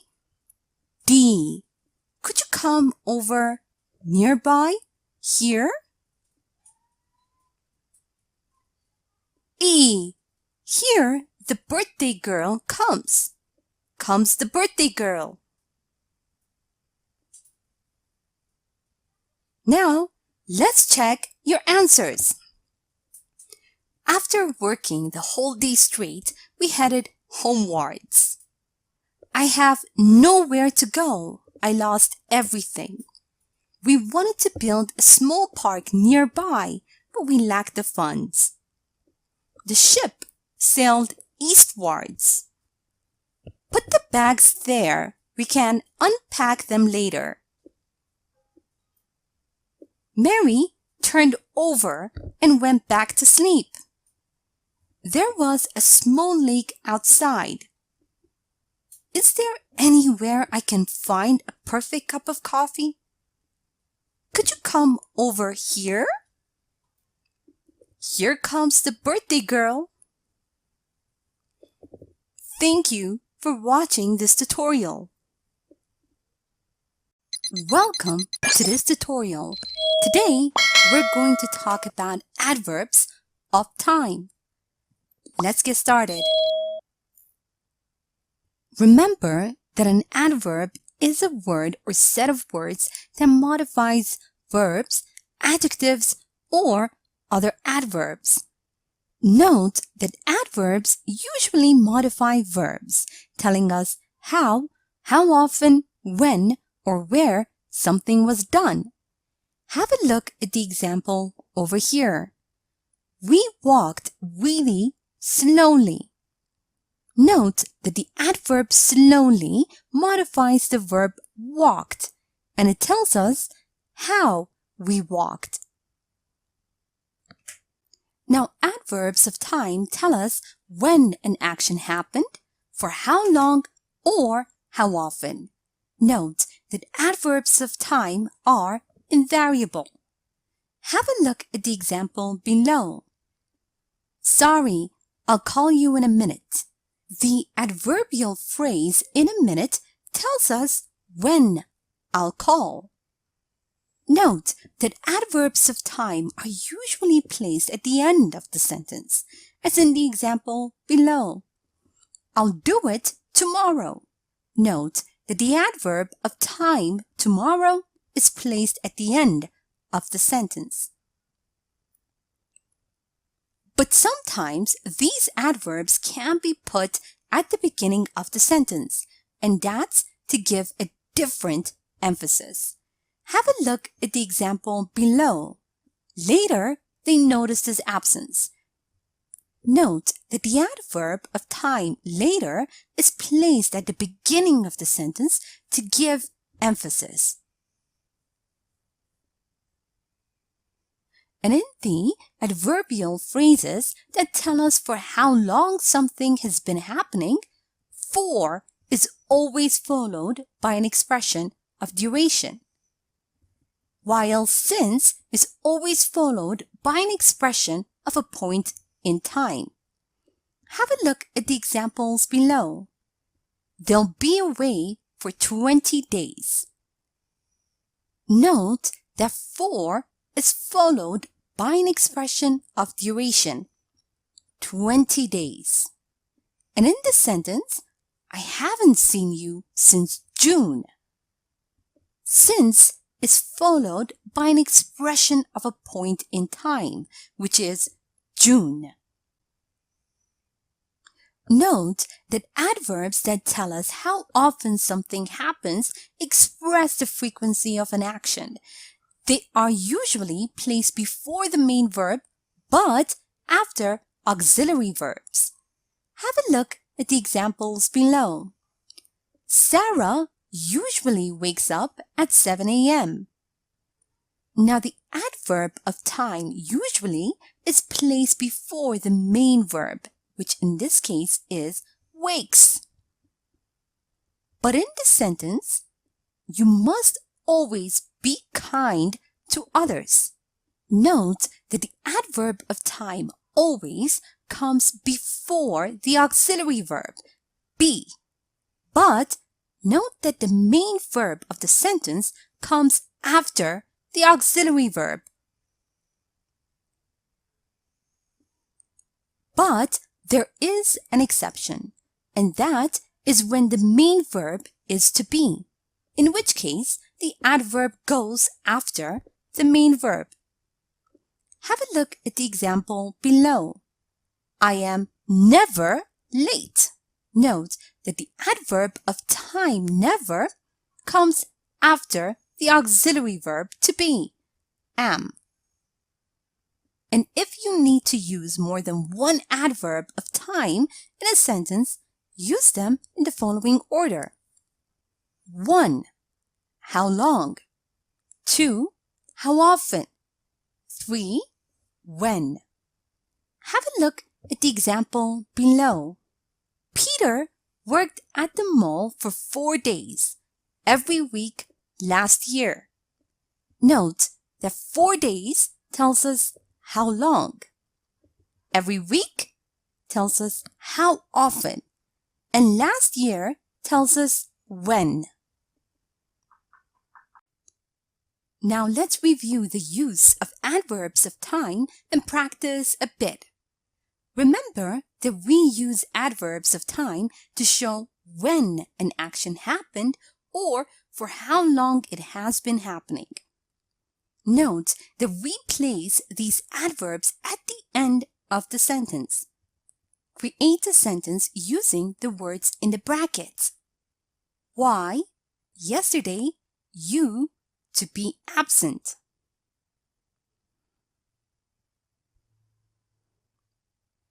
Why were you absent yesterday? Note that sometimes adverbs of time can be put at the beginning of the sentence, and that's to give a different emphasis. Create a sentence using the following words in the bracket. James to realize soon that he to make a mistake.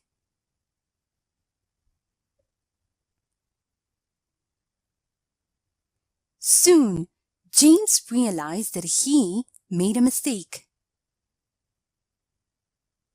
Also, remember that in the adverbial phrases that tell us for how long something has been happening, for is always followed by an expression of duration, while since is always followed by an expression of a point in time.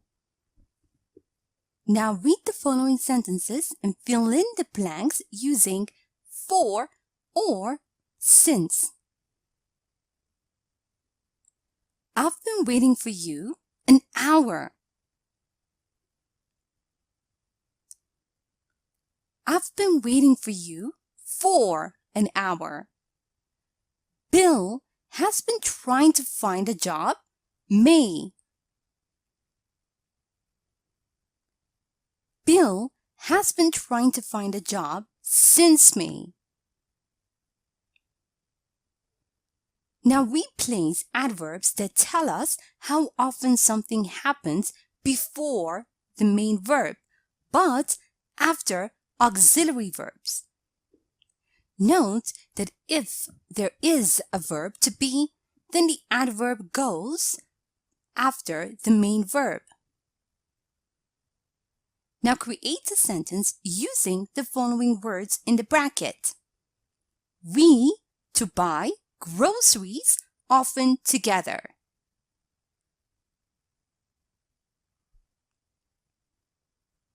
We often buy groceries together.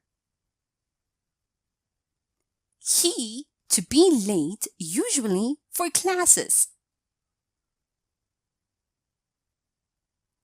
He is usually late for classes. And if you need to use more than one adverb of time in a sentence, make sure you use them in the following order. 1. How long? 2. How often? 3. When. Now read the following sentences and create a sentence using the following words in the bracket.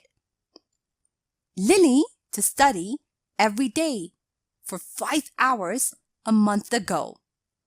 She had a difficult exam at university.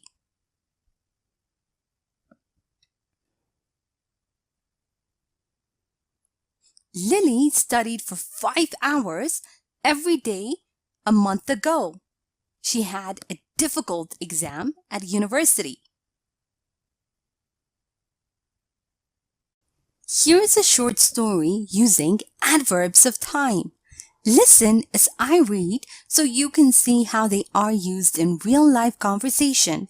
After I'm done, make sure you understand all the grammar and read aloud yourself so that you can work on your own fluency and pronunciation. When was the last time you cooked? I cook every day, so that must be today. When was the last time you took a bath? I don't remember really. I rarely take baths. I am more of a shower person. When was the last time you slept in? Oh, it was about a week ago. It was a wonderful Sunday. I woke up late, stayed in bed for a couple of hours, and just enjoyed life. Now, it's time for you to practice on your own. Read the following sentences and fill in the blanks with the adverbs from the box. Daily, for hours, today, every year, later. A. I don't feel like doing my laundry. B. This newspaper arrives. My grandpa reads it while eating breakfast all the time. C. When I was a kid, I would play video games.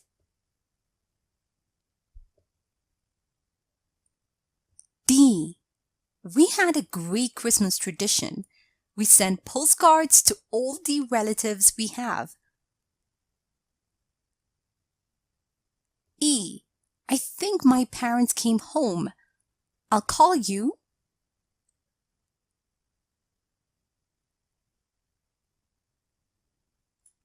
Now read the following sentences and fill in the gaps with for or since. A. Peter just leaves if he waits for someone more than 5 minutes. B. We've been friends with Sarah ages. C. Emily moved to Peru and we haven't heard from her.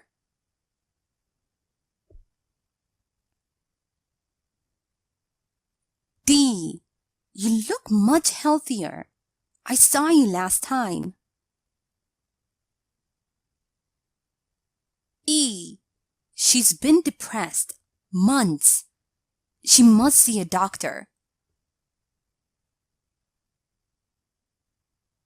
Now, let's check your answers. I don't feel like doing my laundry today. This newspaper arrives daily. My grandpa reads it while eating breakfast all the time. When I was a kid, I would play video games for hours. We have a great Christmas tradition. Every year, we send postcards to all the relatives we have. I think my parents came home. I'll call you later. Peter just leaves if he waits for someone for more than 5 minutes. We've been friends with Sarah for ages. Emily moved to Peru and we haven't heard from her since.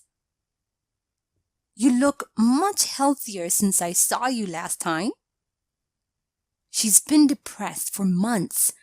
She must see a doctor. Thank you for watching this tutorial. Welcome to this tutorial. Today, we're going to talk about prepositions. Overview. A preposition is usually a short word used to link nouns, pronouns, or phrases to other words within a sentence. Have a look at the example over here. If I'm not mistaken, her birthday is in May. The preposition in is used in the sentence to link the noun May to birthday. Her birthday. Note that prepositions do not change their form. Have a look at the example over here. I want what? To go. Where? To the movies. Meaning that I had a desire to go to the movies. Now, prepositions can consist of 1, 2, or more words. Have a look at the examples below. Josh went to the club instead of studying for his exam. There was a huge traffic in front of us. Now, prepositions can be divided into the following categories. A. Prepositions of place state the position or location of one thing with another. Have a look at the example below. Kate works at Starbucks. The preposition at tells us where Kate works. B. Prepositions of time denote specific time periods. For example, we usually go to our relatives at Christmas. Christmas is a specific time period, and at is used to denote this time period. C. Prepositions of direction or motion indicate movement from one place to the other. As in the example below, there's a great pub across the street. The preposition across tells us where the pub is and how to get there. D. Prepositions of manner express the manner in which something is done, as in the example below. You can't achieve success by doing nothing. The preposition by expresses the manner in which success is achieved, and it's not by doing nothing. E. Prepositions of cause, purpose, and reason indicate why, what for, or because of what something happens. Have a look at the example below. She couldn't attend the meeting due to some family issues. Now the prepositions due to tell us why she couldn't attend the meeting. Now let's review the use of prepositions and practice a bit. Remember that prepositions of place state the position or location of one thing with another. Read the following sentence and underline them. My sister lives in Oklahoma, but she is planning on moving to California. In. Also remember that prepositions of time denote specific time periods. Read the following sentence and underline them. I drank a cup of coffee in the morning and one more at noon. In, at. Note that prepositions of direction or motion indicate movement from one place to another. Read the following sentence and underline them. She was the person to work at Christmas or at Thanksgiving. At.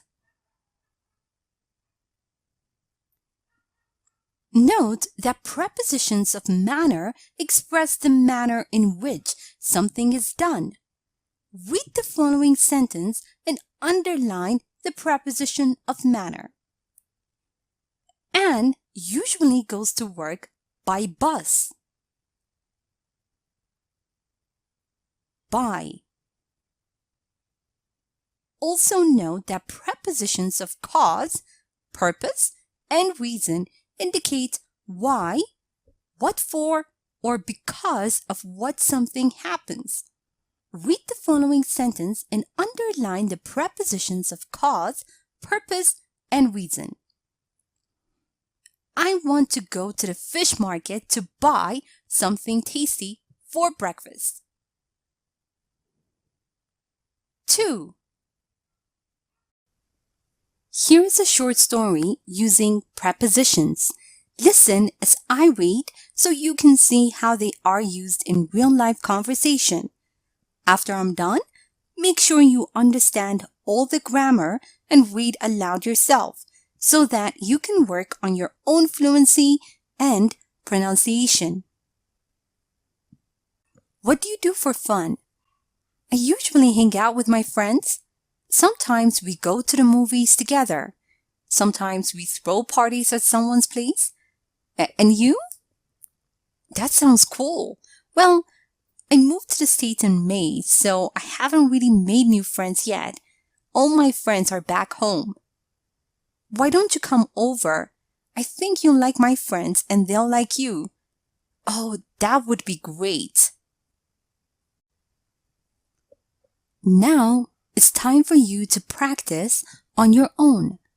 Read the following text and underline the prepositions. He pointed his finger in friendly jest and went over to the parapet, laughing to himself. Stephen Dedalus stepped up, followed him warily halfway, and sat on the edge of the gun rest, watching him still as he propped his mirror on the parapet, dipped the brush in the bowl, and lathered cheeks and neck. Stephen stood up and went over to the parapet.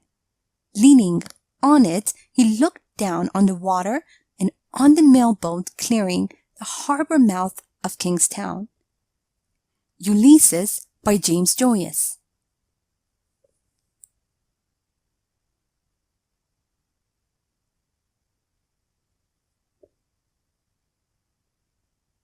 And now, let's check your answers.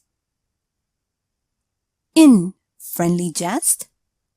2. The parapet. 2. Himself. On the edge. Off the gun rest. On the parapet. In the bowl. To the parapet. On it. On the water. On the mailboat. Off Kingstown. Thank you for watching this tutorial. Welcome to this tutorial. Today, we're going to talk about prepositions of place. Let's get started. Remember that a preposition is usually a short word used to link nouns, pronouns, or phrases to other words within a sentence. Have a look at the example over here. If I'm not mistaken, her birthday is in May. Note that the preposition in is used to link the noun May to her birthday. Now, there are many types of prepositions, and among them are prepositions of place. Now, they are used to show the position or location of one thing with another. Note that we usually use prepositions of place when we answer the question beginning with where. Have a look at the example over here. Where do you live? I live in New York. The preposition of place in tells us where I live. New York. Now there are 3 main prepositions of place. A. At denotes specific point or location of something. Have a look at the examples below. There is someone standing at the door. The preposition of place at denotes a specific location, the door. There weren't many people at the theater. It's Monday after all. Again, the preposition of place at denotes a specific location, the theater. And in the sentence, Alex lives at number 25 Emerald Street. The preposition of place at gives us or denotes a specific address. And in this sentence, Ashley works at Apple. The preposition of place at denotes a specific company or workplace. B. In. In implies that something is located in an enclosed space or within a larger area. Have a look at the examples below. I think I left my phone in the living room, meaning that the living room is part of your house. And in this sentence, Jake lives in the US. He lives in Texas. In the first sentence, the preposition of place in refers to the country, US. And in the second sentence, the preposition of place in refers to the state. C. On. On implies that something is located on the surface. Have a look at the examples below. Could you grab my phone? It's on the coffee table in the living room, meaning that it's on the surface of furniture, coffee table. And in this sentence, Jake's sister is on the West Coast. She absolutely loves the Pacific.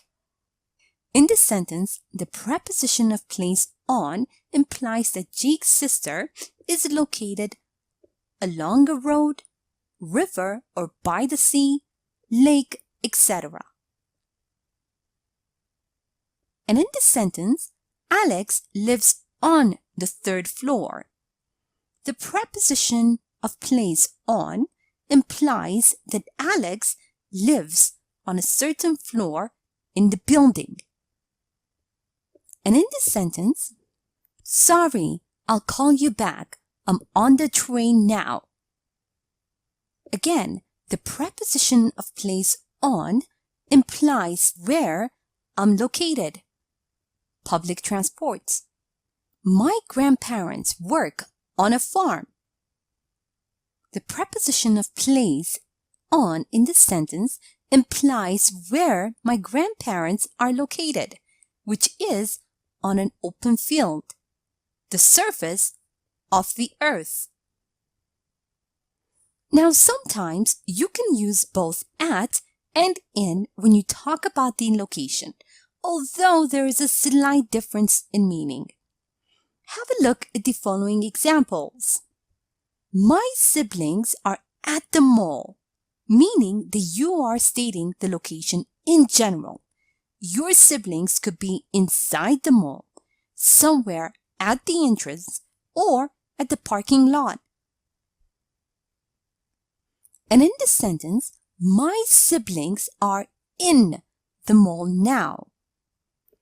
It means that you are specifying that your siblings are inside the mall. That is the slight difference between at and in. Now let's review the use of prepositions of place and practice a bit. Remember that we use prepositions of place when you answer the question beginning with where. Now read the following dialogue and fill in the blanks using the appropriate prepositions of place. Where do you live? I live Paris, but right now I'm living Madrid for a couple of weeks. I live in Paris, but right now I'm living in Madrid for a couple of weeks. Also, remember that we use at to denote specific point or location of something, and we use in when something is located in an enclosed space or within a larger area. Now read the following text and fill in the blanks with either at or in. As you know, my sister Mary works Apple. She really likes it there as she doesn't work a tiny cubicle, but an open space office instead. Mary says it boosts her creativity.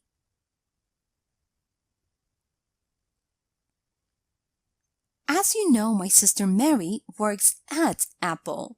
She really likes it there and she doesn't work in a tiny cubicle, but in an open space office instead. Mary says it boosts her creativity.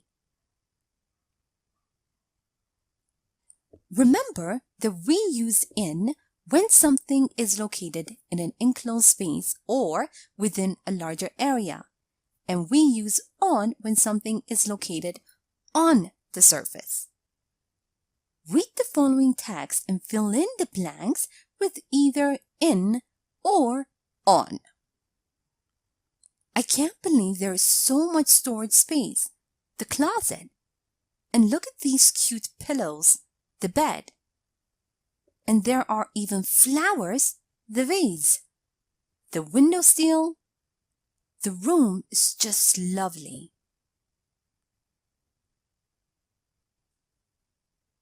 I can't believe there is so much storage space in the closet. And look at these cute pillows on the bed. And there are even flowers in the vase. On the windowsill. This room is just lovely. Here is a short story using prepositions of place.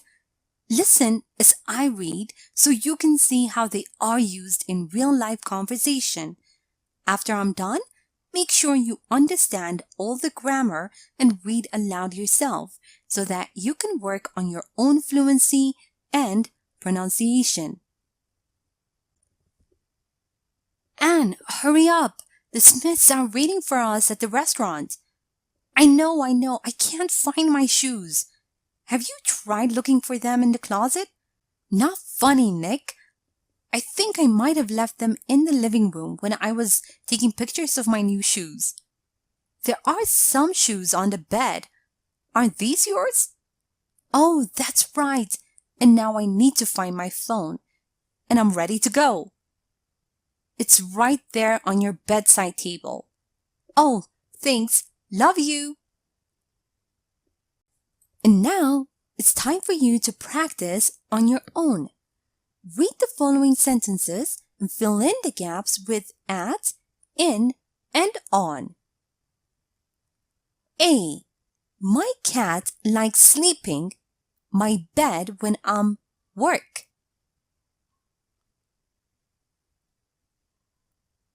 B. Peter's relatives live the East Coast, so he doesn't visit them that often.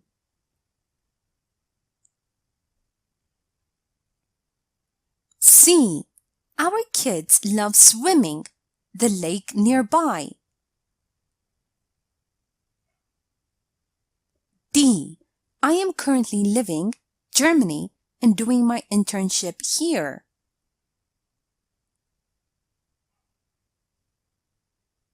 E.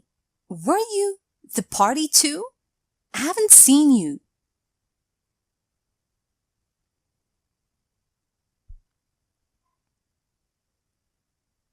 F. Do you live with your parents or your own place? G. Kylie was the dentist's today. He needs some hugs in the evening.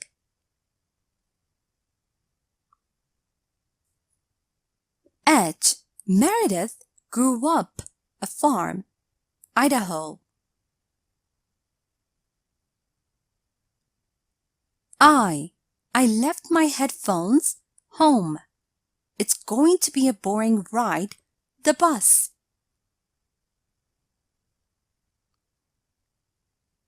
J.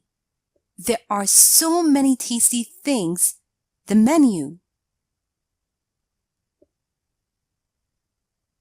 And now, let's check your answers. My cat likes sleeping on my bed when I'm at work. Peter's relatives live on the East Coast, so he doesn't visit them that often. Our kids love swimming in the lake nearby. I am currently living in Germany and doing my internship here. Were you at the party too? I haven't seen you. Do you live with your parents or at your own place? Kylie was at the dentist's today. He needs some hugs in the evening. Meredith grew up on a farm in Idaho. I left my headphones at home. It's going to be a boring ride on a bus. There are so many tasty things on the menu. Thank you for watching this tutorial. Welcome to this tutorial. Today, we're going to talk about prepositions of time. Let's get started. Remember that a preposition is usually a short word used to link nouns, pronouns, or phrases to other words within a sentence. Have a look at the example over here. If I'm not mistaken, her birthday is in May.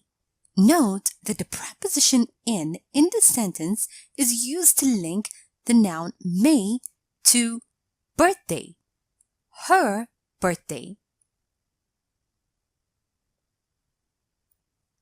Now, there are many types of prepositions, and among them are prepositions of time.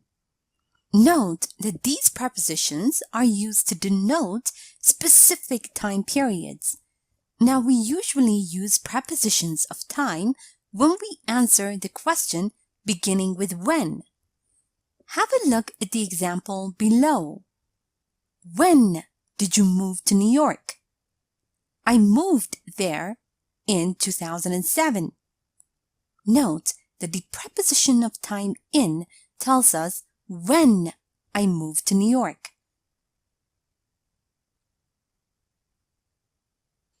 Now, there are three main prepositions of time. A. At. At denotes precise time. As in the examples below. I'll pick you up at 5. The preposition of place at in the sentence denotes a precise time, 5. And in the sentence, we're all going to be sleeping at midnight. Again, the preposition of time at denotes a precise time, which in this sentence is midnight. Note that at is also used with such expressions as at night, at weekend, at Christmas, at the moment, at present, at the same time. Have a look at the example below. Mr. Rufus isn't available at the moment. May I take a message? Note that in the sentence, the preposition of time at is used with the expression the moment, at the moment. B. On. On is used for days and dates.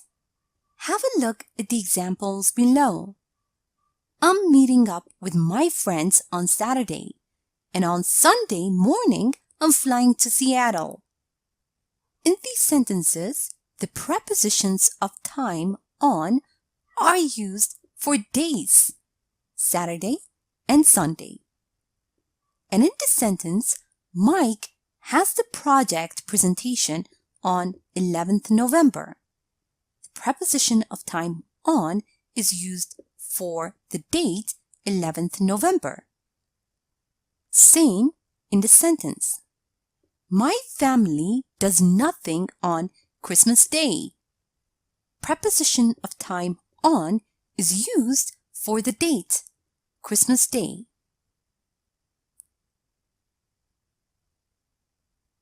C.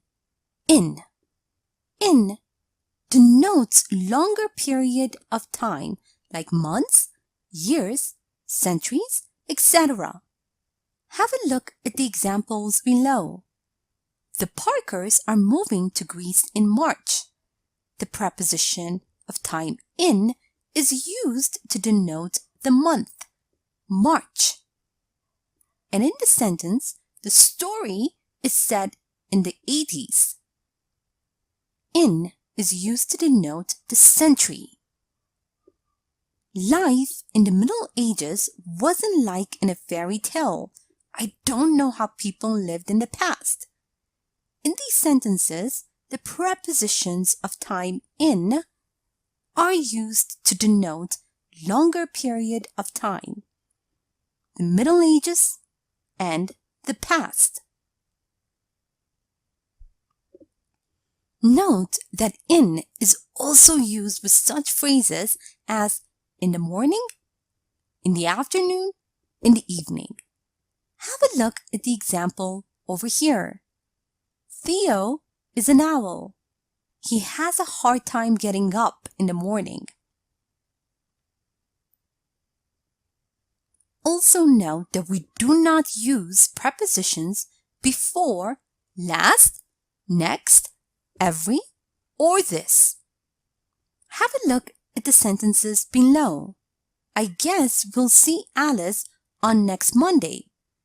Now this sentence would be incorrect because the preposition on is not supposed to be used before next.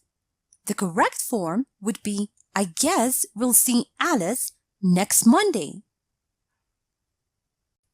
Now let's review the use of prepositions of time and practice a bit. Remember that we use at to denote precise time, and we use on for days and dates. Now read the following dialogue and fill in the blanks with at or on. Should I wake you up 1st January? Absolutely not. Why would you even do that? I just figured that if you start celebrating New Year, 11 p.m., you should be still up that hour. Should I wake you up at 6 on 1st January? Absolutely not. Why would you even do that? I just figured that if you started celebrating New Year at 11 p.m., you should be still up at that hour. Also remember that we use on for days and dates, and we use in for longer periods of time. Read the following text and fill in the blanks with on or in. My free time, I like to go to bars and listen to bands there. For example, I went to see the Ribs performing Sunday evening. It was simply amazing. Too bad that I had to work Monday, and I couldn't stay for too long that night.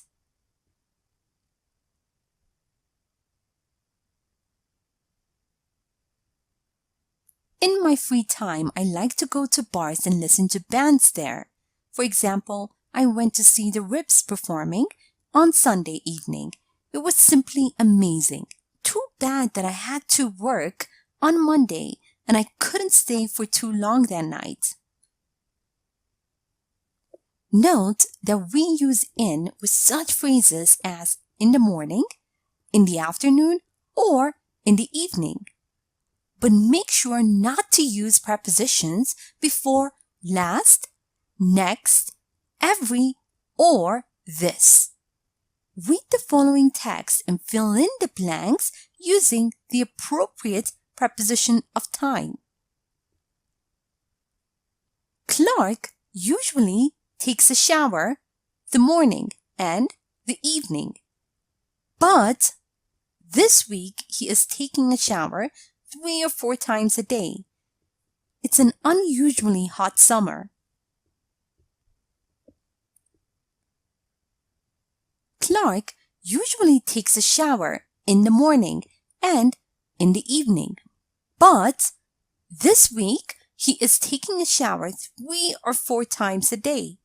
It's an unusually hot summer.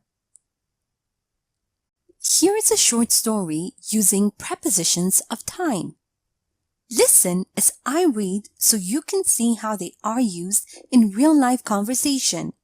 After I'm done, make sure you understand all the grammar and read aloud yourself so that you can work on your own fluency and pronunciation. What does your summer look like? Well, I have my exams in June. I'll be studying in the mornings, in the afternoons, in the evenings. And at nights? No, not at nights. Nights are for sleeping only. I try not to mess up with my sleep schedule. That's a smart decision. Thanks. Then in a couple of weeks, I'll be backpacking with my friends. We haven't done it in such a long time. And on 4th of July, I'll be at my parents'. Now, time for you to practice on your own. Read the following sentences and fill in the gaps with at, on, or in. Sometimes no preposition is needed. A. I don't like working out the mornings. I'm super hungry after sleeping.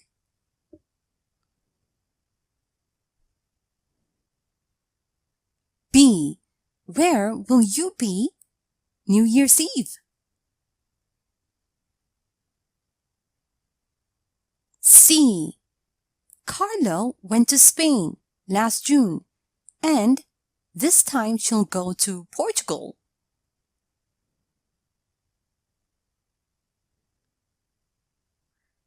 D. My parents were born the 60s.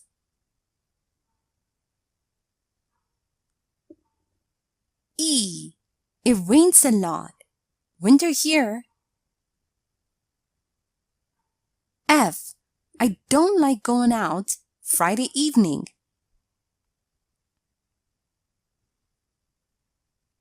G. They're getting married 27th of August.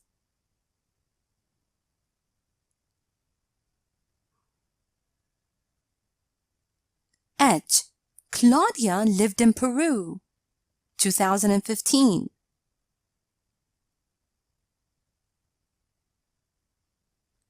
I don't want to do anything special. My birthday.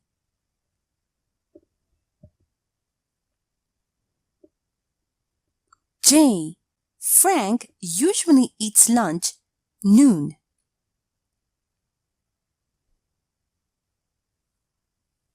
Now, let's check your answers. I don't like working out in the mornings. I'm super hungry after sleeping. Where will you be on New Year's Eve? Carlo went to Spain last July, and this time she'll go to Portugal. My parents were born in the 60s. It rains a lot in winter here. I don't feel like going out on Friday evening. They're getting married on the 27th of August. Claudia lived in Peru in 2015. I don't want to do anything special on my birthday. Frank usually eats lunch at noon. Thank you for watching this tutorial. Welcome to this tutorial. Today, we're going to talk about prepositions of direction and motion.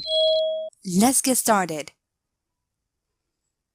Remember that a preposition is usually a short word used to link nouns, pronouns, or phrases to other words within a sentence. Have a look at the example below. If I'm not mistaken, her birthday is in May. Note that the preposition in the sentence is used to link the noun May to birthday, her birthday.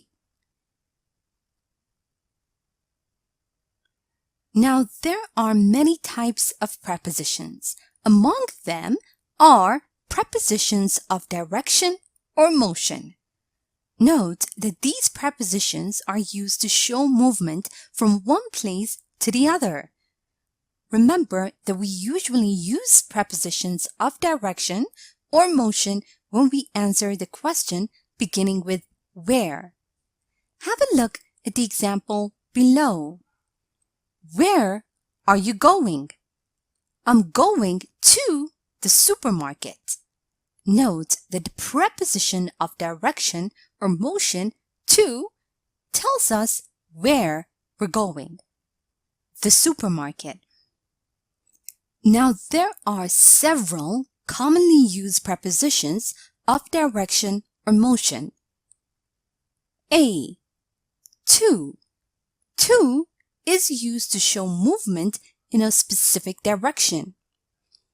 Have a look at the examples below. I'll head off to work in a couple of minutes.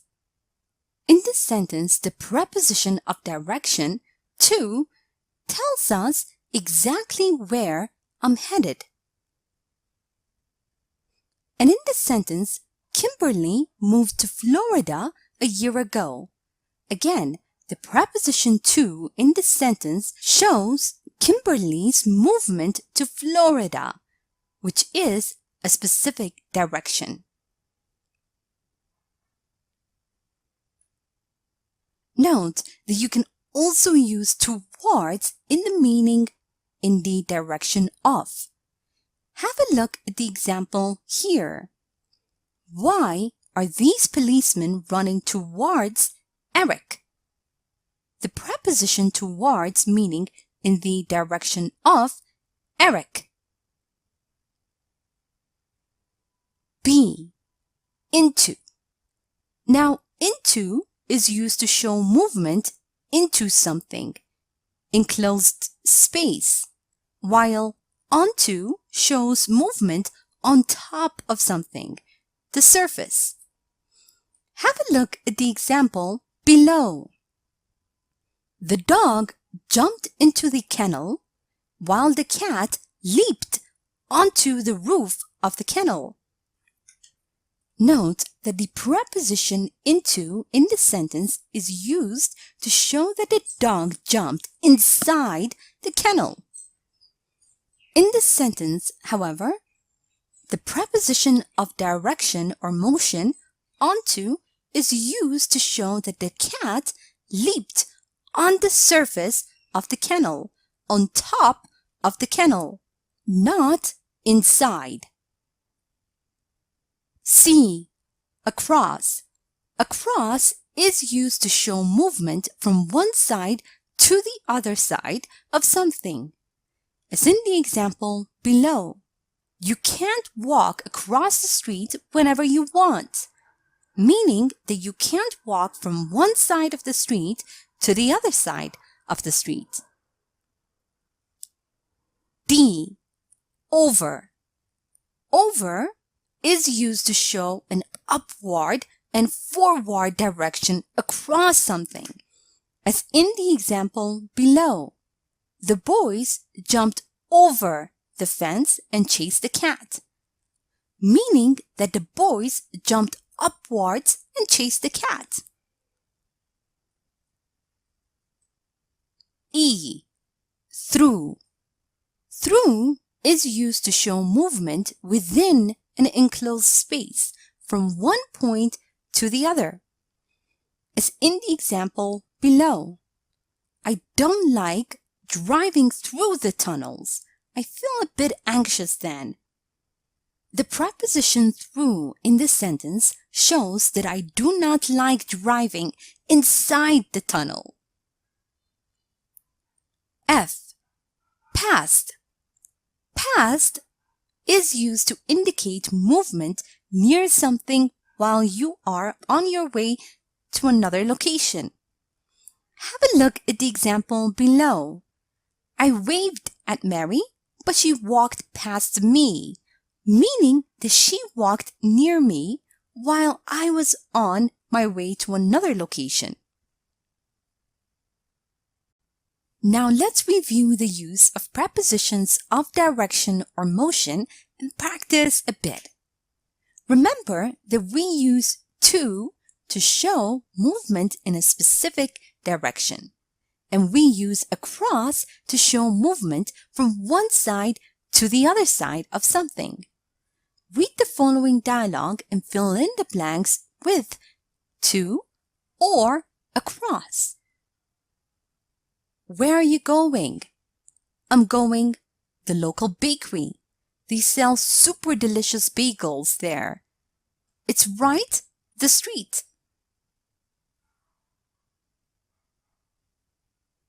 I'm going to the local bakery.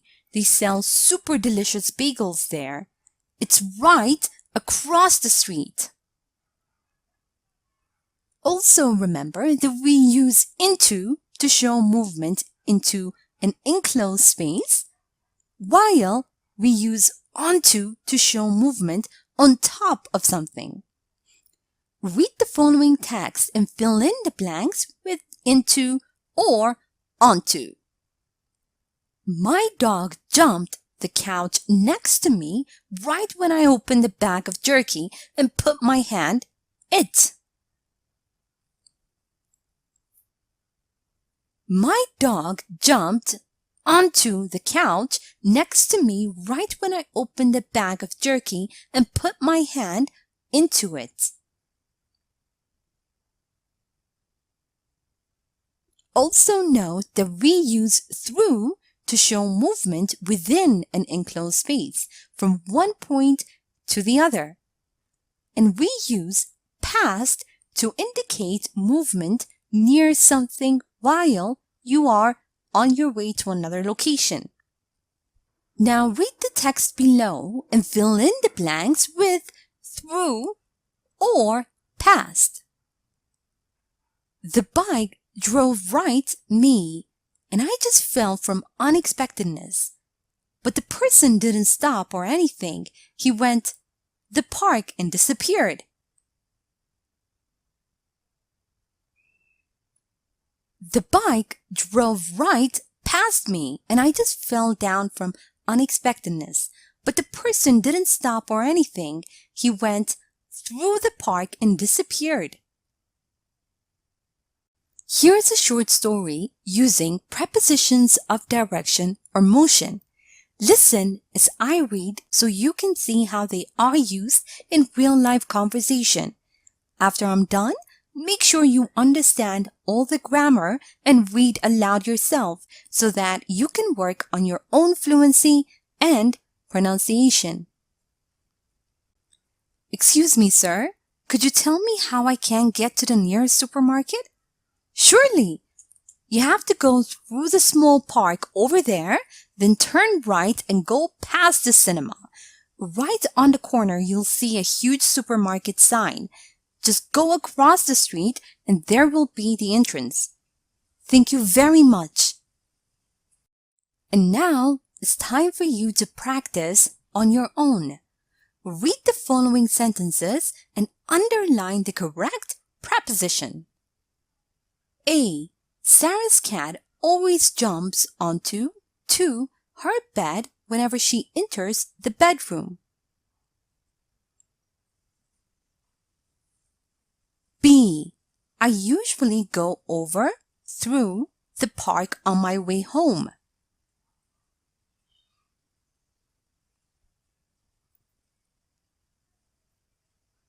C. Walk across through the street at the traffic lights.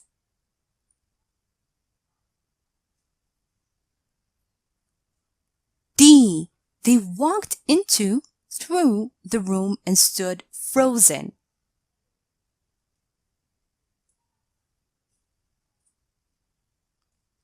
E. You are highly motivated when you are working past towards your goals.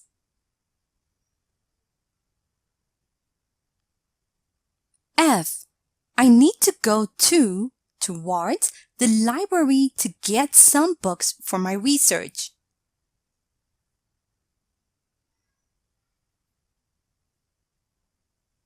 G. This ferry can take you across over the river.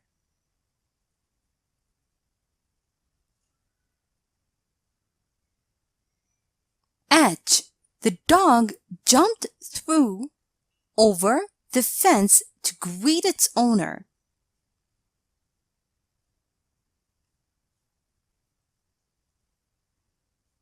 I. Michael usually buys coffee in the morning, but this time he was running late, so he went past his favorite coffee place.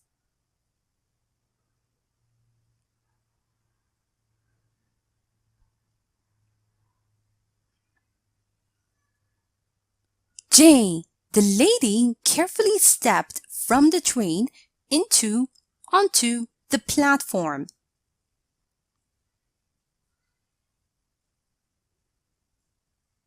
Now, let's check your answers. Sarah's cat always jumps onto her bed whenever she enters the bedroom. I usually go through the park on my way home. Walk across the street at the traffic lights. They walked into the room and stood frozen. You are highly motivated when you are working towards your goal. I need to go to the library to get some books for my research. This ferry can take you across the river. The dog jumped over the fence to greet its owner. Michael usually buys coffee in the morning, but this time he was running late, so he went past his favorite coffee place. The lady carefully stepped from the train onto the platform. Thank you for watching this tutorial.